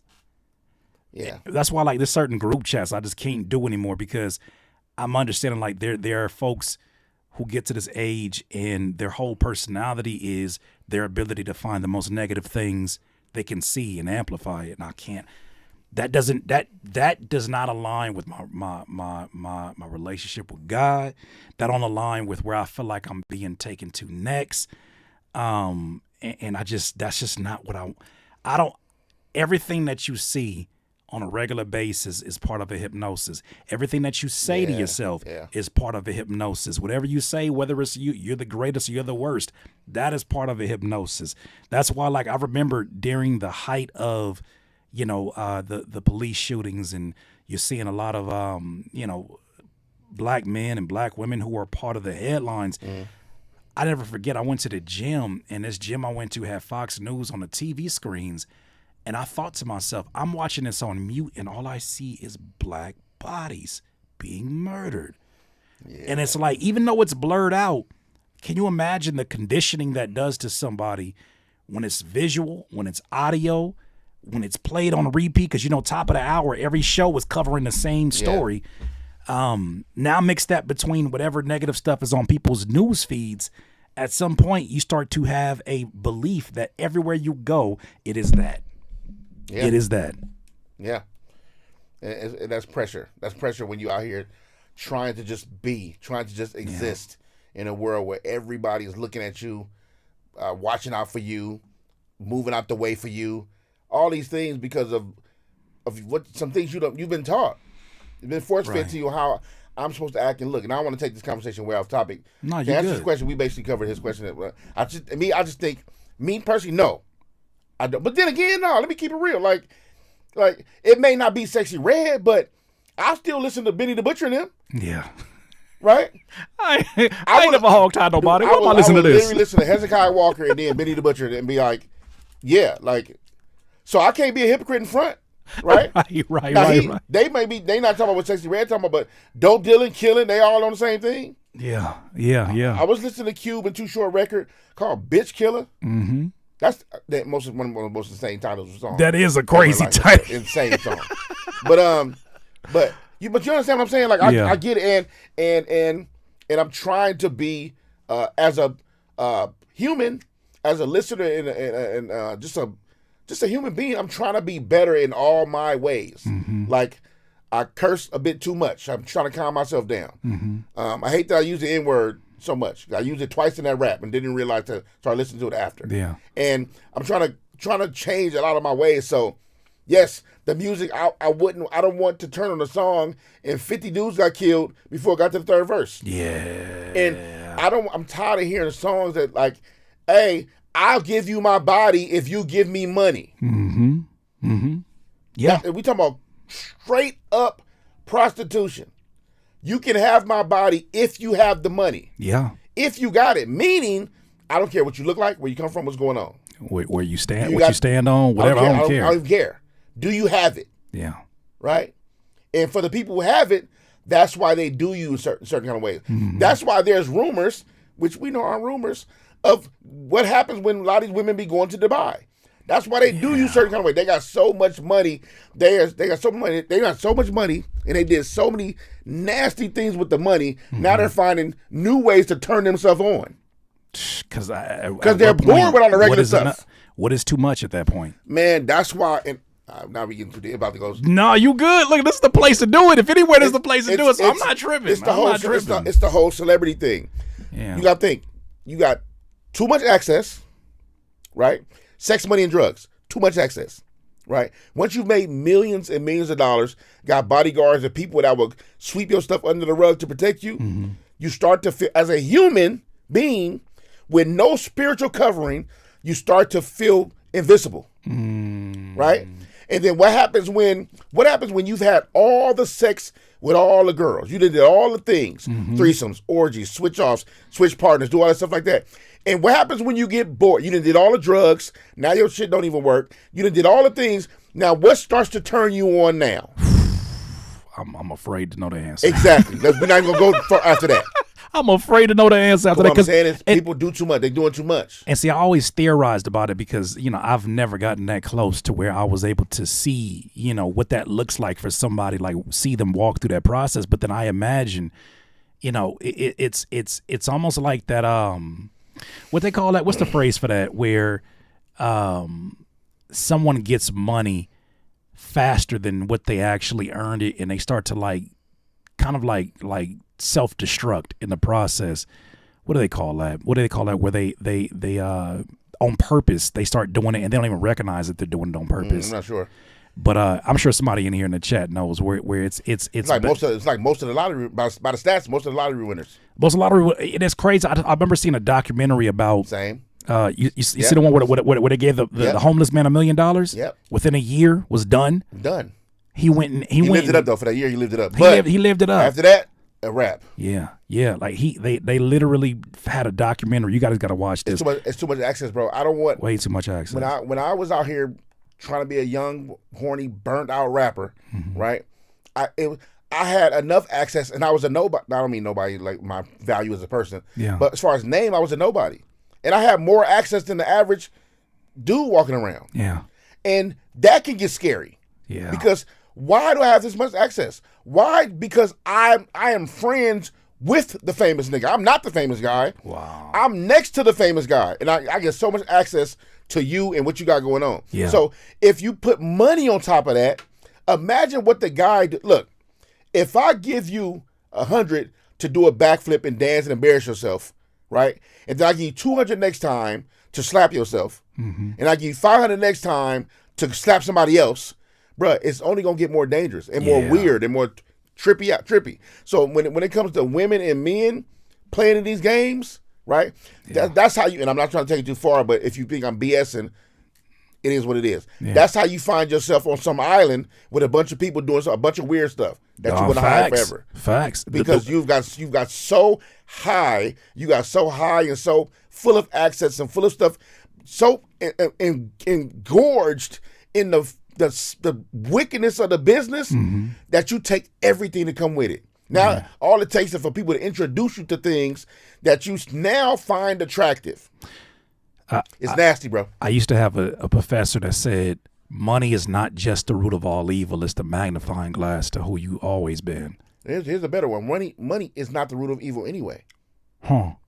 It's the love of money. Don't do nothing but spend. Yeah. Money. If you lay money on this table right here, it'll be there till somebody pick it up. Right. You don't do nothing to nobody. Right. What you do with it, see when you say money's the root of all evil, it's to absolve you of your nastiness or your dirtiness, right? So whether I pay to get somebody killed, I pay for prostitution, or I pay to buy drugs, whatever. Yeah. You can't blame the money. Yeah. Well, that's why he said it's a magnifying glass, and that you have to take the accountability that you've always been somebody who was gluttonous about the things that you had, like whether it's money, whether it's like you've always been obsessive over how you spend 20,000 will be very similar to your habits with your last 20. Here's the thing. You are the problem without the things. You are, that's the bar. There you go right there. You are the problem without the things. Every time. Every time. Every time. But you're living in a time now where you get rewarded for not taking accountability. And it's crazy the amount of like self-help content that I get fed to me. And I used to look at it from a lens of like, I could either agree or disagree. And I didn't understand the term toxic positivity. And I was like, what the hell does that even mean? That sounds ridiculous. But then I started realizing there are people who are repeating mantras, even though we have evolved as men and women, and they're repeating these things, and they don't even make sense in the context of the world we're living in post-pandemic. There's some things that just are not the same. psychologically, the way that we view the world, the way we view security, the way that we view, our home base, the way we view our careers. I think some things have to adjust with that. And there's some people who are living on autopilot and it's never being challenged because it's like, why would you want to challenge something so positive? So I'm looking at it now and I'm realizing you got to call BS on it all. You got to call BS on it all. There's some people who give you certain ideologies just to keep you pacified, just to keep you not even nourished, but just to keep you pacified. To your point of what you just said, I challenge everybody. The next time you hear somebody say he or she's a narcissist, ask them what's a narcissist. You find out everything you need to know about the echo chamber you talking about? Yeah. You find out everything you need to know right there. Yeah. What's a narcissist? Explain it now on the spot right now. Yeah. I mean, like, you know what I mean? It's like, when you, all right. No, fact, people use these words very loosely. That's what I'm saying. And not realizing that on some, like, I look at narcissism as a spectrum and we're all on it. To some degree, we're all on it. There are more extreme versions of that. The blaming others, never taking accountability, the self-centered nature of it, the thinking that you're the main character in everything that's going on around you. I've seen the most most egregious examples of it, but I also understand that in order for you to lodge that at somebody else, at some level, you've got to be playing the main character too, right? 100%. So it's like, there's levels to it that I'm starting to get better understanding because I started noticing things. If you start to recognize it. Well, look, I started recognizing the people who said it the most ended up being the most narcissistic people I knew. Well, here's the thing too. Also, narcissism and being a sociopath, very different. They're very different, and they almost borderline. Yeah. Right, because you can find yourself being manipulated and coerced into thinking that it's like taking gaslighting to another level of being a sociopath, right? And narcissism playing on both stage or the same person, right? And they can't occupy the same space, But when we talk about the echo chambers of people yelling these terms out, because think about it, was it just I want to say maybe 5-6 years ago? How many times did you hear the word toxic? 5-6 years ago? Yeah. Nowhere near as often as now. No, not a lot at all. It wasn't like it wasn't a word. Yeah. It's been a word. It's been a thing. Like, you know what I mean? I remember the Toxic Avenger, that old scary movie back in the day. Even mental health. I want to play this clip for you because you just reminded me of something this lady said, and ironically enough, a lot of people didn't want to engage with it, but I thought it was the most powerful thing that I heard this year. Two things I heard this year, look, that I think was most powerful. One, be the thermometer. He said, try not to be the thermometer. Try to remain the thermostat. Thought that was so powerful because too many situations. We find ourselves saying like, oh, you think I'm not about that? Are you trying to test me? And you end up being the thermometer that's testing different environments. Instead, he said, be the thermostat in that you determine what your temperature is going to be and you adjust accordingly as people try to come around and flex that. But wow, hold on. I'm gonna go back to that. But here's a video right here. I'm gonna play this on the screen real quick. I'll play this on the screen so you guys can see it too. Great, this is a great dialogue. See, this is why I love Flowcation. This is why I love when Luck come out here too, because this is always dope to have these kind of conversations and needed, especially as we move forward. Listen to what this sister had to say. I believe she goes by, what is it? She is a therapist. I think I put peep this out. Just hear what she got to say. When people say mental health is important, I try to figure out what exactly do you mean? Because when I hear that, what I think you're saying is that we should take care of it and protect it. And if that's the case, then you just proved to me that we, society, we have absolutely no idea what mental health actually is.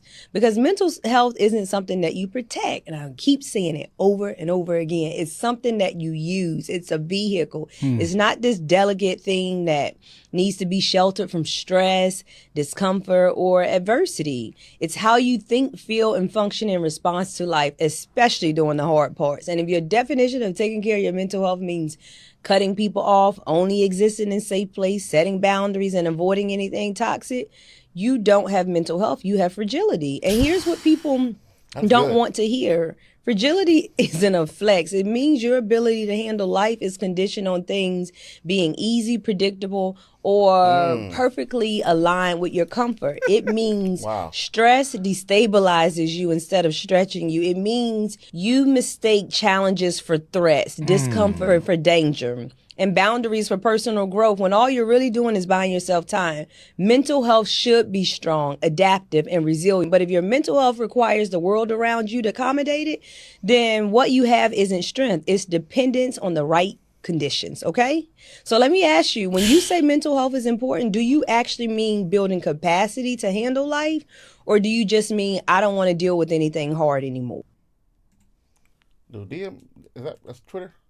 Yeah. I'm gonna send that to you. But this is I think her ad is in here. But yeah, she when I heard that, I was like, it's Raquel. I think Raquel the kind of got hidden, but Raquel the therapist, I think is what it is. But yeah, I'm gonna send you this clip. What is your initial thoughts upon hearing that? No, I think she's spot on. I think now I never looked at it in that way. I can't front and say I had the answer to that. Like, but it makes so much sense. And also it's a point to the points you made earlier. People hear stuff and it just becomes a trending topic, and that whole mental health is not just the thing that they're repeating, right? That whole thing, protect your mental health. That whole thing is a tagline. Yeah, you know what I mean? It's an IG caption for sure. The way she broke that down was beautiful. It's like, because we need understanding. We're not talking to enough professionals. People are hearing people say stuff, and then it hits the echo chamber, and it becomes the thing. You know, and it's like it just lives out there. How many times have you cut yourself, hurt yourself, a rash or a bump showed up on your arm, whatever, and then you go to WebMD and try to diagnose yourself? Now you got cancer, and it's only a scrape. Right? Hypochondriac, I didn't for sure. I'm recovering hypochondriac right here. Yeah. So it's like, because we do too much. It's like we doing too much. It's like we have professionals. I'm in therapy every week. I'm in therapy. Oh wow! Every week I'm in therapy. And because I know I got stuff going on with me that I need to be resolved, and I don't know where it come from, and I know it got something to do from maybe childhood, maybe my adulthood, but I gotta figure it out, right? So I'm trying to actively do something about the way I feel, react, and think about stuff. You know what I mean? So I think more of us need to do it instead of jumping on the internet, hanging on to these trends and throwing them around like Frisbees, and then it just becomes a thing. Yeah. And then here, your circle, your box, your small ecosystem becomes your prison. Yeah. And all these things just be whipped around in that thing, and then those things become your ideals, and these ideals become concrete, and then you start operating from a space of that's a truth and a fact. Only in your ecosystem is it a truth and a fact. And you'd be surprised, and you be surprised when you go out into the real world and you get your ass handed to you, and you're asking like, what? Wait a minute, what was all of this isolation for? The isolation was a preservation of an old mindset that you never evolved from. And I fell into that category, especially when I first moved away from a lot of the places that I used to go to a lot and moved out with the family. I realized that my isolation at first was very important because I did need to do the work, but that was contingent upon me actually doing the work. And how many times where you finally get some free time, and your free time is occupied by actually doing passive work on the phone, right? Especially for me, like I say I'm on vacation, but my brain gets my phone, like you said, the muscle memory, and I'm ended up like I'm still doing well. It's diet work. No, you're still working. So still saving screenshots and still, if you're gonna see something that could be beneficial, you're not gonna not click on it. So I think it's really important that because I hear what she's saying, and I think there's a part of me that also understands somebody on the other side that says, well, if I'm a plant that is trying to grow, I need to be in an environment that's going to nourish me and not be in an environment where there's not light, where there's not water, and I'm not able to water myself. However, I can say this. The same lessons I had to learn when I was at my brokest, the same lessons I had to learn when, I'm staying in a 1-bedroom apartment with 4 or 5 other people in terms of how to focus in the middle of chaos. I need those skill sets today. No matter how quote unquote toxic those environments were because of whatever, those skill sets are the reason why I'm able to sit here today. And I didn't realize I was building skills at the time. It was just an inconvenience. I was angry. I was disappointed. But because I learned how to focus in those environments, it created what they call that, the calluses that were necessary to not only succeed, but to be at this stage of life and continue to evolve. Like, I don't want to just be alive until I'm 80. I want to grow and thrive at something. You know what I mean? Let me offer you some perspective.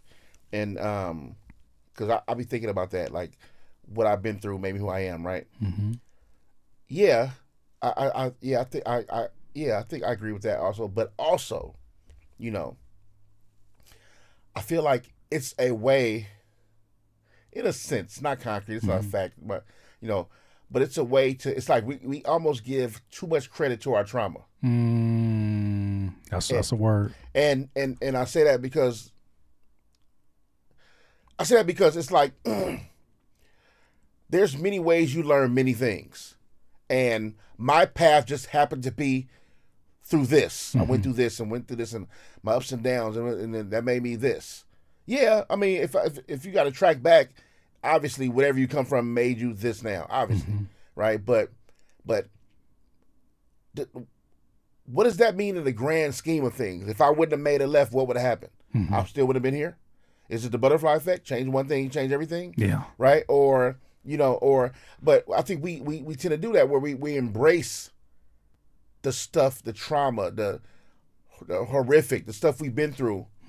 Like, that made me who I am today. And yeah, I don't argue with nobody because first of all, I'm not dismissive of how you feel about where you come from. Right. But I do that to myself too. I'm like, yeah, I was born in Inglewood, raised in Watts, and didn't gangbang, did some things, and met some girls, and went to these schools, and fought with these people, and I rap with these people. I'm here now, right? And I'm like, but what if, if also God is the creator and not necessarily a puppet master, because it's free will, he'll make you move around in certain ways, right? But he's here to protect you and guide you through, to help in certain ways. And there's discernment, and there's and there's certain things that he would do, and there's wars and battles that he fight that you don't even see about you and yours, right?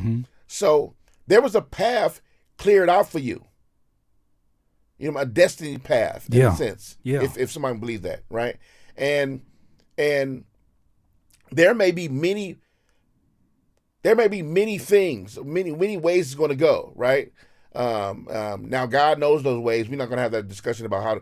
If God gave you free will, and he know everything, then what's the point of free will? We're not having that conversation. Right. That's a whole nother. That's a 4-hour one in itself. For sure.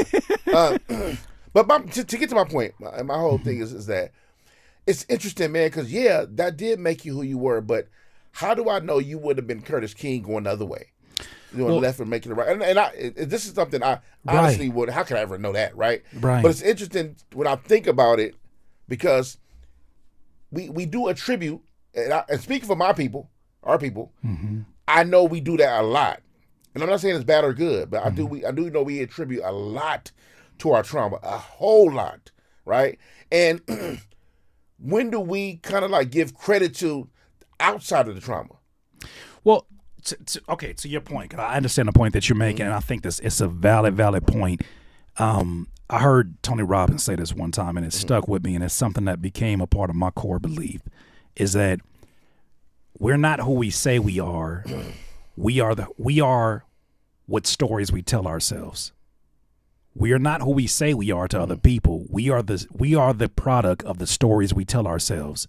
If I look back at my trauma and I say this was something that gave me a terrible childhood, that reality I can't change of what that event was. The story that I tell myself is very important because it's going to either feed into, well, had that thing not happened, I got two different ways to look at it. I could say, had that not happened, maybe I'd be further on in life. Had that not happened, I'd probably have a different appreciation for the things that I have today. Yeah. So for me, it's not even so much of embracing the trauma, say, yeah, give me more trauma, because to me, that feeds into that mentality that even at 40, I'm looking for more trauma to like be the catalyst to get me there. Right, yeah. That's I'm just not saying that, but I got what you're saying. For me, I'm saying that's just the story that I had to like remix. Yeah. Because at first it was like, damn, bro, like if my parents were financially in a better position, maybe I wouldn't be, maybe it wouldn't have took me this long. And I'm like, that's such a terrible ass argument, because here I am at 40 and I'm understanding the complexities of fatherhood. I'm understanding the complexities of marriage, and I'm realizing, damn, bro, I don't got this thing figured out.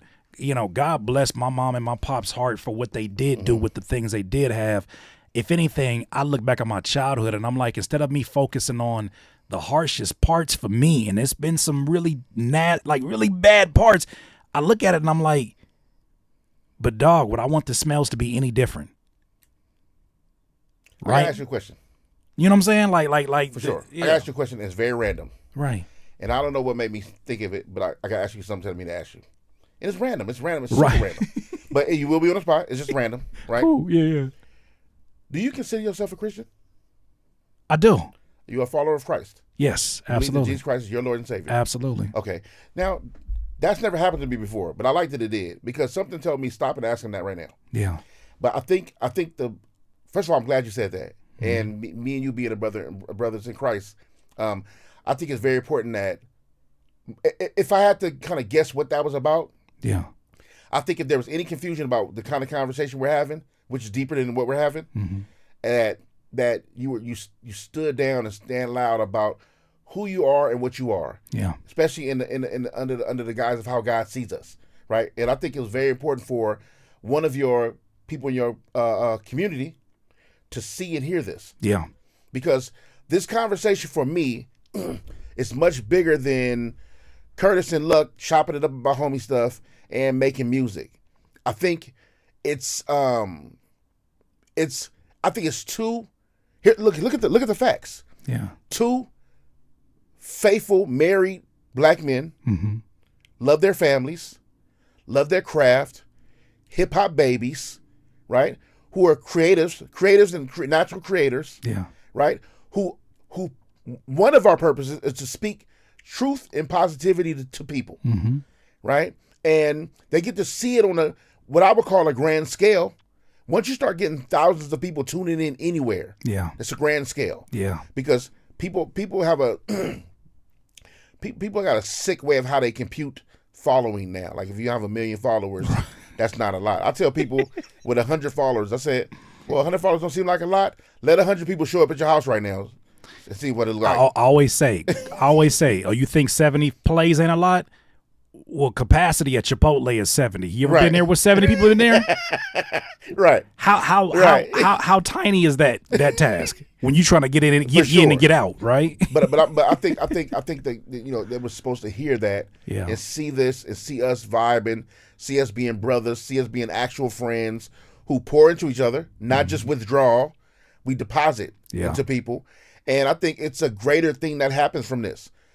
Obviously we got more to go. We got more songs to do. For sure. We got more time to build, more creative things to happen in the future, and that's going to be what we're going to do regardless. But this was going on to me is bigger than what we're actually talking about. I'm not being dismissive of what we're talking about. It's important. Yeah. But I just hope people see it like I see it.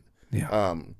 It's important, man. It's a beautiful thing, and I'm glad that I was able to have this conversation. I'm glad I was able to sit with you. I'm not ending it. I'm just saying, like, no. I'm grateful, bro, because I'm glad that you didn't like.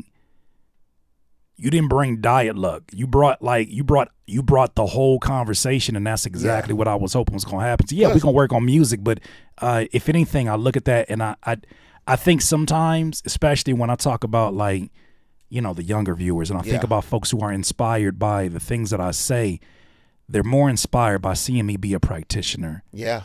Because if they like, all right, you be saying some real stuff, but like, can you do the things that you're talking about? Mm-hmm. When I get in here and I cook and they're like, oh, it's almost like the 90s movie where you see, you know, oh, we got a new coach in here, you know, for the rec league. We ain't nobody listening to you. And then you see him doing some moves and it's like, I'm all ears. Right. Even I think about the Black Panthers, I read this stat recently. I knew the power of the free breakfast program, right? And the different places they launched that in the Bay and, of course, Chicago. But I didn't know that at one point in time, they fed more families free breakfast than the entire state of California. Did not know that.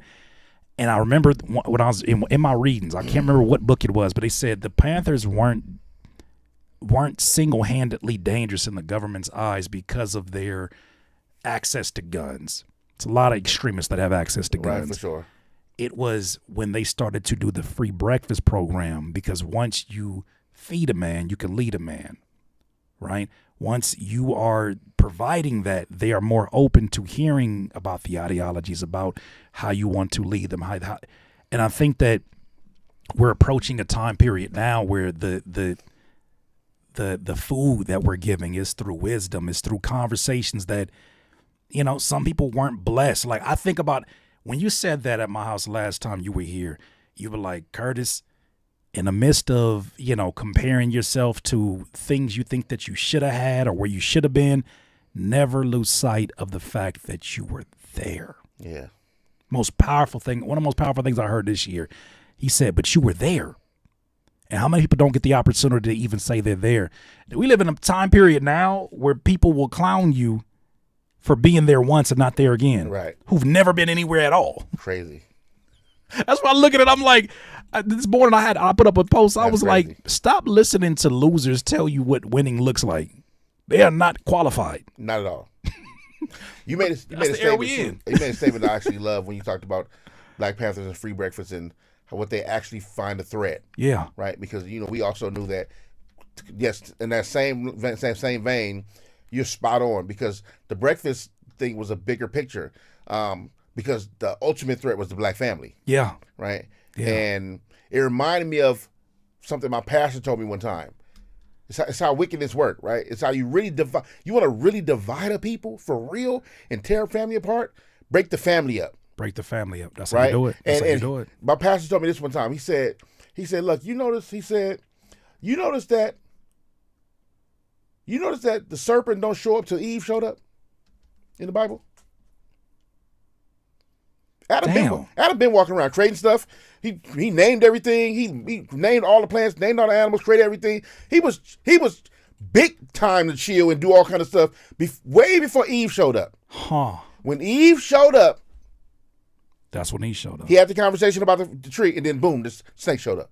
Because the serpent understood if they come together with love under one union, under God, and have a baby in that perfect union, that he would never have a chance to do anything. Though he's a loser anyway, not victorious. Right. So what he had to do? Corrupt them. And immediately the Cain and Abel, then that happened, and you know the story. Right. History goes on, right? So that was a clear reason why that was a big threat. The serpent, look, Adam was here. Why the devil didn't show up? Yeah. Yeah, you got all that ample opportunity to manipulate. He tried to convince Adam. Yeah. Right? Yeah.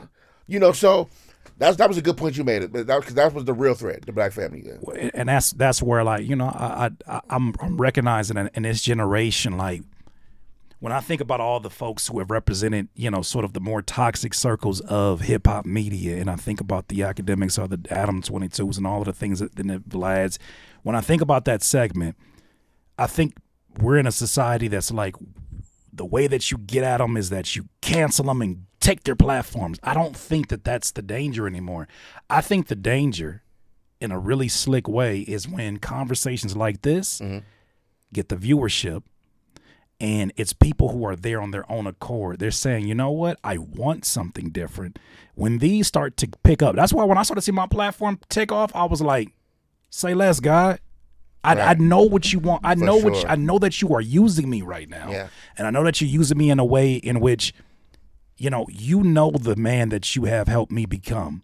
So as I'm talking about these things, I'm not talking from a place of hate. I'm not talking from a place of malicious intent. I'm not talking from a place of just wanting vanity statistics. I'm talking from a place of I've been there and I've been that person that only wanted this thing. I'm at a place now where I'm just like,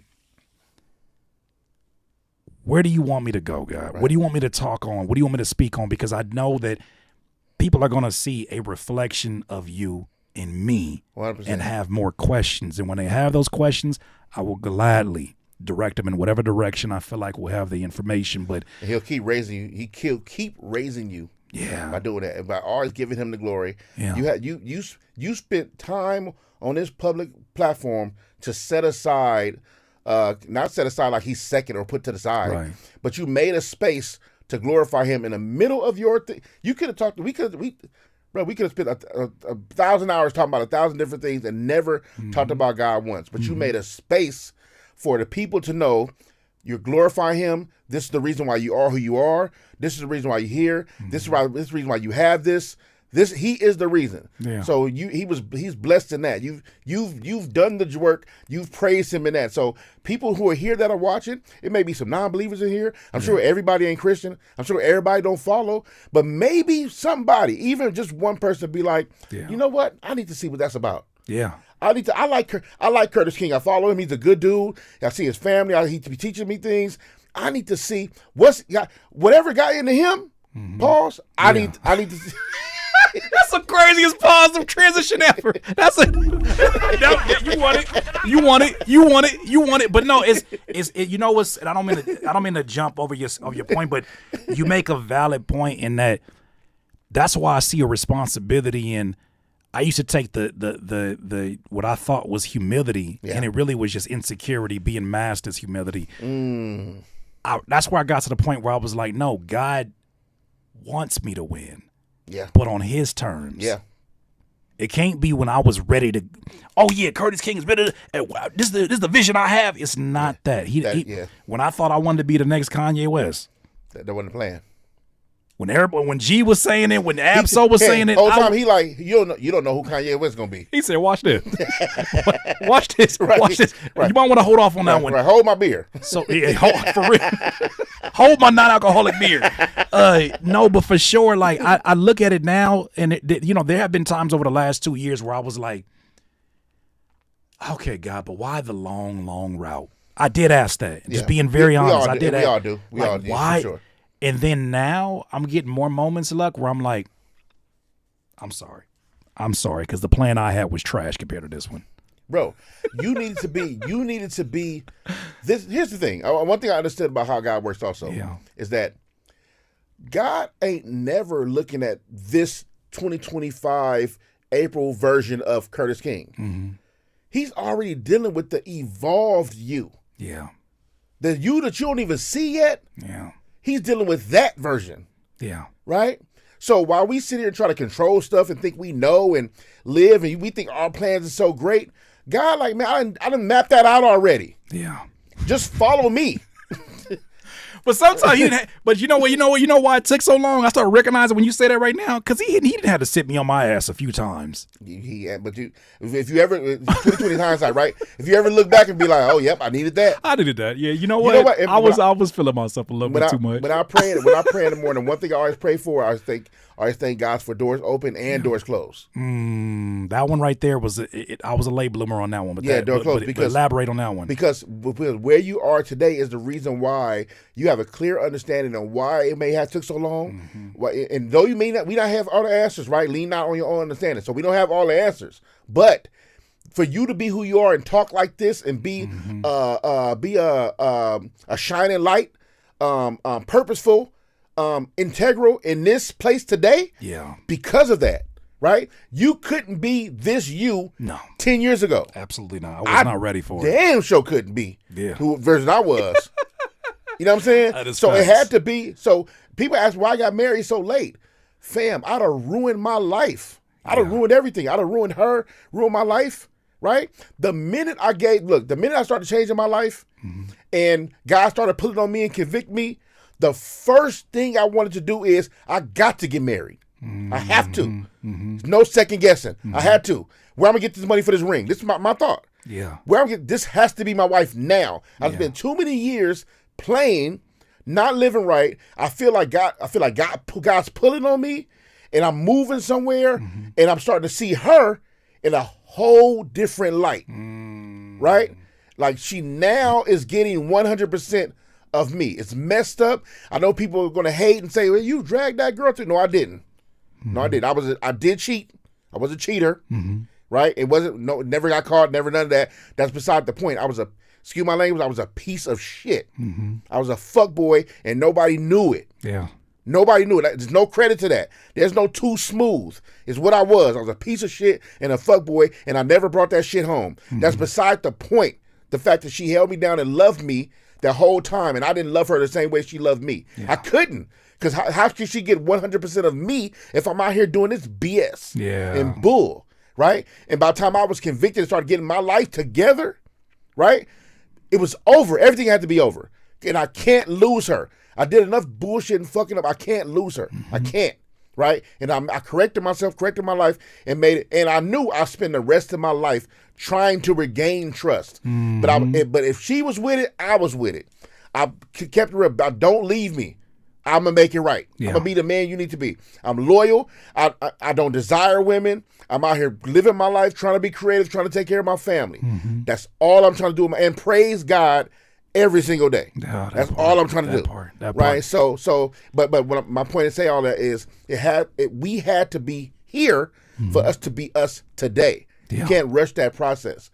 It needs to be here. God deals with the past. The future version of us. We can't see that yet. We're not in control, right? But we have to understand that whatever plans we align to, they have to align with yours. When I first picked up my camera, first thing I did was pray and ask God, if you don't want me to have this, you don't want me to be great in photography, take it away from me now. Because I'm going. Because I'm going. I need to know, is this what you want me to do? Right. Take it away from me. Right. And next thing you know, I started to get gigs and jobs and stuff like that. That's when I started hitting you up, dude. Low-key. I was like, man, y'all see you cooking. Started doing content creating stuff, started building community. I met you in your beautiful community. My man Rios in his beautiful community. And people start supporting me. Y'all community start both supporting me. Right. And I'm praying over this. So God's telling me you're doing what you're supposed to do. And I think the reason why is because these mics can speak to millions of people. Right? And I'm going to always stand on my 2 feet and say, Lord, my Lord and Savior, Jesus Christ is my Lord and Savior. I'll scream it loud and proud to the cloud till I die. So on these platforms, whether I'm giving game, whether we gossiping, talking about stupid stuff, whatever, there's going to be some time in there while we, hey, get some God in your life. That's what happened. And I'm glad that you bringing that back up to the forefront because, there is times where and I feel like God gives that wisdom, right? He gives you that wisdom to be able to know 100%. When is the time to declare it, and when is the time to say, "I need you to be an example of it," so that people will listen closely when these conversations come up. For sure. But yeah, no, it's interesting because like I said, the moment that I started to see this is why the doors are opening up now, I said, I knew I wasn't ready. Somewhere deep down, I knew I wasn't ready, but I wasn't ready to acknowledge that. Now, I told my wife because even though I haven't been in a position of being, not being faithful to my wife, I do feel like if we take it on a surface level of, have I ever put myself in a position where I broke my wife's trust? Yes, and I did that financially, for sure. And that for me stings as much as anything as I can even think of for myself because here I am. I met her at her life and it was a very, very different position and place that she was in. She was just minding her own business. And I came into her life and within the next year we got married and we had a baby on the way. And you know, we got a little bit of an age difference too. Like I was in my 30s, she was in her 20s, and it's like that's a hell of a responsibility. And so when she said, I trust you and I know where you're going to take this family, you know, I don't know, but I trust you're going to do something. And then I did it and we moved into this house. She was like, I trust you even more. But there was a time period, I say 2 years after the pandemic, where I started getting a lot more riskier with my financial decisions for my business. And it almost put us out of our home. And, you know, the hardest thing was being able to talk to her and be like, it's gonna be all right. And she was like, it's cool. You know, I get it. Like, you know, I got your back. But the day that I said it another month and I looked at her in her eyes and I could tell that the belief was, if it wasn't already at zero, it was waning. When she said still, she said, I know. Yeah. Something about that I know fucked me up. It felt different. And something clicked there. Something clicked because I couldn't just change it out of nowhere. But when she gave me that look and said, I know, it was so much disappointment in there that it just it punched me in the chest. Yeah. And that's when I said, all right, this is a much different time period in your life. It ain't just you no more, dummy. Right? Even though I knew this, like I have my son, I know this on paper. I said, I can't even say the shit no more. I gotta get this right, but I gotta stop acting like I can do this by myself. Okay, God, what do you want me to do? What am I being stubborn about? Is it because I'm trying to only do it through music because I got this attachment to my success needs to come from the thing that I started, 20 years ago? Or could you be literally showing me, hey, son, focus here on this platform. Focus here on interviewing and shedding light on what the amazing things people are doing. And I'll give you the space to not only work on your music, but financially you'll be in a position to support it in a way that you could never support it. Only doing that. Yeah, for sure. And I couldn't see it like that, Luck. I for sure couldn't see it like that. And I'm telling you, from where he pulled this family and myself out of a few years ago, like before most of these people were even in here, when it was like 30 or 40 of us in here in the live streams, they see me going through it. They see me like going through the all of this stuff. I once again, going back to the beginning of this conversation, I had to change that story because I found myself explaining what happened to other people and reliving trauma. Right. Because of the type of story that I was telling. Right, yeah. Oh man, this person did me wrong and financially they put me in this hole and da-da-da. And it's like, no. Change the story so that we can properly heal. Last thing I was gonna say too is there's a gentleman, I'm not even sure if he's a believer, but I still feel like God will deliver messages through people as vehicles. It don't even matter who. Right? He don't even got control over that. But he said something of, you're complaining about pain while at the same time trying to kill an old version of yourself. What do you think you're supposed to have? He said, you're trying to, you know what I'm saying? Like you're trying to kill off an old you and you're wondering why you're experiencing pain. You wonder why there's something inside of you that is fighting for life, that is fighting to exist, that is trying to aggressively get you to go back to old habits. You wonder why old habits die hard? Because you're killing off a version of yourself. And it's not an easy kill. This is a damn near a stabbing. It's going to take a long time. It is excruciating. It is loud. It is painful. When I heard that, I was like, okay. I'm killing off an old version of myself. It's supposed to hurt. Wow. I love that. Man, ladies and gentlemen, come on now. Hey, look, we came to make some music, but stay for the conversation. I appreciate you doing that. Wow. Yeah.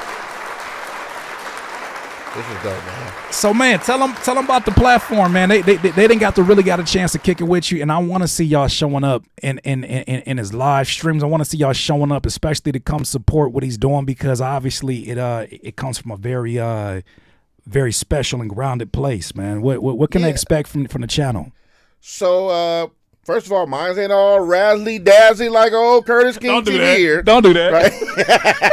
Don't do that, because not even 2 years ago, my wife walked in here and said, "You building a trap house in here?"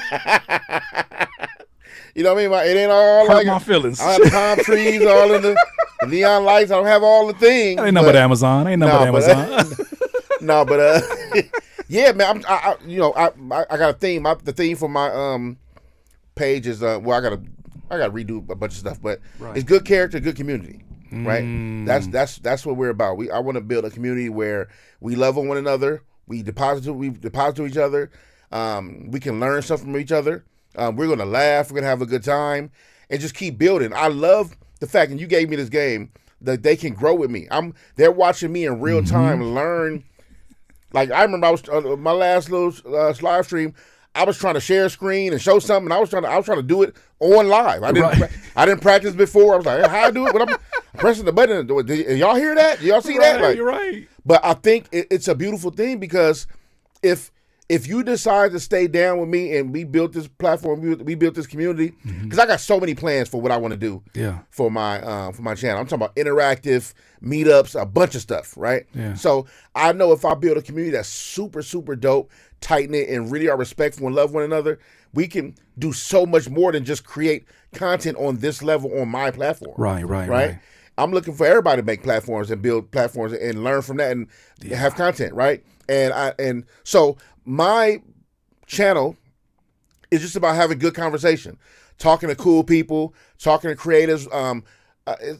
It's not the channel you're gonna get for a bunch of drama. If you come to my channel looking for the latest podcast wars and who beefing with who, and me talking about what these other podcast cats are doing all the time, we're not doing that. We're gonna discuss some things. We're gonna break down the reality of it all, and we're gonna deal with some things. And I'm gonna have really dope interviews also. Tomorrow, I'll be posting a flyer of it. Tomorrow, 5 o'clock Pacific time, I have super producer Warren Campbell is I'm doing an interview. Warren Campbell tomorrow on my podcast, 5 o'clock. I'm really looking forward to that. You in good hands like Allstate. Y'all better go subscribe. The information is up there. Oh, man, that's amazing. Me and Warren Campbell got super dope history. Yeah. We done music together. I met him through my man Damani. We got dope history together. His wife is amazing. Tina's amazing. I got songs with Tina Campbell. So I'm just looking forward to that conversation, and I'm looking forward to having much more conversations like that. Yeah, and just my cool friends and people I know that are doing amazing things. So yeah, just look forward to that, man. And come through, subscribe, take a seat, kick your shoes off. We're gonna have a good time, man. Straight up, I'm trying to build this thing out. Like I said, Curtis has been a mentor of mine. I've been asking him everything, what to buy, what to get, what to do, all the things, right? And I'm gonna build this thing out and make it a thing, right? Yeah. So I'm glad that if you are a subscriber or if you decide to come over and hang out with me, I'm just so appreciative. You have no idea how appreciative I am, and I want to continue having dope conversations and stuff like this. So I'm learning as I go, but I want you guys to learn with me and we grow together. Man, that makes it so enjoyable, bro. I'm excited to see what the plans that you got for sure. It said Luck had a fun interview with DJ Head recently. Yeah, man. So like, Head's my guy, man, and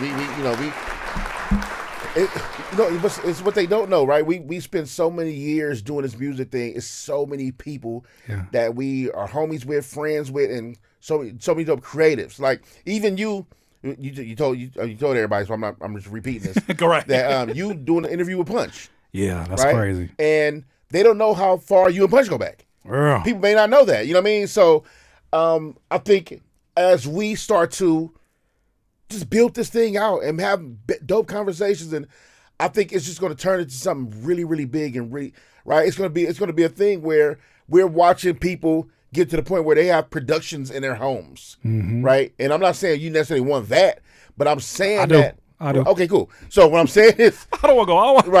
I ain't never home talking about. I want to leave. I want to leave this house. But I think you're the perfect person, and cats like yourself are the perfect people to have these kind of conversations because we can trust you with our culture. So that's the most important thing.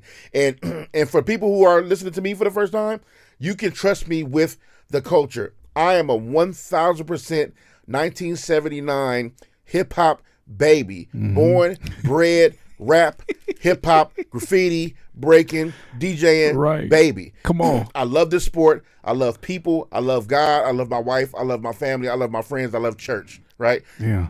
That's me in a nutshell. So if you like any of those things, you in good hands. Come on by, hang out with your boy. Yeah, that's straight up. Imagine you telling them you hip hop after you sat here and wrote a verse from scratch and delivered it. I forgot that I did a song here today. I literally forgot that I did a song. Hold on, refresh the memory real quick. Hold on, let's get some fresh ears on it. I love this. It's my favorite part. We did a song. I know. I did it. That's good though. I like that. That's funny. Dope too. I love the beat, man. Thank you. B.A.D. Curtis King collab. Flowcation. Let's get it. I was setting in autopilot. Pot up all my transgressions. I rested even in silence. The truth is in defiance, but check it. I had to kick back. Watch the game from afar. Remember who you are as Jesus versus Jafar. A lion back in the jungle. History tells a tale of his mystery being humble. 4th and 1, look, he fumbled. B.A.D. got him shook. Watch him clear the deck for the killers. Curtis cooking that Rilla, the reincarnated dealer. I mean, who really do this? Kenny told you knew this. Even without the shot, I've been torturing niggas muted. I've been calling them shady. This your little reminder that I made it off the 80s, a menace in which it made me. It's time to chill before I lose them. I ain't been around enough to say I'm cocky or I'm using them. The jealousy confusing them. I've been out the way and it's okay, cause when I'm ready for the play, it's nothing to call Dre, nigga. Come on, though, come on. Hey, that was fun, man. Hey, man, come on, man. Look. He came, he saw, he conquered. He said what he's gonna do. He said, hey, they're in the street. He's like, hey, Curtis, what's going on? Look. You want to do a flowcation? I'm like, oh, what's up with the dramatic pause? Don't do that to me, man. Round of applause. What's funny is I told myself as I was saying it, I'm like, are you about to say that? Are you sure? Are you sure? What you said is out there. I did see the conversation, the inner dialogue. You were like, you know what, Curtis? Right. Dramatic pause. I think I want to do flowcation. Oh, there we go. No, oh man, that could have been a million things. You know what, Curtis? I'm gonna do the rest of the stream by myself. That's horrible. I didn't see it all, man. I appreciate you personally. I know they all appreciate you, and we look forward to seeing more and more what you got planned, because you're absolutely right. Is that I don't understand the jealousy that sometimes grows in this environment when it's like, dog, we got access to so many people in this space. Right. Just do what you do best, and people would choose to tune into your channel that day. And it ain't like we can't go press the replay button. That's the beautiful part about this, is that, you know what I'm saying? Like, I think that the way that we change this imbalance in media, the imbalance in music, is we use our platforms to be like, all right, I was talking to Rob Markman the other day, and he was like, even though he does majority hip hop coverage, he was like, I want to make a video about Leon Thomas. Or is it Leon Thomas, a singer? It's about Mutt, right? Huh? Yeah, Mutt. It's about Mutt. You got the song Mutt. Mutt, I think, yeah. The album called Mutt, yeah. So for sure. He was like, I just want to cover that. And I'm like, that decision is so powerful, because I'm sure his audience would not necessarily always head in that direction. And my wife was like, oh, you know, he used to be on a Disney show. I said, what? That was beyond my generation. And I seen it, and I was like, okay, now I got some context. So it's small decisions like you choosing to have that conversation or tomorrow or whenever you have that conversation. You're going to bring out questions because of, like you said, the level of comfort. I don't take this for granted, in that you've trusted me with your craft. You trusted me with your image. You trusted me with, the conversation and where it's going to go. And I don't ever take that for granted, and I never want to. So, dope, man. Thank you for having me, man. Of course, always. This has been excellent. And I appreciate you and your community. They're always showing love. They're always big, communicative, interactive. I love it, man. It's dope. And they just disrespectful as all hell. So I'm gonna go ahead and acknowledge all of these super chats as I sip this drink that I'm pretty sure somebody has spit in. That was so funny. Oh, hate. Shout out to DeFasse. He said, W Curtis, W LUCC, salute the chat, man. Yeah, shout out to him. Anytime you want to roll, I stay with it on me, says Don Dub. Shout out Don Dub one time, my dog. Dr. Seymour, you attract the energy you seek, always positive vibes, and walk away with a little more food for thought after every live. Thank you. I appreciate you being here. That's the goal. Thanks for sharing that intimate stream, brothers. Much love. I could pause it, but I'm not. I understand the sentiments. The intimate stream is crazy. So juicy like a porterhouse steak. Okay, back to back for you, huh? I'm seeing a theme here. The track is the evolved story of OJ, the feels, the percussion, the humming, the vibe, and the tuning. Wow, well, I appreciate that's that. deep. That's crazy. Yeah. And this is just the first one. That's what I'm saying. Like, I know what's gonna happen. Look, I already know what's gonna happen. I'm gonna send you a bounce of this, and you gonna wait till like a few days or a week and be like, yeah, I need it back. I need that back again. Let's go. What you mean? I love it. I already got a verse for it. That's cool and all, but like, because I just know the feeling firsthand. I just know that's what it is. I love it. I like it. No complaints. Katrina said, please, Curtis, never stop taking us on Flowcations. I will not. That's dope.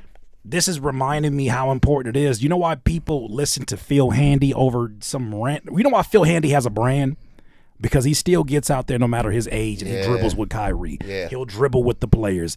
And that's the thing about it, is that I never want to, when I show up here, I don't want to just be like, hey, I produce too. No, I come in here with the mindset of I have a responsibility to give to this art form as an artist and as a producer. So, yeah, I'm grateful that I have a platform that allows me to share both of those.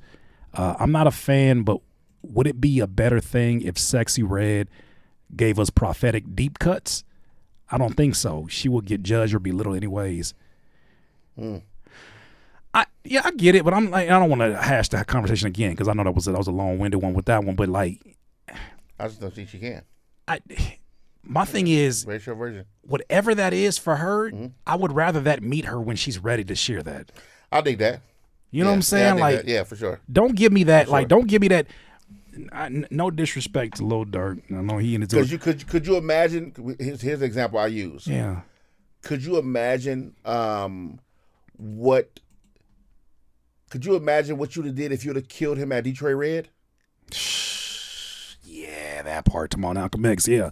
You know what I mean? So that's why you allow people to grow. Allow them to grow. So I have that grace for anybody. Please have that grace for me. Yeah. I'm still trying to grow every day. So even when I say stuff, first of all, let me just apologize.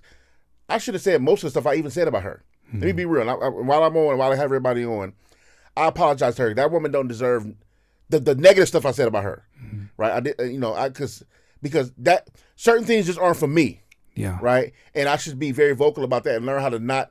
I don't have to disrespect somebody to not deal with that or not. That's not my cup of tea, right? So I shouldn't do her like that because she's a black woman out here. She's made it to places most women would never make it to, right? Or men will never make it to that level of fame and whatever the case may be. So I salute her for even going through the grind, creating something, doing. I think we all have a responsibility to do better in ourselves, but I do apologize to Sexy Red for the things I said, the negative things I said to her. That's not indicative of a Christian man. I respect it, but I don't once you use the word disgusting and stuff like that, whatever. I see what you mean. Yeah, you gotta be. I gotta hold myself accountable for. Just to be claiming to be a man of God under that and then talking to somebody like that. And also, too, when I think about that, like an extension of that also for me is, man, me knowing how powerful God is. Yeah. Or not even having an idea. I shouldn't say that. Me assuming I know how powerful God is. You can say knowing. Do I know? Like, do I know the full capacity of that? The Bible says all powerful. All powerful. Very clear. So with that power, seeing what he can do in her life. Yeah. Now that she has the stage and access, like I seen that she was talking to MC Light, and I'm like, I got to talk to MC Light too. Right. That's what I'm saying. Like knowing that she could be in the presence of somebody that you've been in the presence with. Imagine the example that sets for somebody who doesn't see 100% a path. But it had to be her. Shout out to Warren Campbell. That's why I got a song with MC Light. But go ahead. See. But I appreciate that super chat. Instant Messenger Sama said, when the wind of renewal blows, some people build walls and others build windmills. Confucius. Bars. Bars. You know, Confucius was killed by his own people because he went to Africa and stole a lot of teaching and the mysteries and then went back to Greece and tried to teach it. But at that time, it was a crime for you to teach foreign education from other areas. Yeah. So they had him killed. That's just food for thought. But go ahead. Food for thought. What's up? That's a fact. As Justin would say, 2-second applause for. Yeah. That did happen. There it is. Mm-hmm. True story. Some say the snake represents Lucy. I would argue he is the fruit himself.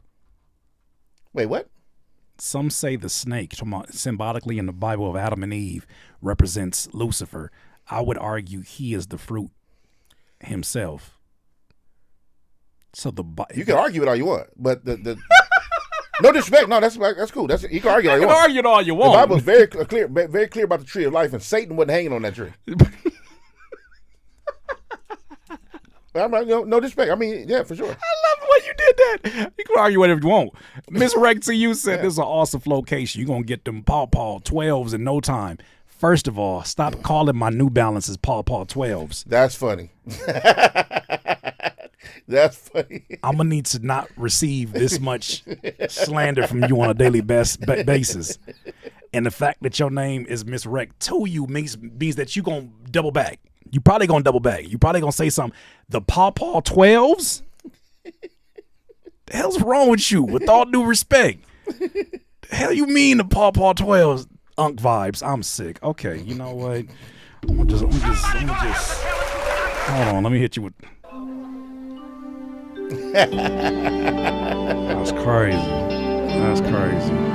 But I will be going to Ontario to go to that New Balance factory, and I will be coming out with a hell of a deal. Thank you to that person that tipped me off about that information. But, man, thank you once again. DIYers, you already know I'm going to keep this live stream up for you to go ahead and check out and all that good stuff. Continue to support the content.